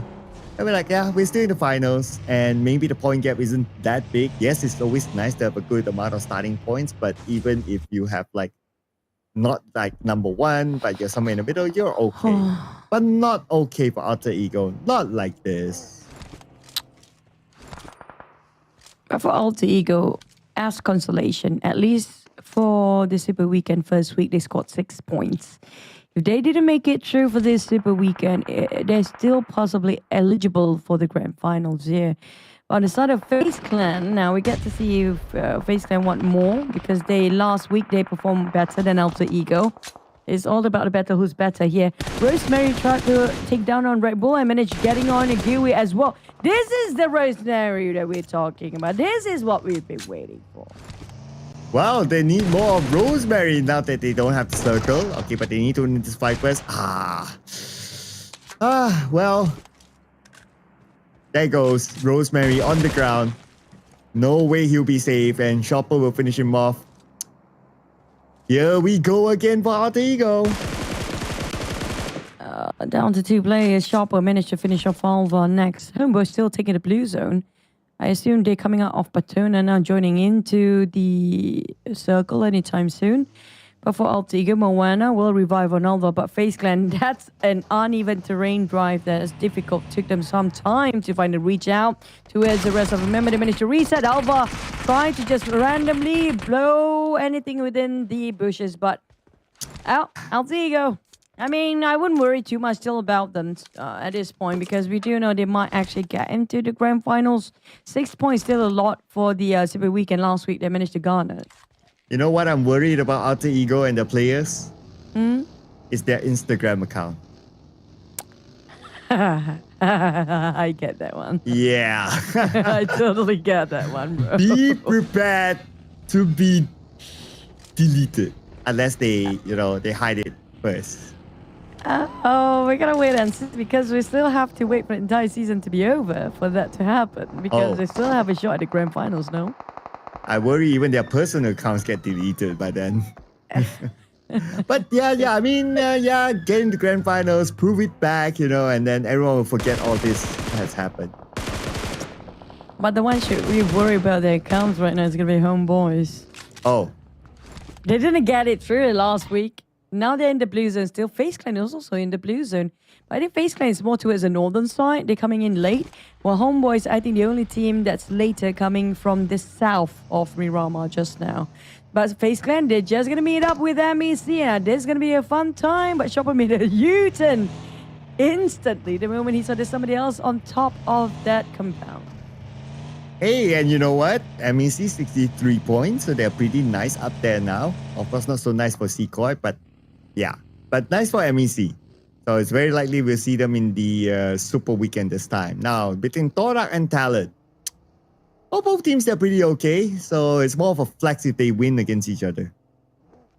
A bad feeling for KHOI right now. Look at the scores. Semna is still alive. MVK can catch up. They are at 52 points. At 13th slot, but There goes a shot from TODAK. TODAK, they pretty much comfortable up there. I think as you get more points, more than 60 points, it's pretty much, okay for them for now. But when it comes to the circle, it'd be comfortable for the players. Oh no, there's going to be a different level of terrain entirely right on the outskirts of water treatment and crater fill. You can be at the edge of the crater fill, or you can be down there at the water treatment area. Which one do you pick? Yeah, pick a spot now, right? It's still quite a good spread, I would say. And the circle, the next one could go either way. It could go all the way down. It could go all the way up. It could still go to the high ground. Voin Donkey's there. It could go there too. Yeah, not to worry about Voin Donkey. But, we could be worried about Claw and the Vikings. Both teams, they could use points as the Vikings. They will zoom past by Claw into the sunset safely. But there are more teams waiting in front. I think Vikings need it more than the rest of the teams out there. For the Vikings, they want to get as much elimination points. The Alter Ego replay on Rosemary. What a swing just now. That was a big one, by the way. But unfortunately, that did not last long enough for Alter Ego. But back to our mini screen. MAC and Vikings. And I think MAC is the ones not too much worried right now. But Vikings as well, if you compare it, right? I mean, Vikings, is it going to be enough for them with 3 points going into the grand finals? Well, they're still in the game now. But 3 points, we need to calculate that later. Because right now, Roy is one of those teams that needs to get into the Super Weekend. And they're having a good one against Voin Donkey. Ui Kwang will get potato. Voin Donkey eliminated by the rest of Roy. Okay, just like that. This is bad news for SK. Bad news for SK. 36 points and catching up to the Vikings. That's going to be Roy stuck to rise up without any trade of their players too. And that's going to be a turn-around event for the side of the teams that's waiting it out to get into the Super Weekend. Okay, I'll give the simple logic calculation, right? If the number 16, whoever it is, gets 52 points and above, then SK is out. But of course, if it's exactly 52 points, then we need to look at the tiebreaker. But generally, if it's like 53 points, then confirm SK is 17 then below. Yep, only 10 points for Sem9 to secure. Within 2 maps, that's definitely very doable. But can they actually do it? Because right now, things has been super quiet between the teams due to the circle itself. And the uneven terrain make it difficult for the players to see what's going on the other side. And they have this sort of ditch all by themselves and separated by mountains, make it difficult for them to even try to engage this fight because they know what at stake and what they will have to sacrifice just to start a fight here. But for BTR, I mean, BTR, can they break the record? That's the question. Yeah, it's more of like, okay, can they break the record? Can they bring more eliminations to Federales? Because since he's been playing every single game for BTR this season, I guess at the back of his mind is that he wants to try to go for the FMVP. Last season's FMVP was Satar, by the way, and he's been kind of making way to Federales by sitting out on some of the games. But that doesn't mean that he cannot still gain more stats than Federales. So who knows, right? But there's still quite a long journey. We still have halfway of the season to go. And for FaZe Clan, now we have them on here, on screen, on the high ground, on the outside the circle. What is FaZe Clan? They're fine. It depends on what happens to MVKE. MVKE, they're fighting their way into the top 16 right now as XSOPHERE bowing out early. I mean, XSOPHERE, I feel like they will be a bit more careful for the last map of our group stage because they still can catch up despite they're not getting any points out of this map. I'm not surprised if they go slightly crazy for the next one, but if they go too reckless, they will ended up the same story just like how they did in this map. On the side of Team Secret, I mean, well, they can try to reach out to 60 points if they want to. It's within reach. Glue, on the other hand. Glue, are they safe as well? 61 points. GLU, they seem to be kind of okay. Team Secret, well, they could use an insurance policy here. But by doing that, they need to fight against GLU, and Hexas will get their first knock. Nice navigation around this, this kind of like a rooftop, just to get that one elimination. And now Team Secret. Only 3 players left. Still sharing the same compound. And here comes Noel. And he found GK in the process. Oh, Team Secret, limb by limb, taken out by glue. Definitely need some glue to reattach your limbs by now. But Zero's cooking up the nade, hoping it will actually toss towards some certain angle, but it's been cancelled entirely as the players of GLU forcing their way into the side of Zeros. He's going to go 2v1 against Hexas. Hexas is down despite having DBS in his hands. And Stickley, here comes the Molotov. Try to burn them all alive. But Team Secret will finish off Hexas just now. That leaves Glue with only 2 players. Noah's bleeding out as well. Glue, where would they want to get out from here? And for FaZe Clan, looks like they're up against MEC. MEC now is 63 points. They're okay. But let's see who will get the flex here. Because they're just next to each other in the overall chart. So it's going to be a flex between FaZe Clan. If Chopper can pull off a clutcher against MEC, the 4 players in front of him does have a DBS. Very clutchable weapon. And MEC, they're not really pushing the Chopper yet. Yeah, don't forget about the Vikings out there. And speaking of Team Secret just now, there's also Vampires watching. They want to steal those points away out of the hands of Team Secret and Glue right now. Look at how they just keep on observing. All 4 of them is right on top of those mountains. While Glue still struggle where to pick. If you try to pick out, you're going to get headshot straight away by the Vampires. But at least the Blues will try to push Team Secret out of their hiding spot. But either Vampires or Glue have to, stop Team Secret from advancing here. But Team Secret, they build up the bridge of smoke with the circle just slightly pushed on the south. Team Secret, it's going to be tough, but they manage to get on 1.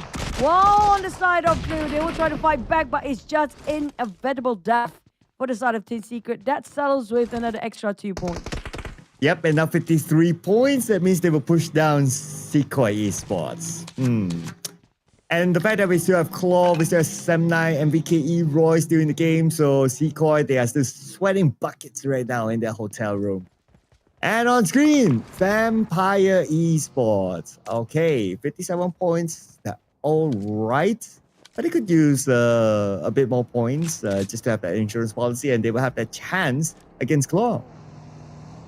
Vampires still have a full squad. Claw, on the other hand, we don't see a lot of actions coming out from them because they need to push those numbers up. Because anytime XSOPHERE or Sem9 can catch up to the next game if they don't score that much this game.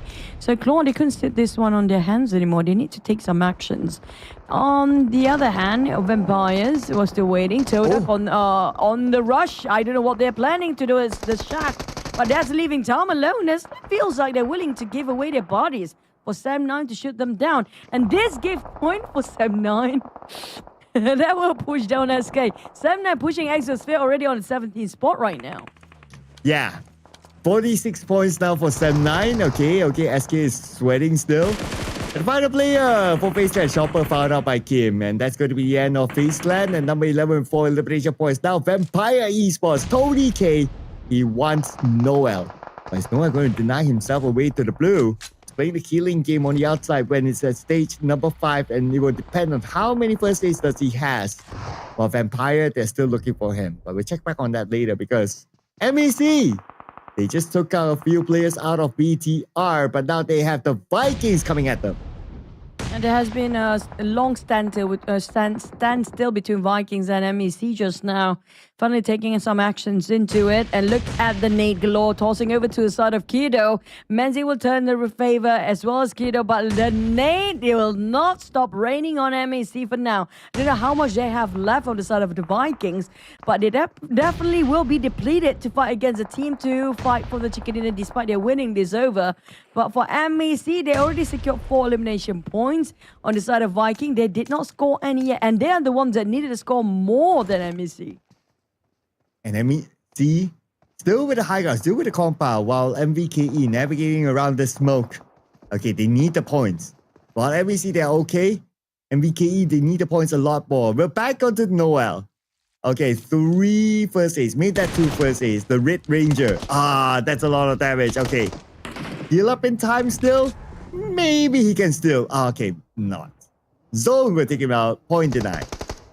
Glue is playing a very dangerous game. Yeah, they got himself 65 points in total right now, but they didn't get into the first Super Weekend, so they have to solidify their position to make sure they're 100% getting into that Super Weekend without being questioned here. Not like the case of SK. They don't want to be that waiting game just to bite their nails at the bench. On the side of HOMEBOIS, now HOMEBOIS, I think they want to take things very slow now. They want to wait things out, but you know, whoever waits never gonna have a good result by end of the day. Vikings, they still try to clear up MEC for the longest time, and they're running out of their utilities. 0 for throwables, except for that last smoke on break. And for Vikings, they need to win this fight. They have to. Yeah, they need the points a lot more than MEC. As Voki now waiting at the corner. Okay, Voki sees the opportunity. He gets one, he gets two! Voki with the SOK from the room will punish the Vikings.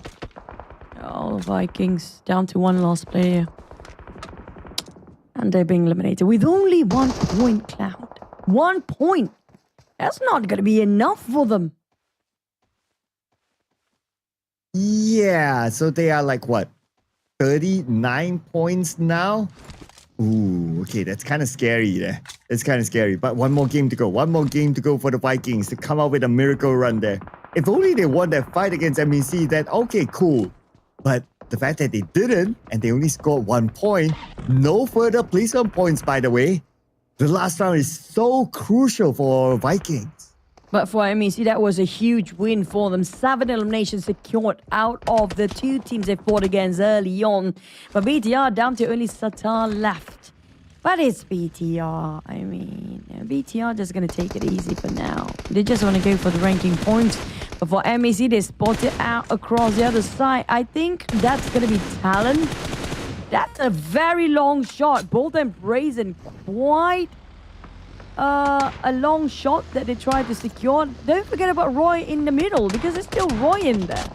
Oh, MEC now trying to cut across this road. The TALON is shooting at them, including Roy as well. Roy will get one. Okay, how many did they get out there? 7 elimination points now for Roy. Roy, they're climbing up now. 39 points in total. Oh, good luck, SK. I feel bad. They're going to break into the 40s anytime now as BTR finally bowing out. We're down to only 6 teams left, with TALON have the most, as well as Vampires and Claw. Now, for Roy, they got 7 points right now. I mean, anytime they can take over on the top teams and get themselves in the top 16 here. And they're also starting to gain placement points as well, so let's not forget about that. So very likely by this round ends, Roy can push down SK. But still, the easy calculation, number 16, if it's 52 points, then it's clear that SK is out. But if it's not 52 points, then SK is still in, still breathing. Vampire Esports, they want to breathe into the Super Weekend and they're looking for more points. But Roy, they should be able to gain another one and they will take it out of Red Face. But don't forget about HOMEBOIS. They're the one that in the dire need of points. They didn't get into any Super Weekend yet. And if they keep sitting on their hands and wait things out right now, there will not be enough bodies for them to gain any point for the entirety of the rest of the league. They need a bombastic run, a phenomenal run with a double-digit elimination. If they keep waiting it out, there will not be enough. Oh, great that you mentioned about HOMEBOIS because I kind of forgot about it. Ouch. Ouch. But yeah, okay, they're making themselves memorable right now by having a good angle against Vampire Esports.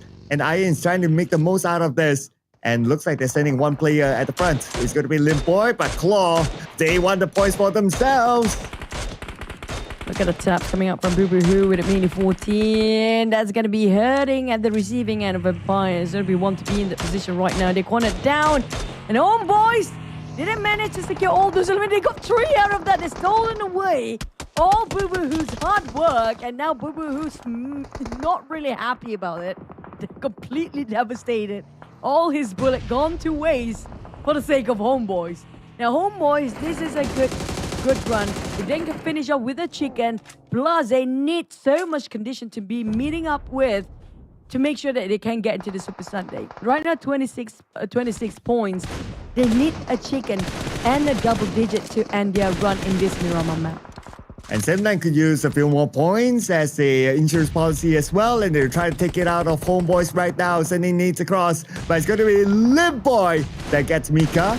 Okay, but it's not out yet. Yuhai from Miramar Action still spraying down into the smoke where HOMEBOIS is at, and Limboy will finish off Mika. While Yuhai still trying to find his next target. Trexie, the IGL, will be at the front. Yuhai continues to spray, but this time not getting anything out of it yet. High reposition himself. Bubuhu now being scared by the bullets of Hui Kwang. Roy fighting against Bubuhu. Barely got any covers. Left, right, center. And there goes Claw going out as well. We're down to 5 teams now. Can they gun more points for HOMEBOIS? Now 4 in the back. One limp boy who's limping out right now with the HP, but another one bites the dust. That's going to be Sam 9 eliminated next. We have 4 teams left, but 3 out of 4 still having a full squad except for Claw. Where is the last remaining member of Claw? Where are you? I'm trying to see. Okay, okay, now we do have it. It's going to be Zaxi on the outside of the circle. In front of him is going to be HOMEBOIS, and HOMEBOIS knows that he's there. But he can still kind of move towards the right side, try to slide into the circle. While we look at Roy, they need the points way more than Talon. But this is the best time for HOMEBOIS to intercept this business right now, because if they don't try to push the numbers up, Roy even got 10 eliminations by now. 10 if another additional 10 if they can get a secure a chicken dinner. But Ian's taking on Linux. Talon, they have to fight a two-way war now against Roy and against HOMEBOIS at the same time as Mango pushing in. The other end is also sandwiching Talon into a very squeamish ham in between. This is going to be difficult for Talon. And here comes Roy as the king of the hill. Talon, now only Yoru left. And where's Yoru going to go? He's heading towards where Zaxi is at. Okay, Zaxi sees him. Yoru, who is shot at by Zaxi. But Yoru, okay. He has to turn around because Zaxi is there. And now the molly will be lobbed across by Zaxi. And Yoru is in big trouble right now. He is about 60% of health. But Zaxi has to be careful of HOMEBOIS at the same time. But the moment the zone comes in, he will be pushed out. It's going to be HOMEBOIS that takes him out. Yoru eliminated by Ka. And right now, Roy, 14 eliminations. Suddenly, the sudden rise of Roy with the double-digit eliminations. HOMEBOIS fighting against Roy, who is having their adrenaline rush right now. They're on the high and even got themselves a high ground as well. Some advantage given to his side of... Not given, they gain it. They actually putting the effort into it. Those elevation will give such a big advantage to the side of Roy. Now, HOMEBOIS, how do they deal with this? They should be the one that be as aggressive as Roy to get those double digits up. For the low ground, HOMEBOIS, Ians gets Mango. But there's Ka in front of them. Okay, here comes the name by Hui Kwang. And HOMEBOIS will be pushed by the blue. This is stage number 9. They cannot spend a single second in the blue. It's gonna hurt for sure. HOMEBOIS, they're clumped up together right now. Roy, 1 player currently down. Mango cannot be saved. He's way up there. It's down to the last 3 players of Roy right now to try to stop HOMEBOIS from moving forward. And Limboy will be cut down by 2K. Limboy knocked down once more. HOMEBOIS, they are spreading. They're clustered up together as a tree. That's not the best one, as the Molly will try to separate themselves. And it's going to be Ayas jumping down towards the palm tree. He's trying to just spray within the smoke, hoping it will connect somehow. But the smoke confuses the rest of HOMEBOIS. And Juke and off angle got shot down by Ayins. And this is the time to know whether HOMEBOIS can wrap this up. Hui Kwang getting on Ayins. It's down to Shamil. Shamil can actually pass for the team. Kai is left behind, giving cover fire. HOMEBOIS, they score the chicken. But will it be enough right now? Whoa. Let's not write them off yet, ladies and gentlemen. The final round might still mean something for HOMEBOIS if they can somehow pull off a miracle run here. HOMEBOIS just took away the hopes and dreams of Roy to gain the chicken dinner. But fret not, fans of Roy, fans of King Roy, because they are still able to gain a lot of eliminations in this round. So unpredictable for the fate of certain teams down here. We cannot discount HOMEBOIS yet. They're back in the game. And they are in the 30s right now. Definitely more than enough to push slightly forward. If I have a bad feeling that SK gets pushed down later today. But Roy getting those double digits, 15 or 15 eliminations by the end of it. I think they secure slightly more, 15 or 16, because they managed to secure 1 more point by the end of it. But for HOMEBOIS, finishing off with 9 points will be enough. Addition to the extra 10 points from the chicken dinner. Ooh, 19 points for Homeboys, giving them a little bit of hope for the last game. A small hope if they can actually pull off a miracle run to make a showing into the Super Weekend. But that also means that it's also very scary for CKHOI. We'll look at that later, because right now we're definitely going to celebrate Homeboys. And the big brother, Shamil, is the one that came out with the most damage and also part of the most eliminations here together with Limboy, which is 3 eliminations. Damage received, mostly out of the Ions and Limboy. They were the tankers of this round that opened up that space for Shamil to do his work as the big brother, leading his teammates, leading his younger brothers here. First time PMSL. Wow, we check out the highlights.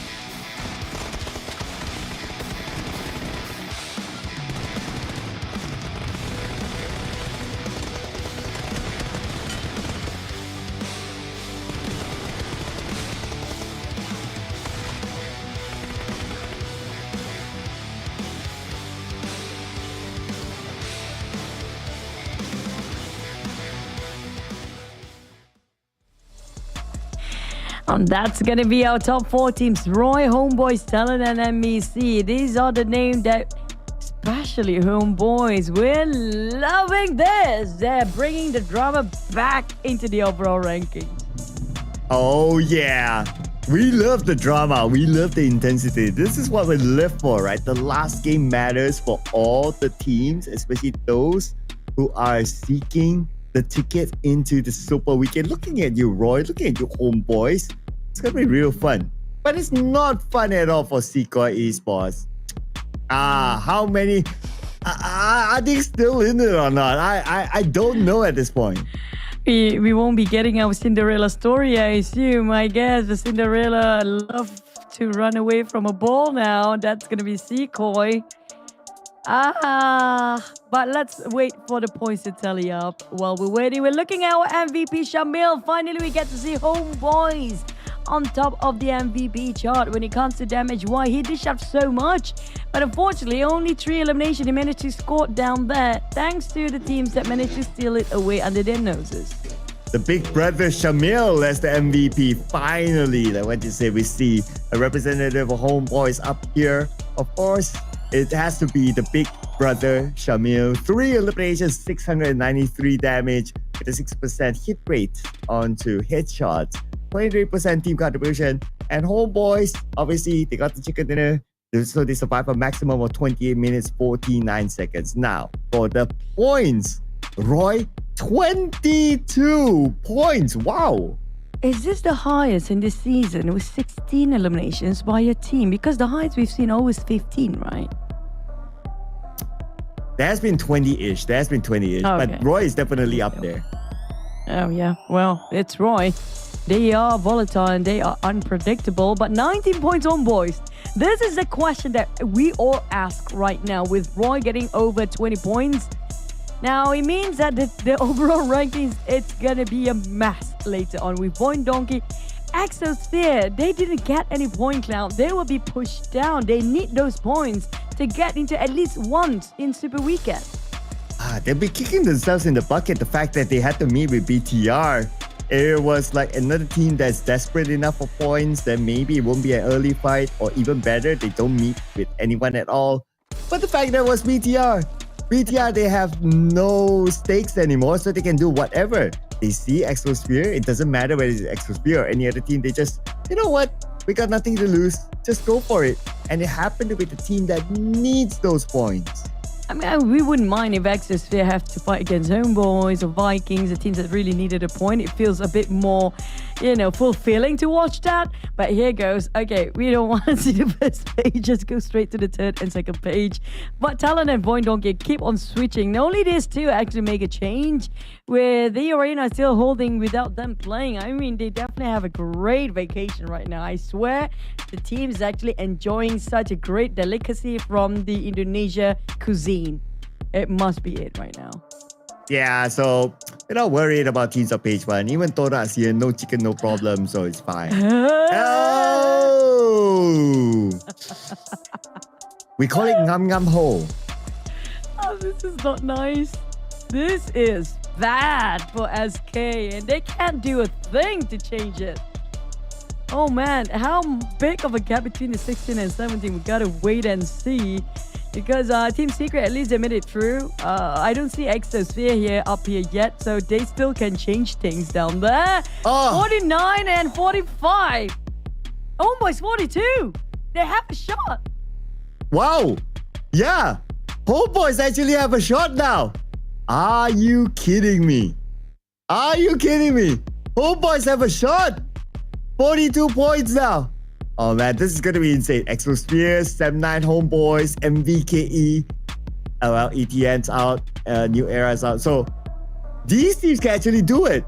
Unless Alter Ego comes with something insane. But the closest one are those teams that we mentioned.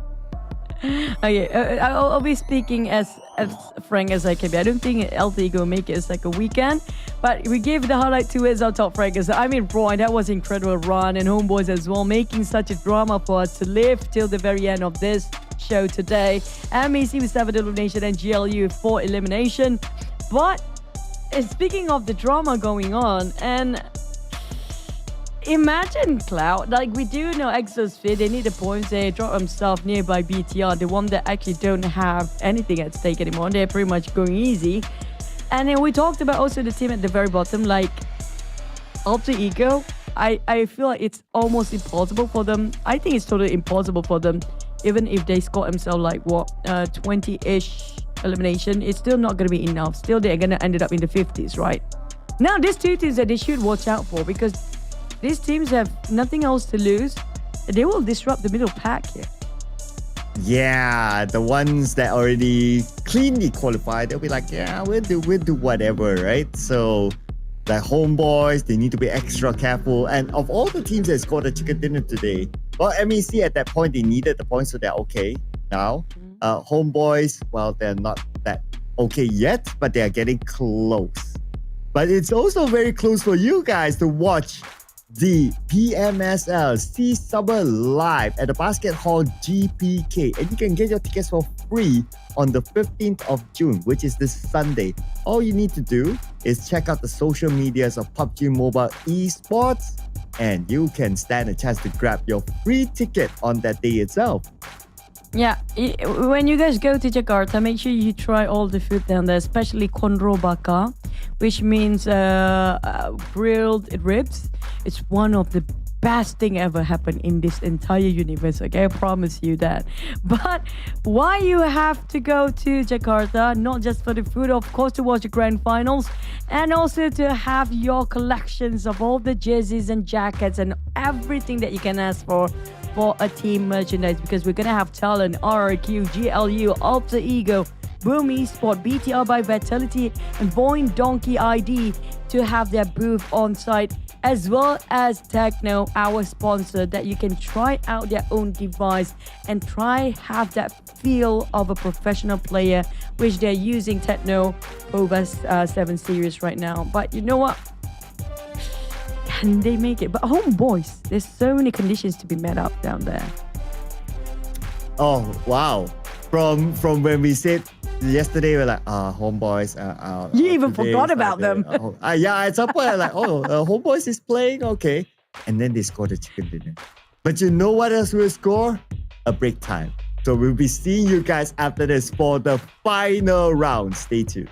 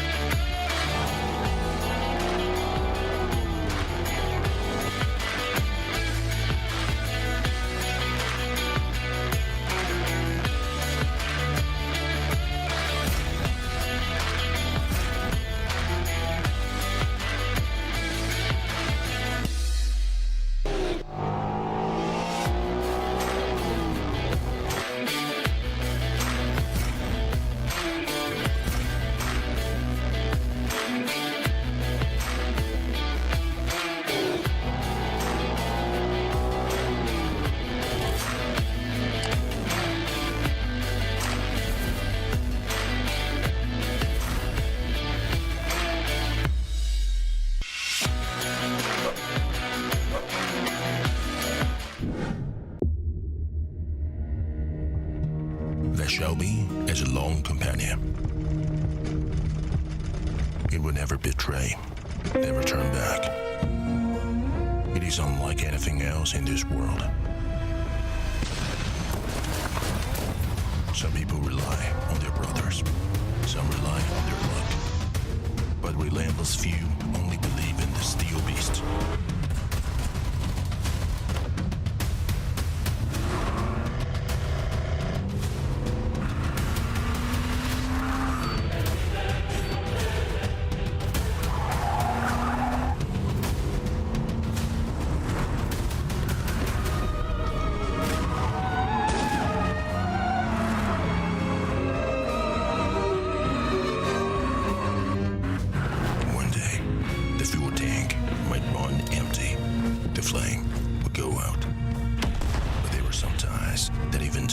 Cannot erase.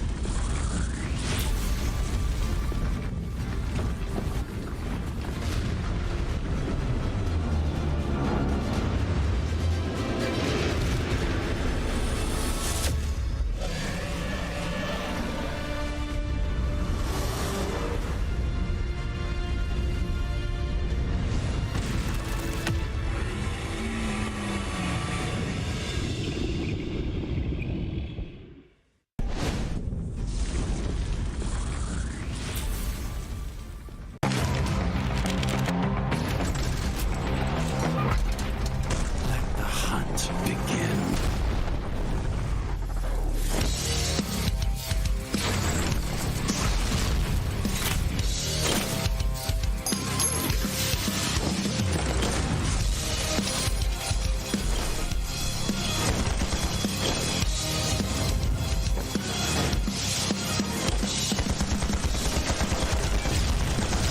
You did great.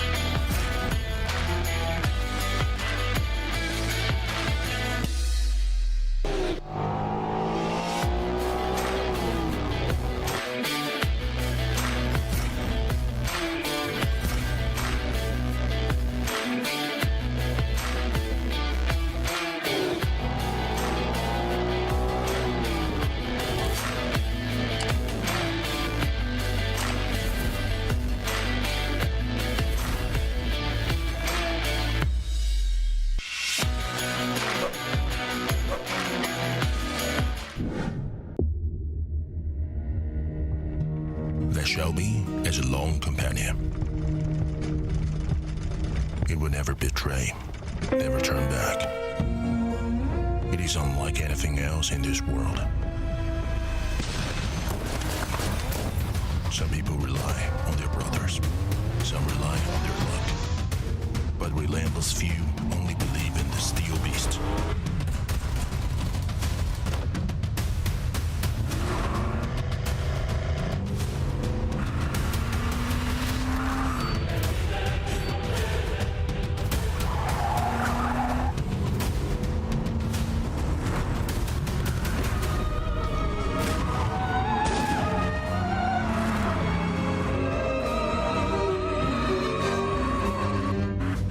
One day, the fuel tank might run empty.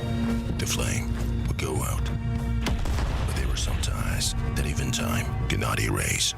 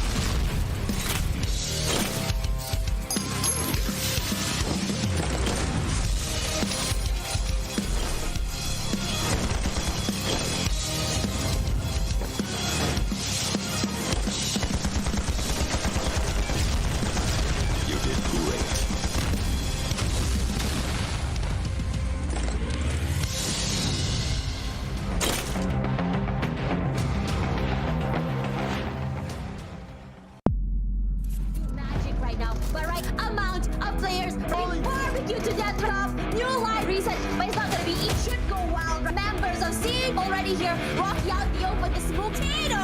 Strategic.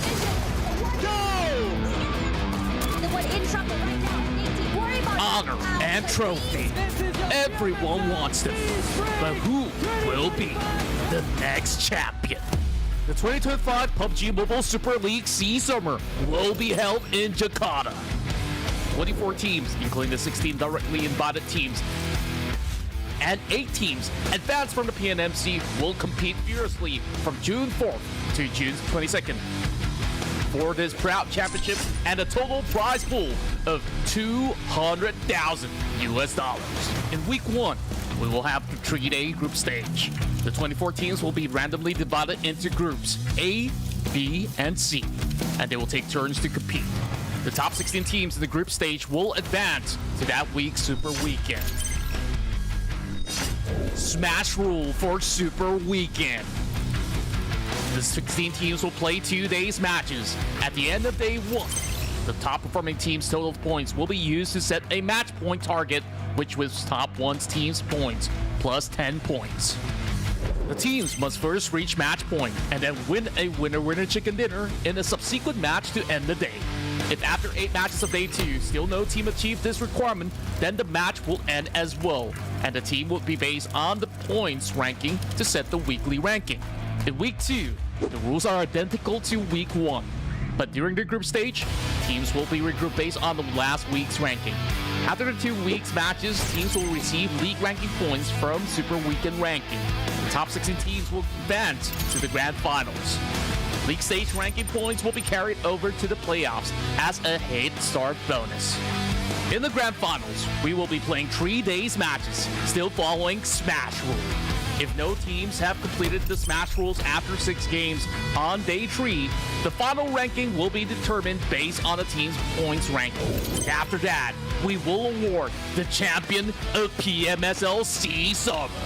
We will compete in Erangel, Miramar, and Zadok.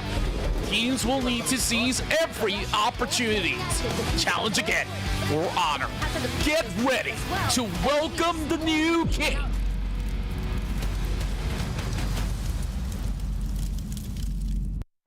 Paling untuk 3 yang lainnya, kalau misalnya kita kalah berada di hashtag 2 dan kita nggak bisa dapat hashtag 1, yang pasti nanti ada hukumannya, ya paling traktir sih atau enggak ya challenge-challenge rank lain. Tapi jangan sampai dong hashtag 2. Mọi người hãy tưởng tượng tôi như kiểu một cái chùa đấy, với lại cái team của tôi như là một cái chợ ấy.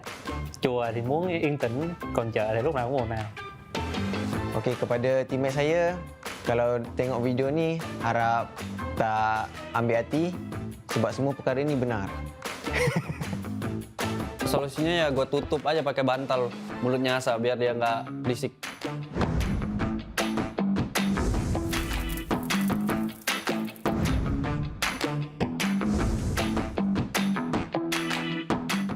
Ngenokin teman sendiri sih, itu ada bisa pakai bom, bisa pakai bensin, itu sering terjadi dulu di zaman-zaman RA. Nah kalau di zaman-zaman itu kita sering ngemoli teman kita sendiri, itu sering terjadi dan tapi kita ya ngebawa itu jadi lucu aja sih. Điều ngớ ngẩn nhất cả đội từng làm chắc là những one net và những quân lửa, tại vì thay vì chúng tôi chọi vào địch thì chúng tôi chọi vào nhau.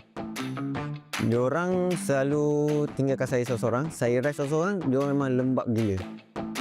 Wah, kalau itu gue pernah sih, waktu itu ngepost kompon, terus si Asa ngebom diri gue, bukan ngebom musuhnya, jadi malah friendly fire. Parah sih dia.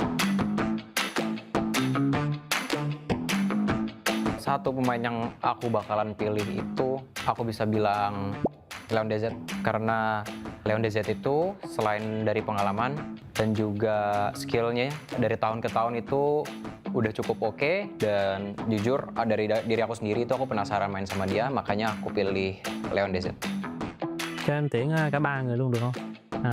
Thứ nhất là Tony Kay, hai là Rosemary và KHOI, tại vì cả 3 tuyển thủ đấy luôn luôn nằm trong những cái top player của các giải đấu và cũng có MVP của mình nữa. Saya akan ambil TODAK Naim sebab dia punya backup laju and then sharp shooter.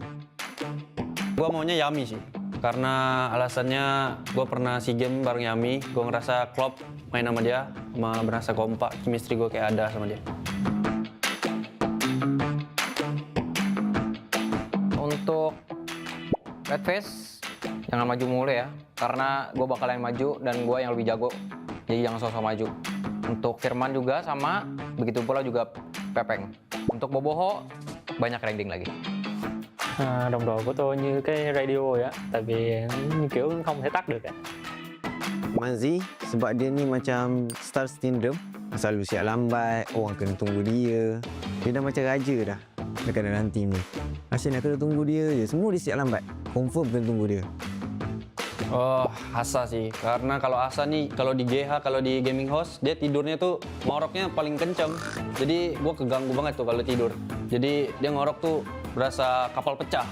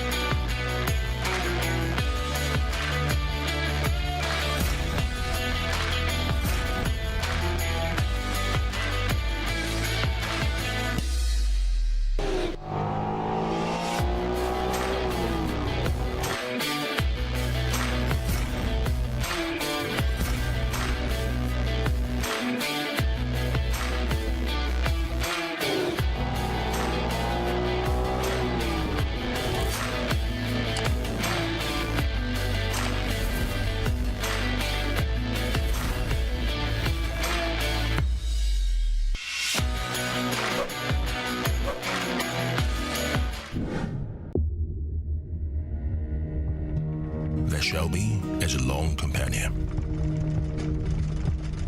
It will never betray, never turn back. It is unlike anything else in this world. Some people rely on their brothers, some rely on their luck. But relentless few only believe in the steel beast.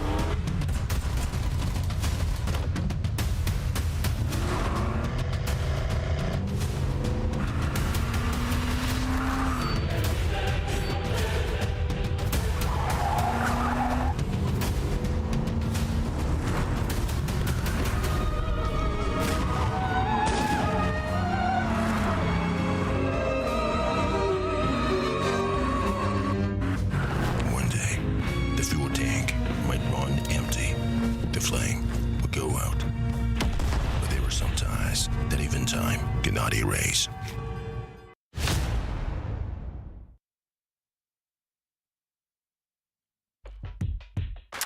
And we're back, ladies and gentlemen, for one more round. One last shot. Who will make it for our super weekend? Can CKHOI actually make it? Yeah, that will be the biggest banger question of all. Can HOMEBOIS create a miracle comeback? That will also be another bigger banger question. That's kind of true. I mean, 42 points. They need another extra, like, the safest bet, 20 points. That's going to be another chicken back-to-back for HOMEBOIS if they can score that one now. Ooh, and break CKHOI's heart? Yeah. Very close now. Very, very close. There's only a handful of points. And 7-9, they also need the points. I mean, everybody at 17 onwards, they all need points. So CKHOI, they're still at the edge of their seat. They'll be looking at all those teams below them, 17 onwards. If CKHOI can actually touch that magical number 16 that they very, very need. Because they didn't make week 1. So week 2 is a must. They are touching the 16th spot right now.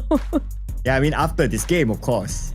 After this game, I don't know, man. There's a chance that the gap is just too small. And with Sem9 start to, you know, we do know Sem9 can catch up anytime soon. But HOMEBOIS is the bigger question. I want to see At least we have one Cinderella story by end of today. So it's either Sequoia or Homeboys. But it could be neither of them too. So That's sad. yeah. It could be. It could be. Wow. Oh, well, it was unusual circle in the north just now. If we get another circle that's unusual, I would not mind just to test it out. Or maybe just give the circle all the way towards the teams that either they're already up there, they don't need the points, and so Sequoia can stay where they're at. But do you know why crabs never volunteer? Are we going back to this? Why? Because they're shellfish. Oh, they are. That's true. Yeah. That's why they never volunteer. They're very shellfish. Shellfish people. And then we ate them. Wow. So what are we? Then you are shellfish eater. Shellfish eater. Shellfish Shellfish eater. Yeah. Shellfish. What do you call a fish without an eye? Fish without an eye.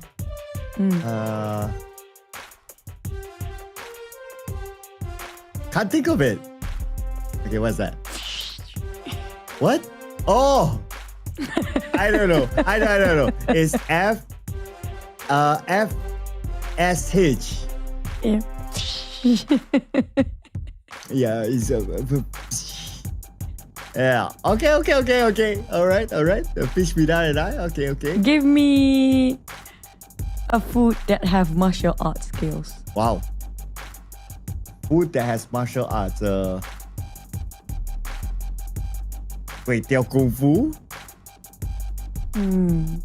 Oh, there's so many though, actually. I know. Kway Teow Kung Fu is not wrong, but That's not right. pork chop, chicken chop, Oh. Okay. We're going to food lamb now, right? chop. Okay. We're that hungry. But I would of- love to have of- a great of- lamb chop. Of all those foods, right? Which vegetable has the best kung fu? Best Kung Fu. Best Kung Fu? Yeah. What's that? What? Why is it? Why Kung Fu? Yeah. Which one has the best Vegetable? kung fu? Broccoli. Why broccoli? Yeah, you know, Bruce Lee, broccoli, you know. Oh, broccoli. Yeah. Broccoli. Yeah. That's so stupid. I know. I try. I'm running out of good ones, okay? I'm running out of good ones. Oh, okay. You know what? Team to focus. We're going to put this aside because we're focusing on SK that's not playing. Yep. Homeboys that's still struggling. Can we have team to focus SK? You know, are we breaking the rules by doing that? I don't know. Can we? Oh, okay. We can. Mr. Producer, no Japanese girlfriend says no. Oh, wow. Sorry. It's okay. That's just him.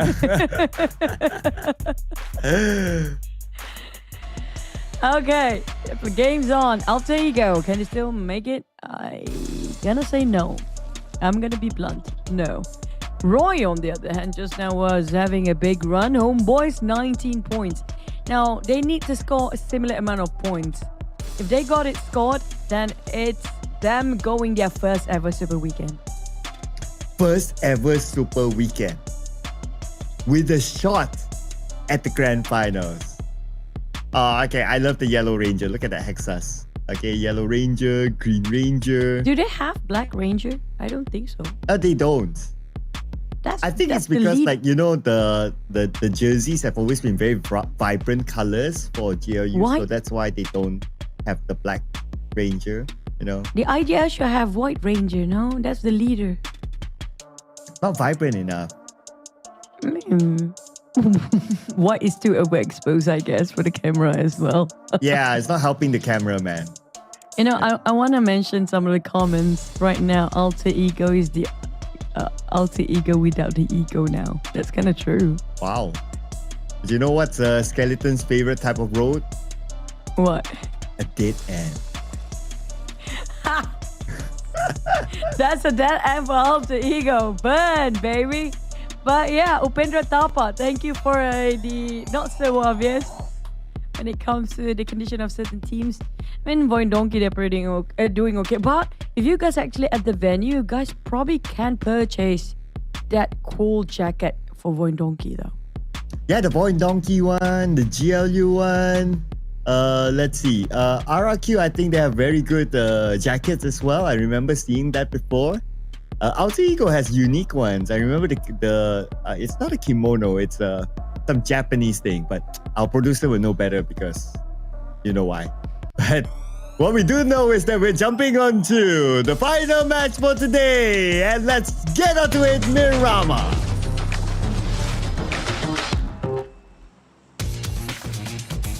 Final game for league stage this season of the summer PMSL 2025. Ladies and gents, will XSOPHERE eSports can squeeze through? They still can change so many things. Will they drop next to BTR again?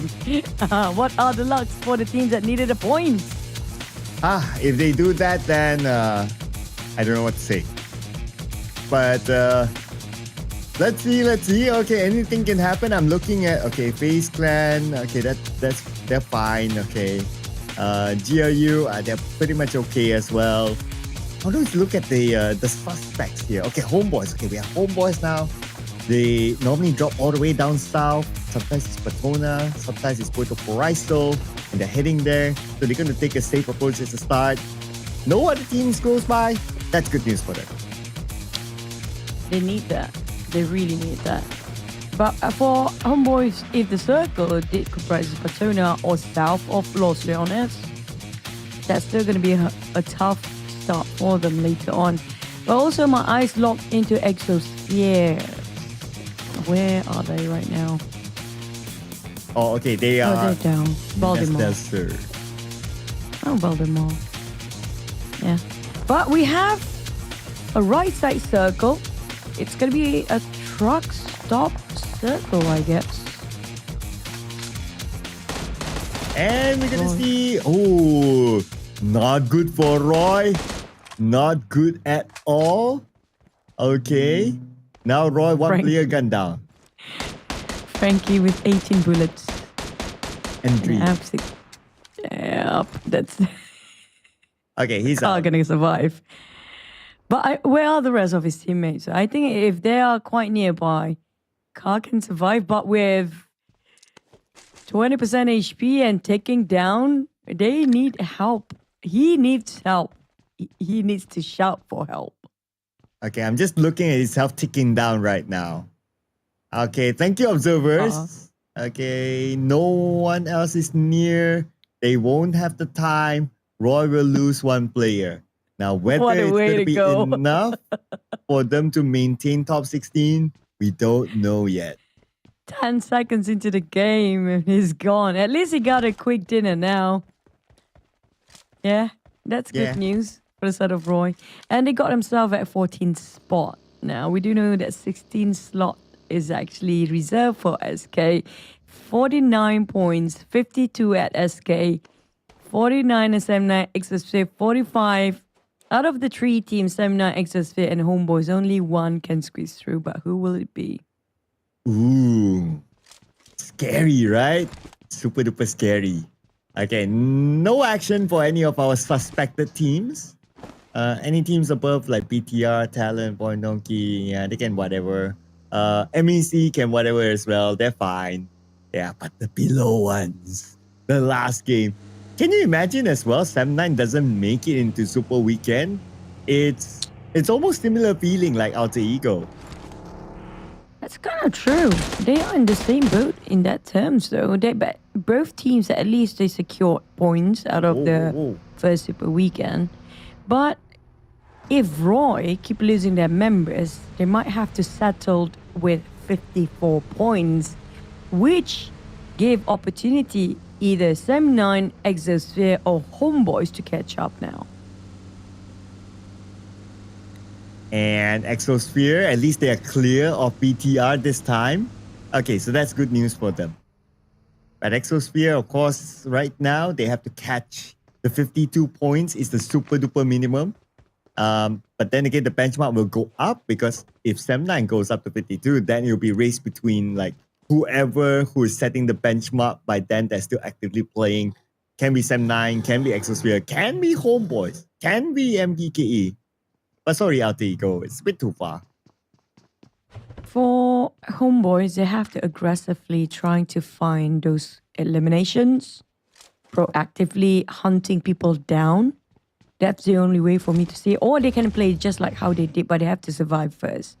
But would you risk yourself whether you don't know if you can survive to get the chicken dinner with a 0 point to wait things out, or you start to go recklessly find those points by yourself? Depends on the IGL right now. I guess if I were like SEM9 and XSOPHERE, I would just wait it out. Maybe if I'm HOMEBOIS, I'll wait it out too.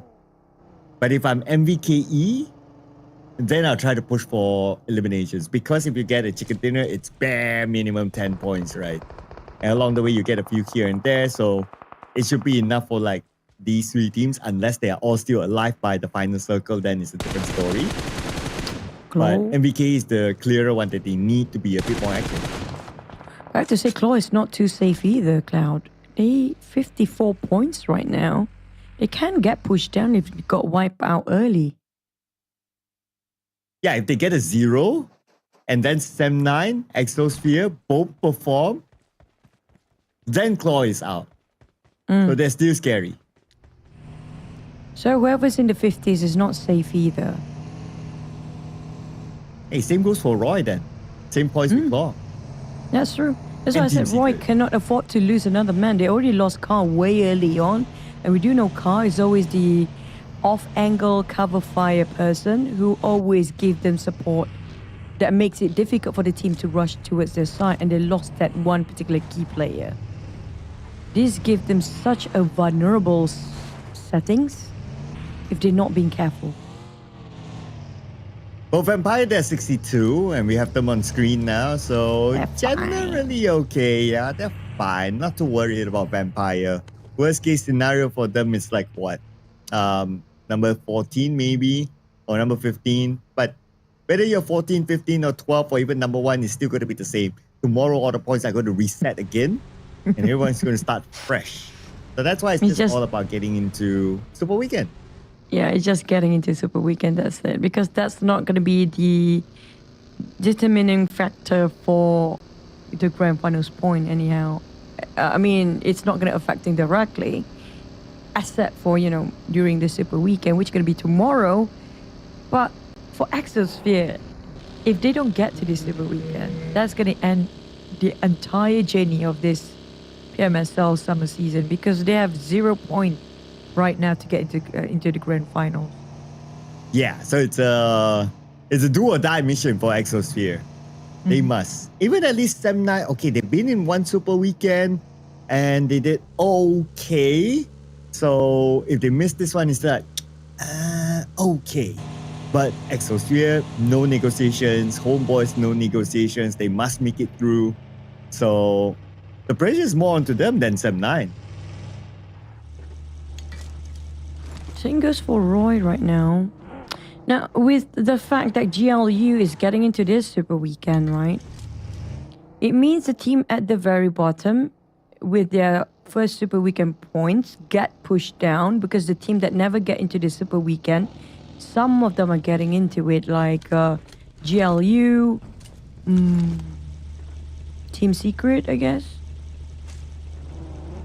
Yeah, and Team Secret is also one of them that miss out on the Super Weekend. But check out this circle. Hachi towards the right. Okay, this is what we want to see. Last game of the group stages. Give it to us. Give it to us. And we're getting it now. 40% of water in this circle. This is one nasty circle. On the second stage of that.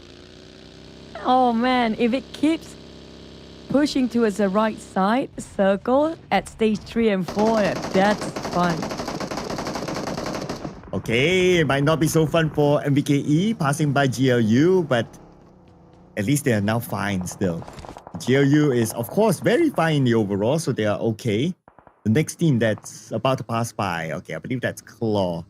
So Claw needs to survive this one as well. Okay, this is going to be tight. We are expecting to see more team fights now that with this kind of circle, there's like 40% of water, lesser land to play with. Team fights will happen anytime soon. And everybody moving from the left to the right side of the map. That means the circle tucked into one direction.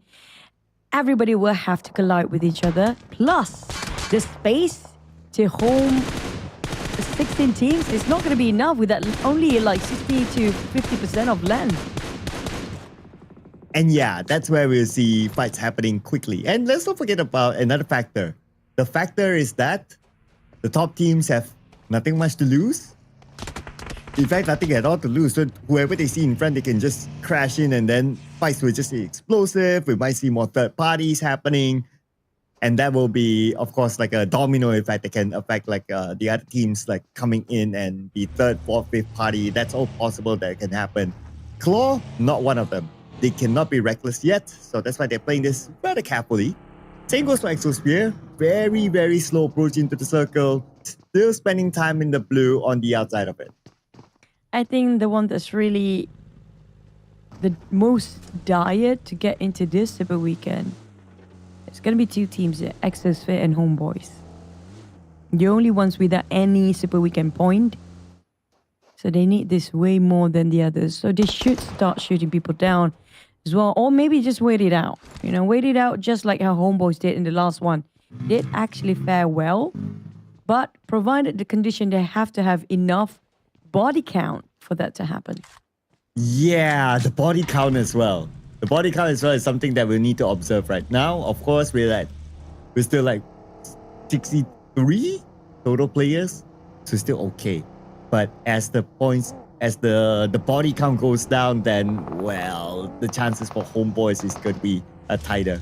But we might see the body count go down even further now that SAM9, they have arrived at where Dewey is at. But Dewey on the buggy, trying to escape, and he should be able to, but they will still try to fire him. Yuhai doesn't have a good angle, tries to get one, but the rest of FaZe Clan is there to provide him the extra cover.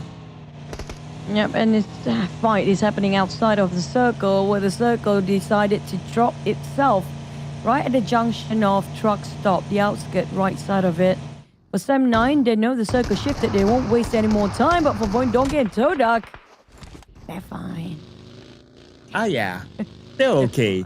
They gave the point to VOIN Donkey, which is also okay. So it's not the biggest factor. So it's more of a flex here for VOIN Donkey, the fact that they took out TODAK. But yeah, we'll see TODAK again tomorrow. Not going to be an issue.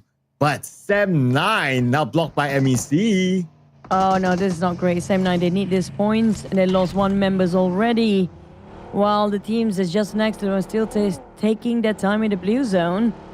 Claw also did not make any move just yet, but MEC, they will disrupt and destroy SAM9's, who happen to be next to XSOPHERE as well just now. Yeah, if they can somehow take out XSOPHERE, then it's good news. At least that's one competition out. SAM9, they got a knock onto a player of MEC, and Jaxi will finish off game, so that's going to be another point. But Parents in trouble. No Parents. Not the time to flip his vehicle. Oh no. And guess who it is? It's BTR. No. But it's actually XSOPHERE. Then knocked out Parent. They want that point. Oh, if they know this is SAM9, they definitely want to gun it down, because right now, it's XSOPHERE, they will want SAM9 to be ousted with the seconds. Worst case scenario happened for SAM9 as the blue zone hit them as well. They're down to 2 players, and they still have plenty of points need to catch up to be in this Super Weekend. Yeah, they need like 2 points to equalize SK. 3 points to not think about the tiebreaker. So that's their super duper minimum right now. And only 2 players left, Mika and Yuhai, that is still alive now. And Mika is separated from Yuhai, by the way. Oh, Alter Ego. Oh, I love this. You see them on screen. The top versus the bottom. The one that don't have anything else to lose, but the one that everything have to lose is going to be SAM9 right now. They are running away now. Mika even gunned down. Out of nowhere, the shots coming up just straight for himself to be the target. But at least they still have 2 players. XSOPHERE, they're visited by MEC. Not like this. Not like this, XSOPHERE. Okay, but we start off by knocking down Kido. Okay, that's what they're looking for. Oh. But Lobby X knocked out by Amazon. A bit of a trade there. Lobby X will finish off. And looks like Grab will be taken out as well. Oh no, this is bad for XSOPHERE. 2 players left. They need to pull off a big one here. But the nade across, they will get one. And they will win this fight against MEC, giving them another lifeline. 3 points in the back, slowly climbing up. They're in the same state as SM9 with 2 players remaining. And they're catching up to their points too. 48-50 on SM9. They need 5 more points to just run down on SK. Oh, sorry, SK. I don't think SK will survive this one. Not playing anything about, at least at the side of SM9, they can change so much for their fate this weekend. Okay, so Trexie, Mika now. Okay, they're in the circle. Okay, they're going to play like super safe because they just need like 2 more points. So they need to hold on for at least positioning points and they'll be able to make it through. But okay, if XSOPHERE overtakes them, then yeah, then it's going to be a problem. So they still need to consider the position of XSOPHERE. But we'll check back on them later because right now they only have 1 active player. XSOPHERE still in the game. They have 3 elimination points after winning against MEC earlier on. FaZe Clan coming in from the outside. It's going to be okay for them, but they see a key team. Roy in front. Now Roy's going to block at FaZe Clan. And Roy, they somehow could use a few more points. They wouldn't mind a few more points out of FaZe Clan. While BTR Ryan, Ryan is playing this round, but he got taken out by the zone, so that's fine. BTR is okay. Who did they swap for, Ryan? Is it Tatar again? We were not shown, so we're not too sure. I do want to see Ryan to actually play alongside with Snape for once, but back to his side of FaZe Clan. They're trying to take out the players in this band, the church, and it's going to be Canary pushing in as Kwang already prepped the nade up. DBS in Shopper's hand. FaZe Clan, do they need this much? Compared to their opponents, pretty much they're both in the same spot. They're going to be fine, I guess, by the end of this one. And FaZe Clan, okay, not one of our highlighted teams. Roy, somewhat a highlighted team, and now they're facing off against FaZe Clan. And Roy, 2 active players, 1 player currently down. At the same time, Vampire eSports will be in a fight against TALON. MVKE in a fight against FaZe Clan. Wait a second, MVKE actually from afar, they knocked down Canary.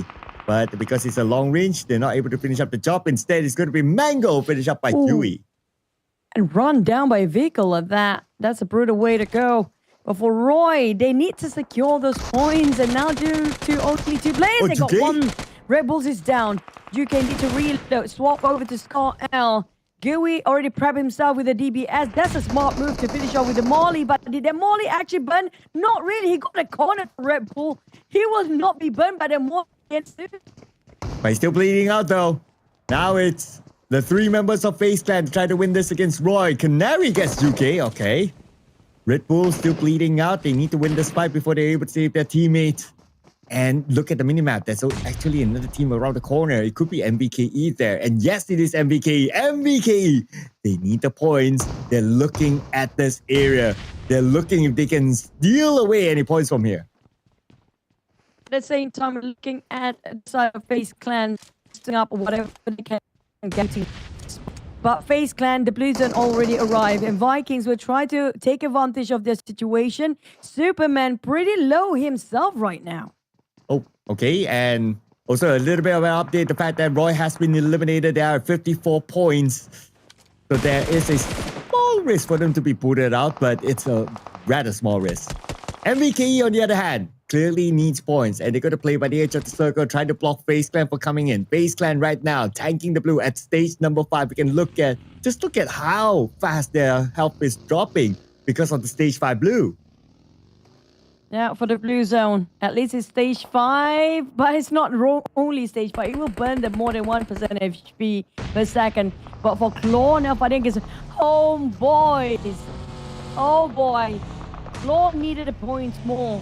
But at the same time, we're talking about HOMEBOIS at Cloud. This is what I worry. If they're sitting ducks and wait things to happen, this is going to be them not gaining any points at all. But Talon will distract Claw. Now Axel is down. and Claw shifted their focus to a TALON instead. And here comes Achul. Okay, rushing in. TALON is still alright. They are still on the outside circle. Bell Claw is still inside. Bobo Who will be finished off. And Achul healing up before he heals his teammate next. And here comes Linux onto Axel while Claw is still on the high ground. We have Saxi here together with Chipe. Saxi will be gunned down by who? Okay, who is it? Because Saxi is actually Miro's homeboys. Okay, they need all the points they can get. The Miros will get it with the Mini 14. We're waiting, but Zeta is shutting down on Miro's right. At the moment, he opened the fight to finish off Saxi, and Chipeng are running over to his side of TALON. But Vampire just gotta be here right now. BTR also got wiped out early. TALON still trying to fight between these three. There's gonna be TALON. Axel will be taking out. Linux cooking up the nade. Chipeng in between. Traps bleeding out down, still healing up. But Chipeng will get hit by the nade or not just yet. I don't know how, but he got so lucky Linux didn't see him through. Oh, now he should be able to see him. But they're trying to find that angle. Doesn't help that the fact that Vampire was distracting them. But finally, they got Chipeng. And Claw, they're out at number 11. Only 1 point collected, 55 points. Will it be enough? Will be the question, depending on how the bottom teams actually perform here. And here comes Linux with a final blow on the Vampire Esports. They are out number 10, 1 elimination point. But they should have done enough to see tomorrow. I wouldn't worry too much for TALON and Vampires, but the one that we have our eyes locked onto was the team that we're waiting if they manage to come back. The teams at the very bottom. GK, now Team Secret. They are not entirely safe here, Cloud. They need more points to make sure they're in the 60s and can push down all the teams that already eliminated right above them, especially Claw at this point. But for Alter Ego, there will be the disruptive force that will make this get difficult for MVKE, Homeboys, and everybody else. Look at the circle. It's divided to two sides, north and the south walls going on. But it will be in the center where Sam9 got himself compound circle as well, and XSOPHERE with 2 players. Can they hold against Alter Ego, 2 players, and MVKE? And Sam9 just needs a few more points. They'll be holding on to this circle. Now that we are at 9 teams, 1 more team eliminated, and Sam9 will start to collect placement points. Linux comes in to finish off GK. That's going to be 1 player down of Team Secret. Okay, they have 54 points at this moment. And Transit coming in. They would want an insurance policy as they rush in onto TALON. Here comes, and from the back, it's going to be Zeros that takes out Linux. Yep, yeah, that's a clean execution. VOIN Donkey taking out Homeboys right now. Homeboys down to 1 player, Cloud. I don't know why it's happening, but things are going dicey for Homeboys. They might have loosened their chance to get into the Super Weekend, but Ian's fighting back to Razak. As Ian finish off Consulate, Yoru going against Zero still as Team Secret triumph over this fight against TALON. TALON will bowing out right now, but we will see them back for tomorrow. And Homeboys has officially bowed out. No miracle run for Homeboys. Eliminated with 43 points. It's not going to be enough for them for sure. Thank you so much to Homeboys for playing this season. We hope to see them again in the next. Yep. Definitely, we were hoping for them to get better, stronger as well. But back to it, it's a fight. VOIN Donkey versus GLUBLUG. And these are the teams that they're just going to see who's getting a better spot and better points by end of the day. Alter Ego, Sam9. Now, Sam9 need these points so bad. But Mika shutting down Rosemary right in the face with a shotgun. Oh, if Sam9 goes out now, they won't have enough points. Okay, they'll be at 52, which is, man. Okay, if they go out right now, it's going to be 52 points. Then we need to talk about the tiebreaker later on. But Mika, let's see if he can hold on as long as possible. 6 teams. Oh, wait, 6 teams. He should be enough. Okay, let's see if he can get a bonus here against Alter Ego. Alter Ego, unfortunately, not enough bodies for them, but they will still try. No! And Mika, Sam9 out. Will be enough for their position points later on. Will they be in 16th spot and SK not make it through? I think they have enough. They lost it at 6th place. Sorry, SK. See you next season as well. Yeah, so Sam9 has made it. But yeah, sorry SK. But now, it's going to be interesting to see if actually, XSOPHERE can actually do it. All trust on XSOPHERE now with 2 players remaining. Chaco, you have to be extra careful. Vikings is breathing behind their neck. I don't think the Vikings know exactly where XSOPHERE is at right now, but they opened fire. Was it the teams across them? It was Alter Ego, was it? Well, across them, yeah, it was Alter Ego there. Oh yeah, let's not forget about MVKE as well. Okay, do they have enough bodies? Okay, 4, 10, 10, 13, chicken dinner. Okay. So mathematically, it's still enough for MVKE, but they need to bring in a lot of eliminations.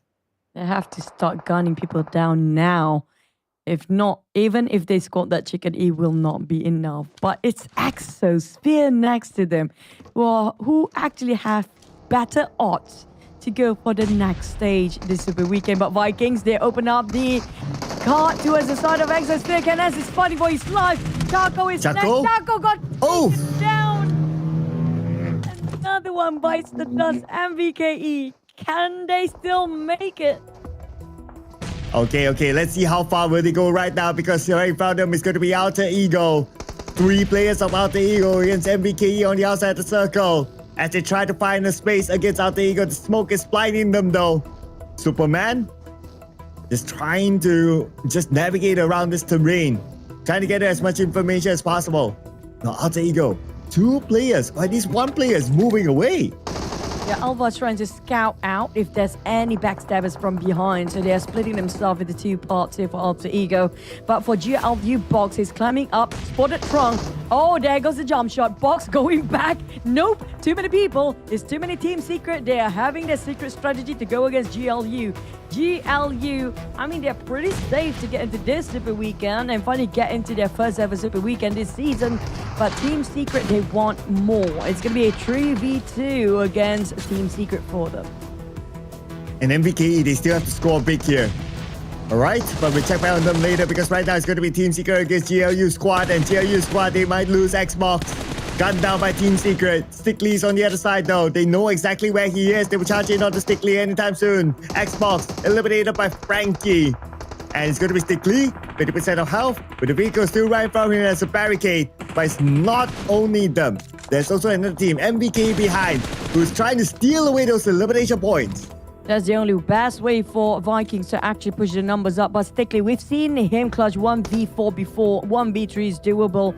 But with not much barricade, almost exploded vehicle. He's too close to that vehicle as well. And that Molly will try to fish him out. He goes straight to the smoke, but the moment the smoke dissipates, that's going to be tough. Tron going to push in. Zeros will up behind. Frankie as well. This is going to be it. Stickley, can he actually do it by himself? He prepared himself with the DBS. He knows they're going to go through the smoke. Oh, Jump shot coming up there. He got 1. Oh, Strong is pretty down. got 2. Down on 2. Stickley, he can clutch this by himself. But coming up from behind him, Frankie. Finish it off. Here comes Alter Ego trying to cleaning up the mess of Team Secret. The former D-Xavier player, Frankie, has to be the one to come up with the clutch here against Stickley. And now it's going to be Alter Ego. Can this at least be a redemption round for them? MVKE, still on the outside of the circle, right in front of them. Alter Ego is going to hold on their line, especially MAQNA here against Woonti. The rest of MVKE coming in. Woonti is going to be all alone. And MAQNA, gunned down by MVKE. They will take him out immediately. Alter Ego scored 8 eliminations right now. If they want to finish their run for this season, for this league stage, they want to finish it strong. So if they can secure a couple of more, it will be double digit right now. But for Vikings, they needed more than Alter Ego do.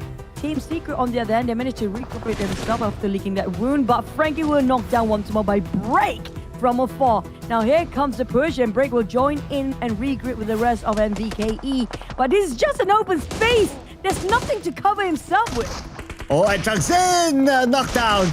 Team Secret, they have Zeros right now, and Zeros will fight. Zeros will win, and Zeros will score. And Zeros will survive on for Team Secret. It's not done and dusted yet. Vikings, they're left with 2 players. It's 2v1v1. Team Secret pretty low themselves, but they need those points. They cannot let the blue zone to finish off the players. They need to finish the plays for the points. But Alva is not allowing them to do so. Alter Ego keeping the pressure on towards the Vikings. And the Team Secret, only one player left right now. The Vikings, 3 players, 7 elimination points. If they take out the remaining 2 players, I'm not sure if it's enough though, but might as well go for it. They have the best chance of scoring the chicken dinner anyway. They just need a couple more points to get into double digit, then we tally up the scores. That's for later, but for Superman and VKE Vikings, they only have 2 more points to go. They cannot afford to not even score these 2 points here. But they're not making it easy coming from Team Secret. Gilly suit on Superman, but it's just next to Xerus. Here comes a nade from Alva, tossing to the side of Xerus, but the Blues start to hit and burn him off alive. 30 ammunition, 30 bullets left. Xerus, this is gonna be tough on him. Okay, I just did the math here. MVKE, they actually have a very good chance of sliding into the Super Weekend. Okay, let's see here. MVKE, they should be able to score the chicken dinner unless Alpha can deny it away from them. Alpha, 16 bullets left in his M4. Nothing else in his magazine. To make that 10 bullets right now, and then he'll be needed to shot through a shotgun. But 10 eliminations now for Alter Ego, though it will not be enough for them to bring themselves into the Super Weekend. But let's see if it can be a redemption round at least for Alter Ego. But Superman, here comes. Well, but he has to force this to CQC for the sake of his gun. There's no more bullets in there. But with this shotgun, what can he do? There's 2 different angles. He cannot swing it with this distance. It will not work at the mid-range. But Break still have some saved. Superman already prepared his DBFs.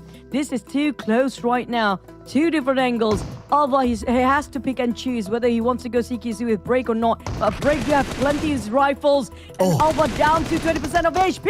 Aha! MVKE didn't make it through. Will be enough. They are celebrating right now, but where will they stand?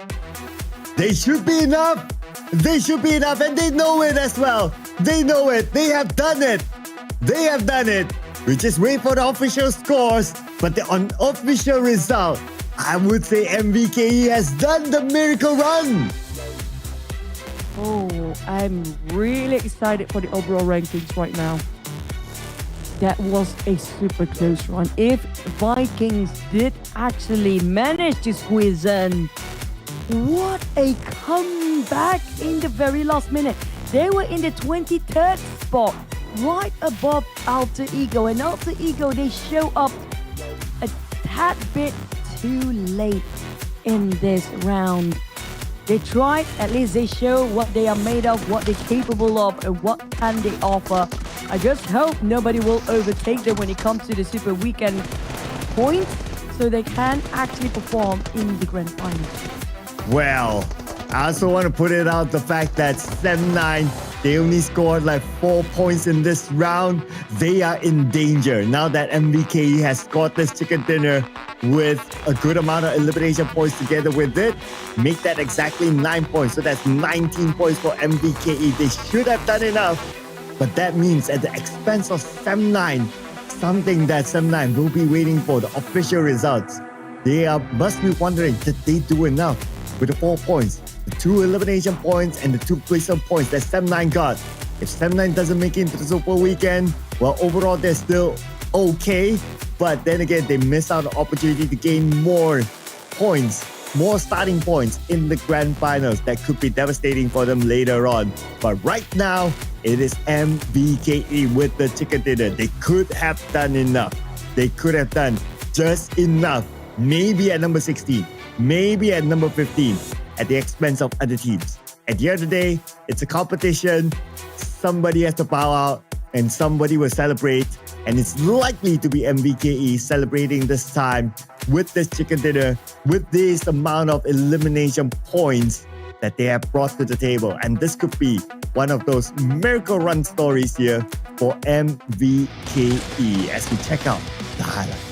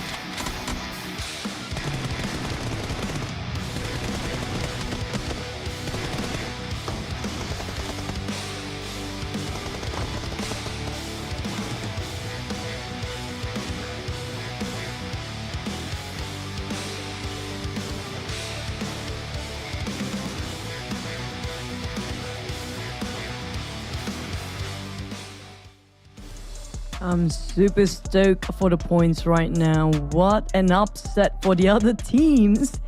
If last minute Vikings made it through, but what a comeback story it can be if that actually happened. While we'll wait for the official scores to be tallied up later on, Vikings, Alter Ego, VOIN, Donkey, Team Secret made it through. It was the finale of between two regions, Vietnam and Indonesia, when it comes to our last map for the league stage. Yeah, and the Vikings, they could use an entry into the Super Weekend since they only scored like 3 points, so it's a little bit scary. But if it's official that they are in the Super Weekend, then of course they'll be breathing a big sigh of relief here. Now the other top 4 teams, Alter Ego, well, definitely won't be able to make it into the Super Weekend. Team Secret, as part of the top 4 teams, should have done enough. VOIN, Donkey, well, doesn't really matter for them, they're fine. But Break this time is the MVP with 4 eliminations, 507 damage. And because of his contributions, this could be the run that MVK is looking for. Well, Break is breaking apart GLU and Team Secret just now. That was amazing play. When it comes to damage output, 507, pretty much tally up with 4 elimination. But this is this round score for now. 19 points they managed to get in the last minute. Alter Ego, finally we get to see a glimpse of their aggressiveness that we've all longing for such a long time. We want to get to see a bit of Rosemary action for such a long time. Well, but 16 points surely not enough for Alter Ego, so it was just a good run for them in the group stages. We might still see them in the grand finals though, so fret not, fans of Alter Ego. On the other end, Roy, 0 points. TODAK is fine, 0 points, that's okay. BTR, they can do 1 point, they're fine. HOMEBOIS, 2 points. Yeah, clearly not enough, but okay. It is. The big It overall. is. Okay, page 1 is okay. Next. But there's 2 teams without any chickens in this first stage though. Boom and TODAK. It shows that their elimination points quite high up there. And when it comes to rank points, TODAK, despite they not having chickens, but they have been constantly getting themselves in the top 4 in a lot of times, especially in day number 1. But congratulations to the 16 teams. Roy made it through. Vikings, what a Cinderella story from the 23rd place club. 23rd. There you go. That's the chicken dinner with 9 eliminations that brought MVKE to the top 16. But you know what? That means, okay, we already know this. SK didn't make it, so yeah. But Sam9 did not make it too. Oh no, but for the side of Claw, they made it through, hoping that all the teams been like next to them, the competition being wiped out early, and that was the case. Roy just barely biting at the end of the 16 slot down there. With Vikings, the best comeback story here. Who would have thought that just such a big contribution of Chicken Dinner with 53 points, Sam9. All they need was 1 more point, or at least 2 more points. Same goes for SK. Even XSOPHERE, this is too close. Yeah, the benchmark to pass is lower this time thanks to like BTR and all those teams. But SK 2 points. Oh man, sorry SK. I guess we're gonna save tomorrow's breakfast for other teams. No breakfast for them. Yeah. No, we have to pack up tonight. So Yeah. No more, 1 more day. But nonetheless, we pretty much get to see some teams that completely complete their journey throughout the entirety of PMSL this season, including ETN, NWE, even SK. But we have to celebrate. Hey, we have to give it to this guy, Federalis. That was amazing run this week, number 2. The Filipino Terminator as the daily MVP. Well, he played all the games for BTR when everyone else swapped places. So I feel a complot here that they want to maintain like, okay, Federalis, you stay there, so you get the daily MVP, and then who knows, the FMVP later. Okay, you stay there. But I'm looking forward Federalis, Crazy, Snape, and Ryan's lineup. I think they're probably going to save that for later, either for Super Weekend, because I want to see how big Snip can be, because let's put all the MVP up there, right? That might change something. So congratulations to eArena, BTR, D Xavier's, TALON, VOIN Donkey Boom, CelcomDigi Alliance, TODAK, MAC, Team Secret, GLU, FaZe Clan, Vampires, MVKE, Claw, and Roy that make it through and qualify for this week's Super Weekend. Wow, what a run for MVKE. What a run. And we also have to welcome some of the first timers here into the Super Weekend. Welcome Team Secret into Super Weekend. Welcome GLU Squad. First time in at the Super Weekend for them. Then it's going to be depending on how they're going to fight starting tomorrow and also the day after. But we are going to head on to the interview. Let's go. Hello, PUBG Mobile people, and welcome to the last interview session for ending the group stage, because tomorrow we will have the new chapter, the last Super Weekend, the last smash roll before we are going for the grand final. And join with me today, GK from Team Secret, and also Miss Viola as the translator. We are going to have a little bit of chit chat before we end the day number 3. So, big congrats on qualifying to Super Weekend. Last week, you narrowly missed out on the Super Weekend by placing 17 on the position. And this week, you barely clutched a spot. Are you feeling a lot of pressure? Chào Tricky, trước hết là chúc mừng các bạn đã vào được vòng Super Weekend vào tuần này. Tuần trước thì mình cũng đã gần trong gang tấc, thì mình xếp hạng 17 là không có vào được, và tuần này thì mình đã vào được. Vậy thì không biết là mình có đang cảm thấy áp lực hay không? Dạ không, em cảm thấy bình thường. No, I don't feel that we are under much pressure. Actually, I don't feel much of emotional extremes now. That's good, because tomorrow is the first Super Weekend and they need to play really well to go for the grand final. Secondly, despite the bumps along the way, Team Secret always seems to find a way into the grand final of PMSL. What's the mentality behind this consistency? Thì thông thường là các bạn cũng hay gặp khó khăn, nhưng mà cuối cùng thì mình vẫn vào được các cái vòng Grand Final trong các mùa giải PMSL. Thì đằng sau cái sự ổn định này, không biết là tâm lý của các bạn như thế nào? Sau mỗi ngày bắn gãy về thì tụi em sẽ có những cuộc họp lại với nhau để bàn lại chiến thuật và bắn sao cho nó hợp lý hơn, nên là sẽ dễ có được kết quả tốt. So after each time we don't perform well, we usually have a group discussion to rediscuss our strategies to perform better. And that's how the result improves. Love it.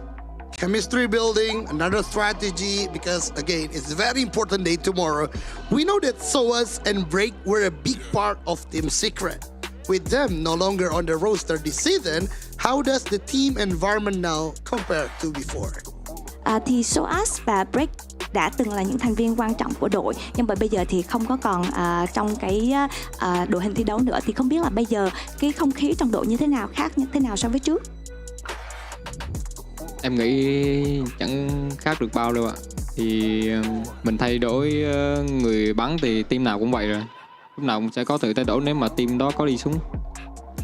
I think the atmosphere doesn't change much because this is quite a typical situation in any team. There will be changes in the roster, especially if the performance is not so well. I see. As long as you guys can play good with the new roster, with the new environment, it's good for Team Secret. If I'm not mistaken, this is Team Secret's first time competing under the Smash Rule. What are your thoughts on Smash Rule? Nếu như không nhầm thì đây là lần đầu tiên mà Team Secret thi đấu với thể thức Smash Rule, đúng không? Không biết là em suy nghĩ như thế nào về thể thức này? Em thấy thể thức này khá là thú vị vì ai có thể đạt điểm móc được là bắn có thể vô địch được. Nên là top match cũng có thể vô địch. I think the Smash Rule is quite interesting because whoever can get past the qualifying scores and get winner chicken dinners can be crowned as the champion, the winner of that week. Agree with that, because again the starting point is different, which between one and the other team. So Smash Rule is kind of the answer. Lastly, maybe for GK, do you want to say for Team Secret fans out there to support you to play tomorrow for the Super Weekend? Because again, this is the first time for the season Team Secret will play at the Super Weekend. Chicky ơi, thì về ngày mai á là lần đầu tiên mình sẽ thi đấu tại Super Weekend trong mùa giải lần này. Thì không biết là mình có lời gì muốn gửi đến những fan hâm mộ đã và đang cổ vũ cho Team Secret hay không? Em cảm ơn mọi người đã xem và ủng hộ các đội tuyển Việt Nam. Mong mọi người ngày mai và ngày mốt vẫn phải ủng hộ như vậy và chung kết nữa. Thank you so much for watching and cheering for us, and I hope that you will continue doing so tomorrow and the next day. Love it. And that's from GK and also Miss Viola in here. Thank you so much for both of you. And that's the end for the group stage. Tomorrow, new chapter, new fighting from the 16 teams that will compete. And again, don't forget to watch because the last chance for the grand final. So that way, to end the day, we are going back to the casters. Casters, take it away.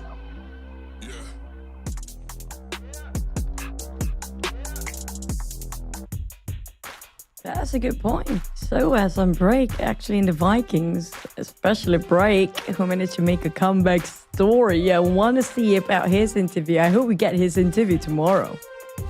Yeah, I'm sure there will be more words for the teams to share, especially the first timers in the Super Weekend tomorrow. It will be super exciting. Like what El Donkey say, it will be a new chapter, new beginning for everyone because the points will all be resetted again. And we'll see on Saturday what kind of benchmark will the number one team set and how far will be the rest to try to catch up and smash it on Sunday. And you guys do drop your thoughts, especially for tomorrow's Super Weekend. Which team do you think will not qualify to the grand finals? Because right now it feels like a tight spot with some teams that never get into the first Super Weekend squeezing in and might snatch away those points in the very last minute, just like Vikings did. Can they do it again with only one Super Weekend to fight for? Yes, and it will be tight for sure. And because we have new teams coming in, there will surely be teams being booted out from the grand finals, and it's tight because we only have 2 Super Weekends. Tomorrow will be the final one before we go on to the grand finals. That is going to be next week. So again, final reminder for all of you on Sunday, don't forget to check out the social medias of PUBG Mobile Esports to claim your free ticket to watch PMSL live. And also don't forget to check out the team's booth together with our official sponsor for this season, Techno. We'll be having a booth there as well. Yep, make sure it's Sunday, yeah? Tomorrow is still not available, but make sure you guys manage to grab the tickets because there'll be plenty of people trying to fight for it. Not just that you get to visit and even collect all the jerseys, jacket of each of the teams, which they have all uniquely. I promise you, it's gonna be worth buying and be there for the collectible of the jerseys and jacket. But we're at the end of our show for today. I am Chuchu, and this is always the single and amazing, funny, goofy guy, Sir Cloud. No Japanese girlfriend.